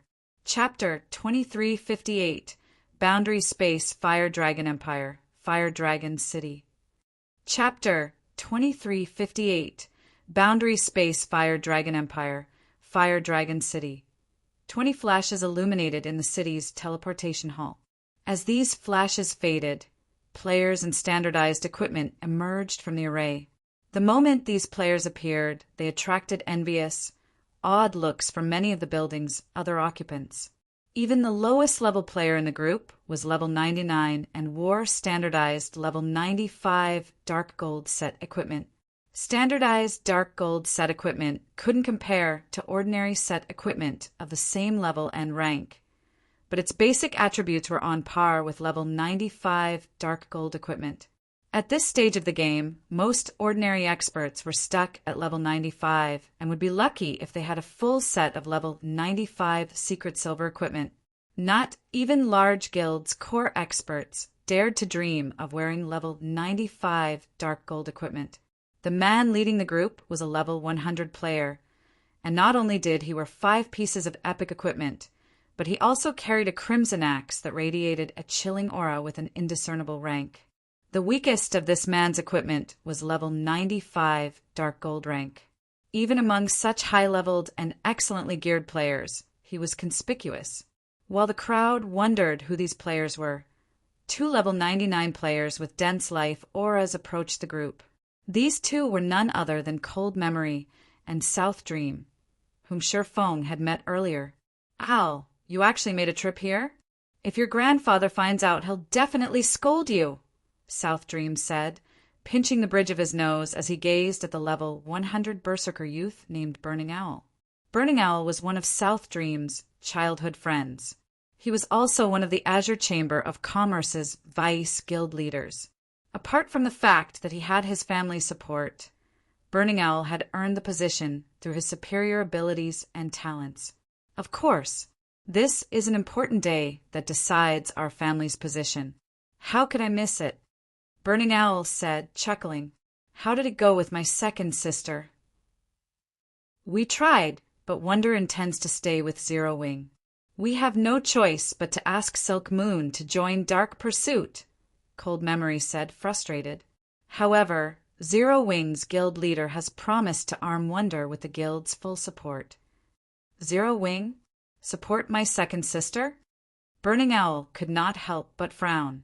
Zero Wing really knows how to take advantage of people. Are they planning on relying on my second sister's identity to claim benefits from Azure?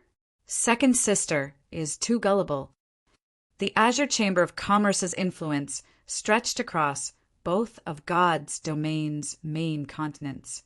Even the various superpowers desperately fought to join the chamber. As for his second sister, she was a free spirit that never cared about the family's matters. Unlike her, Burning Owl constantly managed many of Azure's affairs, which meant he had to deal with the powers that continued to seek a place with Azure. I am impressed by Zero Wing's ability to nurture lifestyle players. I'm confident that Wonder will perform well in the competition, South Dream added. Hopefully that's the case, but if Zero Wing's guild leader tries to take advantage of my second sister, I'll show him the power of my Heaven Piercer team, Burning Owl said, nodding as a cold glint flashed in his eyes. Neither Cold Memory nor South Dream offered a response. The Heaven Piercer team Burning Owl controlled was certainly powerful. It might not have a lot of members, less than 50 in total, but every member was an expert among experts in the Azure Chamber of Commerce. Even the weakest member could rival peak experts. If these players split up and targeted a guild, even as a Tier 3 Sword King, Shifeng would find them difficult to deal with. Meanwhile, Shifeng and his two companions reached a large forest's edge on their mounts a short distance away from the Fire Dragon Empire. A gigantic magic array enveloped the forest, and a massive spatial tear was faintly visible in the sky. It was as if this entire forest were located within the spatial tear. The only way to enter or leave this forest was through the massive steel checkpoint. This was the Dark Hills, a famous boundary space among the neighboring empires and kingdoms. It was also a well-known trade hub between the nearby countries. Although the Dark Hills was a trade hub, it was not open to individual players or ordinary powers. Only the various major powers from the neighboring kingdoms and empires had access. When they needed to find precious materials, they usually came here. All trades in the Dark Hills were done through a bartering system. There were also large-scale player auctions from time to time, in which incomparably precious items would be sold. Most importantly, the Azure Chamber of Commerce controlled the Dark Hills. Occasionally, Azure would sell items that could only be found on the Western continent, which were very attractive to the various major powers. Azure's presence was the reason that the Dark Hills had become such a famous trade hub. A large number of players stood in line for the checkpoint, with many of them driving carriages filled with non-bag space items. They were all looking to trade their items in the Dark Hills. Due to Azure's forces at the checkpoint, none of these players dared to make a fuss as they waited. The Chamber of Commerce had stationed all sorts of war weapons and magic arrays at the checkpoint as well to secure its rule over the area, and a small army of experts had garrisoned in the Dark Hills. Not even an army of tens of thousands of experts could shake Azure's rule in the Dark Hills, much less a small team. After arriving, Shifeng's group quietly stood in line, waiting to enter the Dark Hills. It was a dozen minutes or so before they reached the steel gate, reinforced by a magic array. Second Miss, Guild Leader Black Flame, please wait here for a moment. I'll handle the entry procedures, Cloud Hunter said before approaching the Azure members stationed at the gate. You and Second Miss can go in. The robust man at the gate said after examining Cloud Hunter's proof of identity. He then pointed to Shifeng and said he must wait out here for now. Why? My guild leader is coming with us, Silent Wonder explained. This is a very important day. To maintain the peace, outsiders aren't allowed on the premises. However, since he is your companion, Second Miss, I'll make this easier, but he'll still have to undergo an inspection before he can enter, the robust man decided, chuckling. Why aren't your men inspecting them, then? Silent Wonder demanded as she gestured to a group of players that walked through the gate without an inspection. None of those players were members of the Azure Chamber of Commerce.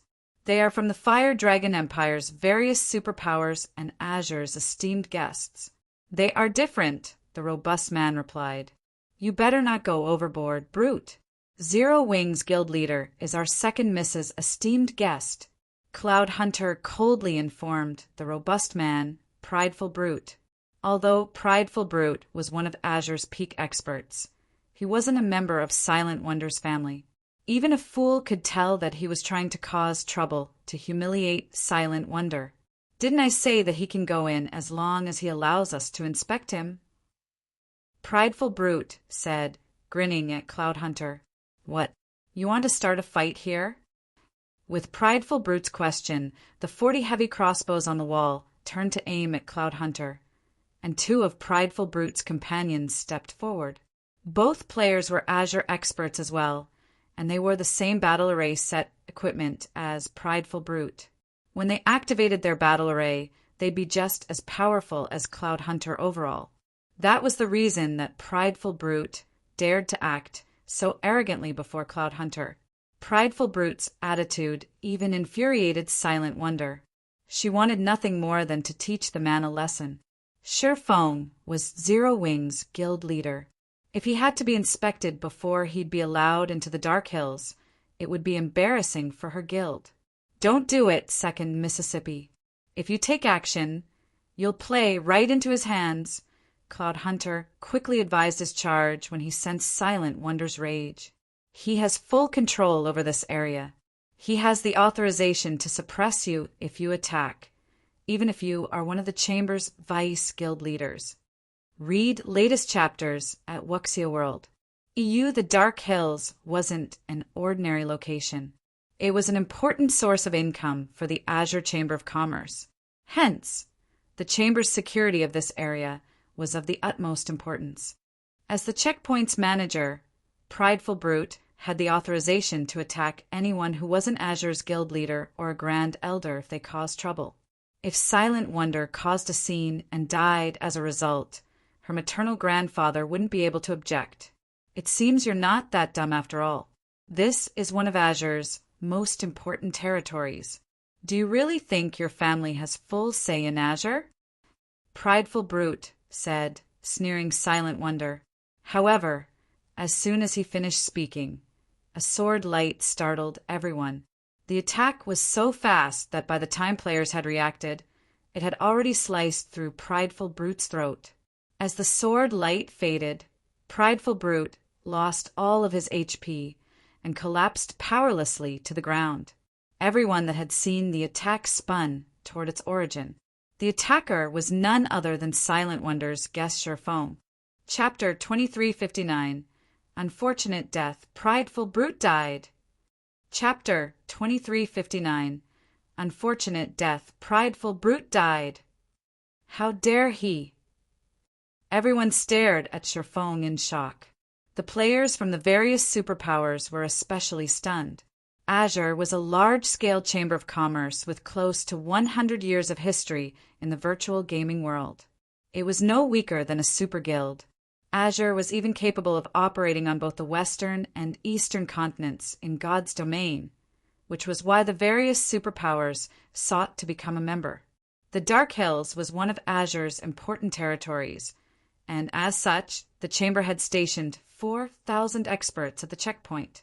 It had also set up 40 heavy crossbows and 6 basic mana pulse cannons on the checkpoint's walls.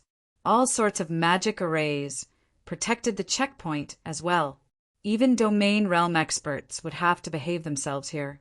After watching Prideful Brute die, Cloud Hunter was utterly stupefied. He simply couldn't understand why Feng had been so impulsive. The several cloaked players that Prideful Brute had respectfully welcomed into the Dark Hills earlier jerked to a halt, watching Feng curiously. That guy must be crazy, Big Sis Jade. He actually dared to attack someone here. I doubt even the Long family's second miss can save him now, a blue-clad assassin youth said. Although the Long family was one of the Azure Chamber of Commerce's main shareholders, Silent Wonder didn't have a particular position or authority in the chamber. She could only rely on the Long family's old man for help. Prideful Brute, on the other hand, was one of Azure's upper echelons. Silent Wonder was lucky that he had shown her any respect. Now that the situation had devolved, Prideful Brute's faction wouldn't let this matter rest unless the Long family's old man made a personal appearance. Furthermore, magic arrays had been set up all over the Dark Hills checkpoint.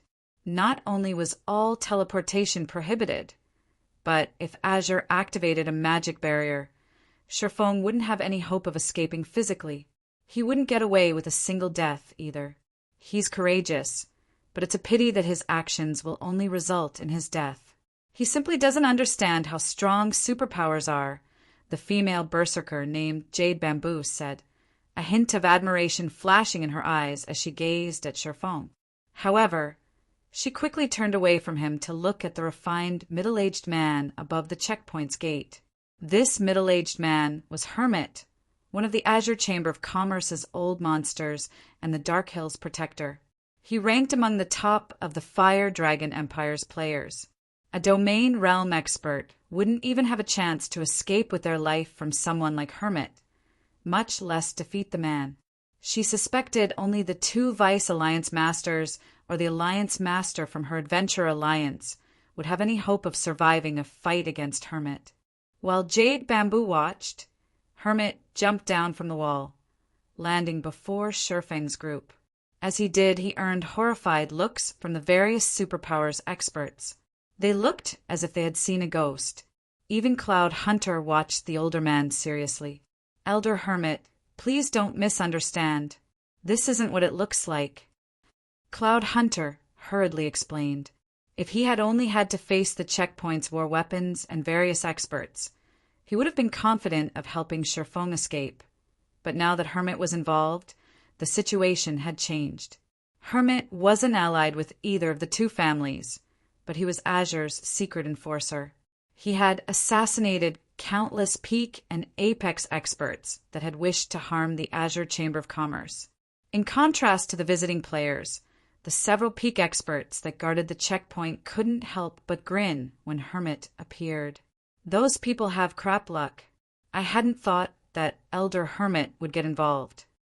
Not even Old Man Long can help that guy now, not to mention Silent Wonder. Elder Hermit is famous for being a stickler for the Chamber's rules. Initially, they hadn't been particularly confident of going up against Sherfong. After all, Sherfong had Cloud Hunter with him, who was one of Azure's apex experts and one of the outstanding talents among the organization's younger generation. They could not afford to kill Cloud Hunter without a good enough reason. If Cloud Hunter intended to help Sherfong escape, the swordsman was likely to get away. However, they no longer had to worry about that problem. Hermit was one of the strongest players in the Azure Chamber of Commerce. He'd have no problems killing Cloud Hunter, much less suppress the youth. If Hermit wanted someone dead, very few would survive against him. As Hermit slowly approached Sherfang's group, another group of cloaked players, who watched from afar, began to panic. How? Why is Hermit here? Burning Owl paled when he saw the middle-aged man. Doesn't he normally patrol inside the Dark Hills? Burning Owl had been surprised to see Sherfong abruptly attack and slay Prideful Brute, but he was actually quite pleased to watch the man die.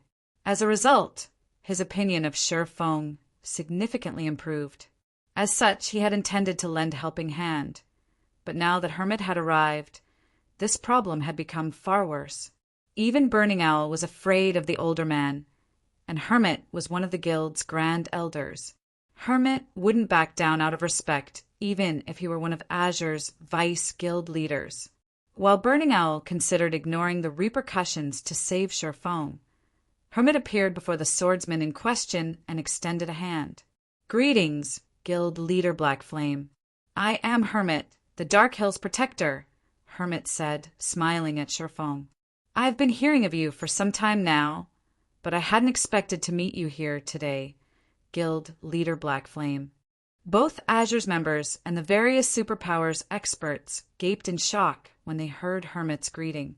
What's going on? Jade Bamboo stared with wide eyes.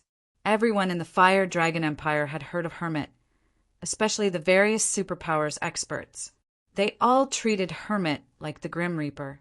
The man was known for his indifferent expression, and even when he had stood before her Adventure Alliance's Alliance Master, he had treated her coldly. Now, however, Hermit welcomed Sherfong with a smile. It was unbelievable. Even Cloud Hunter and Burning Owl, who were both quite familiar with the middle-aged man, were utterly flabbergasted, their eyes nearly falling from their sockets. Was this really the Hermit they knew? Even stranger, Sherfong had just killed Prideful Brute in public. Prideful Brute had picked the fight, but he was still one of Azure's peak experts, and Sherfong had slain him as so many people watched. This would definitely damage Azure's reputation. Normally, Hermit wouldn't tolerate such an insult. Both Cloud Hunter and Burning Owl figured Sherfong would be lucky if Hermit decided to spare him. However, not only wasn't Hermit attacking the swordsman, but he had greeted Sherfong with a smile. "You offer too much praise, Elder Hermit. I've heard a lot about you as well. I am here to accompany Silent Wonder and visit the Azure Chamber of Commerce," Sherfong politely responded. In reality, Hermit's behavior surprised even him. "I see. The competition will begin soon. I'll have someone guide you and your group to the venue," Guild Leader Blackflame, Hermit said. He then instructed one of his subordinates to lead Sherfang's group through the gates. After watching the amicable conversation between Hermit and Sherfong and Hermit's initiative to have someone lead Sherfong into the Dark Hills, everyone was utterly confused. "Elder Hermit, that player hasn't been inspected, and he killed Prideful Brute. We cannot just let him get away with this," one of Azure's peak experts whispered to Hermit. Read latest chapters at Wuxia World. The other Azure experts nodded in agreement. However, they then felt an intense aura wash over them. It was from none other than Hermit himself. "Fools!" Hermit glared at the peak expert that had spoken. "You think you can afford to provoke a Tier 3 player? It seems you lot have been slacking while I wasn't around. From now on, you and that Prideful Brute will spend your days in the combat training rooms. You are only allowed a break once you've passed those trials." After saying so, Hermit ignored the experts and left. Chapter 2360 Dark Hills Shocked. Chapter 2360 Dark Hills shocked. Watching Hermit leave, the several peak experts from Azure were stunned. Tier 3. How is that possible? Nobody in our chamber is even confident of challenging their Tier 3 promotion quest. How can he have reached Tier 3 already? Tier 3 classes were no longer foreign to the various superpowers in God's domain, who knew very clearly how powerful a Tier 3 class was. It was not something that Tier 2 classes could go up against.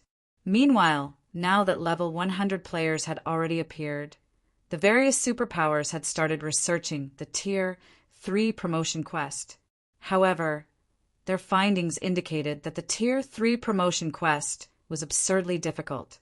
Ordinary experts could not hope to complete the quest as soon as they reached level 100. As for peak and apex experts, they faced an even greater challenge. After all, not only had they obtained excellent legacies, but they also had to challenge the highest difficulty promotion quest available in consideration of their future development.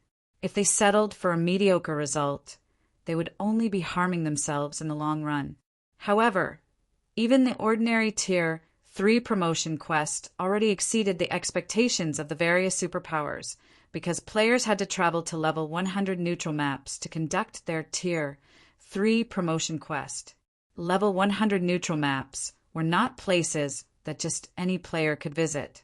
Even a team of level 100, Tier 2 experts would face great danger when exploring a level 100 neutral map.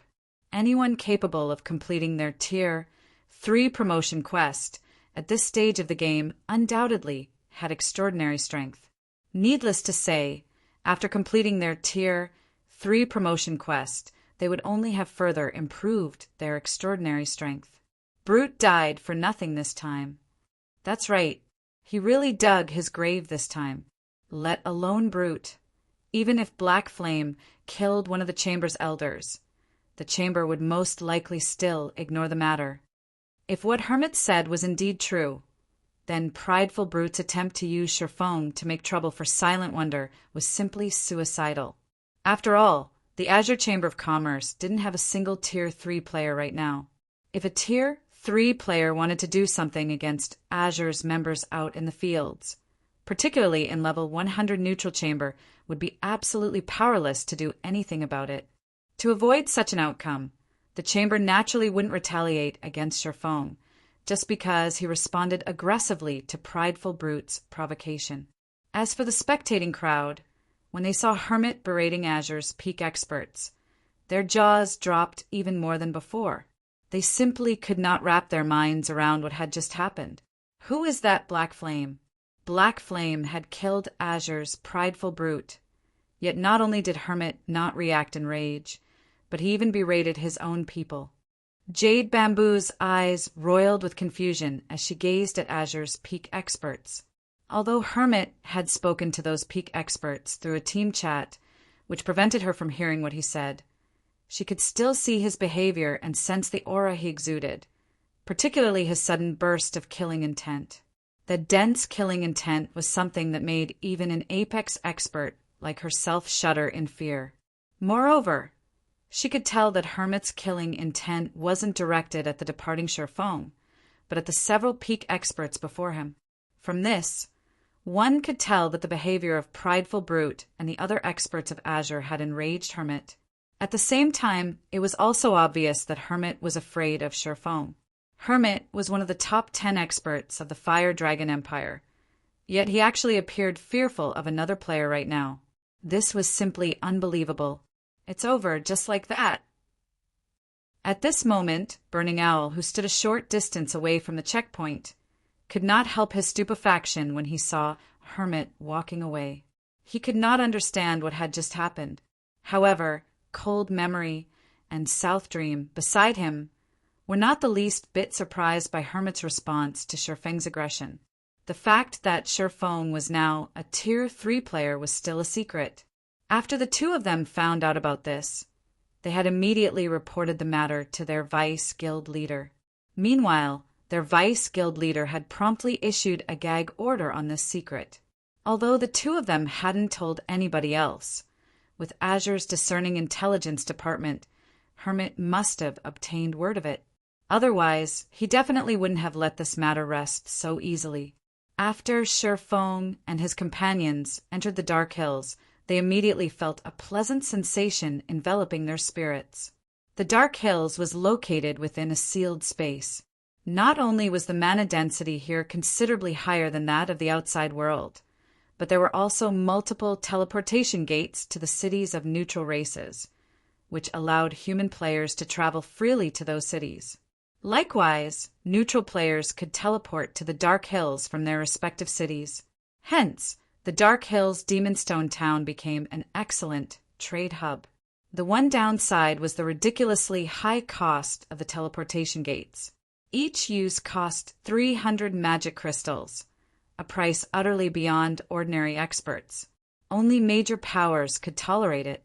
Meanwhile, as Demonstone Town was only so large, in order to avoid overcrowding, Azure, the power that had captured it, had limited entry to members of the various major powers. However, even with this rule in place, Demonstone Town was still extremely crowded. One could see not only the experts of the Fire Dragon Empire's major powers, but also many players belonging to various neutral races present. Many of these players were hawking their wares along the streets of the city. Some of the items were enough to tempt even Sherfeng. The Demonstone Auction House, which was located at the town center, was the liveliest place in the entire town. It's no wonder so many powers were trying to enter this place back then. Sherfeng sighed ruefully as he looked at the crowded auction house. Zero Wing City's auction house might be grand and majestic, but when comparing the quality of items available, Zero Wing City's auction house was leagues behind the Demonstone auction house. Every item sold in the Demonstone auction house was precious. One could buy even epic weapons and equipment here. Of course, as the Demonstone auction house only allowed bartering, it didn't matter even if players brought a ton of coins here. The only options players had were to trade using the requested items or to pay magic crystals. However, magic crystals were a strategic resource to the various major powers. Hence, most of the major powers that came here would only trade using the required items. Those that lacked the required items could only window shop to sate their desires. As for the auction house's second floor, the Azure Chamber of Commerce currently had full control over it. Only the members of invited superpowers were allowed entry there. The members of ordinary powers could only watch Azure's internal competition from the first floor hall. Under the lead of Hermit's subordinate, Shifeng's group entered the second floor unhindered. At this moment, not only was the second floor hall seated with Azure's upper echelon, but there were also plenty of players belonging to the upper echelons of various superpowers. Azure's internal competition today would decide whether the Long family or the Duan family would rule over the chamber. Hence, the superpowers placed considerable importance on the competition today. After all, if the family they supported won, they would gain greater benefits from Azure. On the other hand, if the family they supported lost, their benefits would naturally decrease. When Shifeng's group entered the venue, everyone's gaze promptly shifted to it. That person's black flame? Read latest chapters at Wuxia World. EU. How desperate is this guy trying to gain the Long family's favor? He actually dared to kill a member of the Duan family. Doesn't he know that the Duan family has much more influence than the Long family in the Fire Dragon Empire? He's used to playing tyrant in a kingdom. He is naturally short-sighted when it comes to the bigger world. I heard that Giant's Heart has plenty of partnerships with the Duan family. This time, the Duan family has even managed to get Vice Guild leader White Autumn to visit. I heard that White Autumn recently gained a god's blessing, and his strength is now off the charts. If the Duan family manages to get White Autumn to secretly take action, Zero Wing will be finished. At this point, the various superpowers members had already heard about what had occurred at the checkpoint. They had never imagined that Shifeng would actually be foolish enough to kill the Duan family's prideful brute. Meanwhile, as these players were discussing quietly, another group of people entered the hall. The moment these people arrived, everyone's attention immediately turned toward them. This was because the newcomers were none other than the Azure Chamber of Commerce's Duan family. Chapter 2361, Gathering of Big Shots. Chapter 2361, Gathering of Big Shots. The Duan family had not sent a lot of people to this competition, only a dozen or so. Their number was far fewer than that of the various superpowers. However, when the attendees present saw the pale white, middle-aged man at the head of the group, they all revealed surprised expressions. The ice demon, Duan Han. He actually came too. This is going to be interesting. The ice demon's combat standards are not the slightest bit inferior to Hermit's. In fact, he is even stronger than Hermit in a frontal confrontation. Moreover, unlike Hermit, who maintains a neutral stance in Azure, Duan Han is famous for his partisanship. The faces of the various superpowers members shone with anticipation when they saw the man leading the Duan family's group. Duan Han was the strongest person of the Duan family's second generation. His position in Azure rivaled that of the assassin Hermit. He had been fighting in the Western continent all this time, and his fame over there surpassed even Hermit's. Although Duan Han was nicknamed the Ice Demon, his short temper was well known among the various superpowers. Meanwhile, after stepping into the hall, Duan Han did not head toward the VIP seats. Instead, he walked up to Shifeng, the chilling aura he radiated making the various superpowers refinement realm experts shudder involuntarily. "You're that black flame that killed prideful brute at the checkpoint?" Duan Han asked coldly as he glared at Shifeng. Upon hearing Duan Hanshan's question, everyone present revealed looks that suggested they had expected such a situation to arise. Although they were currently inside the auction house and within Azure's territory, Duan Han's Han would not care about etiquette. If Shifeng gave him an unsatisfactory reply, Duan Han's Han would definitely take action. That's right. Do you have business with me? Shifeng nodded, not evading Duan Hanshan's question at all. His nonchalant reply also made it seem as if the killing intent Duan Han's Han radiated was non-existent. Upon hearing Shifeng's words, everyone present gasped involuntarily. Is this guy nuts? He's still trying to act tough at this point? A blue-clad assassin youth, who was also in the second-floor hall, stared at Shifeng in shock. Duan Han's Han was known for being an unstoppable killing machine over in the Western continent. This was why he was nicknamed Ice Demon.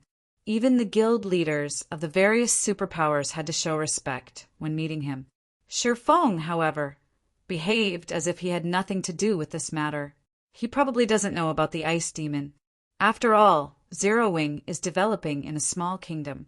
It shouldn't know much about matters in the Western continent, said Jade Bamboo from beside the assassin youth. She, too, had been surprised at Shifeng's reply. However, now that he has spoken to Ice Demon that way, he's definitely doomed. Hermit maintained a neutral stance in the Azure Chamber of Commerce, so it was only normal for him to ignore the quarrels between the two main families and prioritize the chamber's benefits above all else. However, that was not the case for Duan Han's Han at all. Meanwhile, as soon as Shifeng finished speaking, Duan Hanshan's killing intent skyrocketed in intensity, putting a powerful pressure on the spectating crowd. Good. Young man, you're very brave. It seems that if I don't take some action in the Eastern continent, nobody will place the Azure Chamber of Commerce in their eyes in the future. Duan Han's Han exclaimed wrathfully. Mana started gathering around him, the ambient temperature plummeting. Black Flame is doomed now. At this moment, everyone understood that Duan Han's Han was thoroughly enraged. With this, even Silent Melody and Cloud Hunter would be powerless to save Black Flame. After all, quite a few of those standing behind Duan Han's Han were peak experts. They would have no problem holding Cloud Hunter back for a short period. However, just when everyone thought a battle would break out between Shifeng and Duan Han's Han, a deep and powerful voice echoed throughout the entire hall. Old Ice, are you planning on breaking the chamber's rules? When everyone turned to look at the origin of this voice, what they saw was a man in dark gray armor who seemed to be in his early 50s. The aura this man radiated was not the slightest bit weaker than that of Duan Han's Han. It daunted the nearby refinement realm experts, deterring them from approaching him. Third uncle, why are you here? Silent Wonder asked in confusion when she saw this middle-aged man. This stalwart, middle-aged man was none other than Long Xianglong, one of the Long family's second-generation leaders. He was also one of Azure's grand elders and was Silent Wonder's third uncle. As Long Xianglong was addicted to improving his combat standards, he had not bothered himself with the chamber's matters in a very long time. Your father has some other matters to take care of and cannot attend this competition, so he asked me to come in his place, Long Xianglong said, a rare smile appearing on his face when he looked at Silent Wonder. He then turned to look at Duan Han's Han.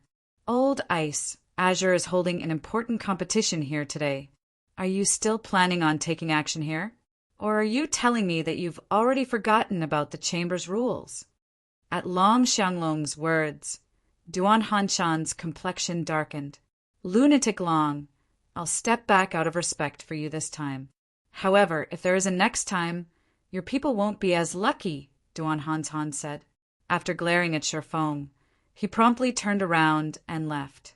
Upon seeing this, Cloud Hunter breathed a deep sigh of relief. At the same time, he was also speechless at Shifeng's bravery. It was fortunate that Long Xianglong appeared. While attacking an invited guest within Azure's territory was indeed against Azure's rules, if Duan Han's Han was intent on taking action, even Cloud Hunter was not confident of stopping the Ice Demon. However, Long Xianglong was Duan Hanshan's equal in strength. Moreover, the rules were on Long Xianglong's side. If Duan Han's Han took action, he would definitely end up getting himself punished. After seeing Duan Han's Han leave, Long Xianglong turned his gaze away from the ice demon and walked up to Shifeng. "Young man, you shouldn't act so impulsively next time. That old ice demon usually does whatever he wants," Long Xianglong admonished Shifeng slightly. Very quickly, however, he shifted his attention to Silent Wonder and said, "Wonder, your grandfather has constantly been thinking about you. If not for the competition this time, he would have most likely called you back already. Once this competition is over, return with me." From the previous scene, Long Xianglong understood that Shifeng was a very impulsive person. If he allowed his niece to remain in Zero Wing, it would only be a matter of time before disaster befell her. Return? No. I wish to stay in Zero Wing and continue my development there. In any case, Al and Big Sis Silk are more than enough to handle the Chamber's affairs. It doesn't matter whether I return or not, Silent Wonder said, shaking her head. Moreover, I'm developing very well. Nonsense. Your talents are second only to Silk Moon's. It might be fine if it were before, but after this competition, the struggle between the two main families will come to an end. Regardless of today's outcome, you will receive the Chamber's full support. At that time, your improvement speed will definitely exceed your current rate, Long Xianglong said as he glared in exasperation at Silent Wonder. The Azure Chamber of Commerce's resources far surpassed that of ordinary superpowers. The future Silent Wonder could have in Azure would be many times better than if she remained in Zero Wing. In fact, remaining in Zero Wing would be a complete and utter waste of her talents. Moreover, the Long family's third generation still needed some strong pillars to support it. Simply relying on Burning Owl and Silk Moon wouldn't be enough. Third uncle, I've already decided. Moreover, I feel that Zero Wing is quite good. Stop trying to persuade me, Silent Wonder said, shaking her head. She was determined to stick to her decision. Just as Long Xianglong was about to launch another round of persuasion, a fresh group of players arrived, inducing gasps throughout the hall. This was because these players were members of Giant's Heart, a superpower that had thoroughly shaken the foundations of the Fire Dragon Empire and was capable of contending against the Super Guild Pride Empire. In fact, when comparing them purely in terms of naval prowess, Giant's Heart was superior to Pride Empire. Read latest chapters at Wuxia World. EU nowadays, the various superpowers were placing extreme emphasis on their naval development. Since Giant's Heart possessed exceedingly great naval prowess, it had naturally become the target of partnership for many other superpowers. Meanwhile, the person leading Giant's Heart's group this time was none other than White Autumn, one of Giant's Heart's vice guild leaders, who is currently a megastar in the Fire Dragon Empire. At the same time, he was an existence that the various superpowers feared greatly because he had gained the sea god's blessing and possessed near unrivaled strength out at sea. During these past few days, White Autumn's existence alone had inflicted a lot of major losses on Pride Empire. When White Autumn entered the hall, the upper echelons of the various attending superpowers promptly surged forward to greet him.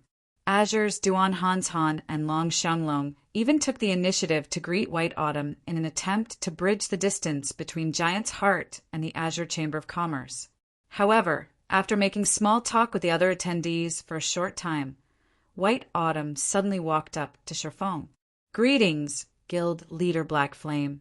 I am White Autumn, one of Giant's Heart's vice guild leaders. I have heard a lot about you. I feel joyful that I finally get to meet you today. White Autumn greeted Shifeng in a very friendly manner.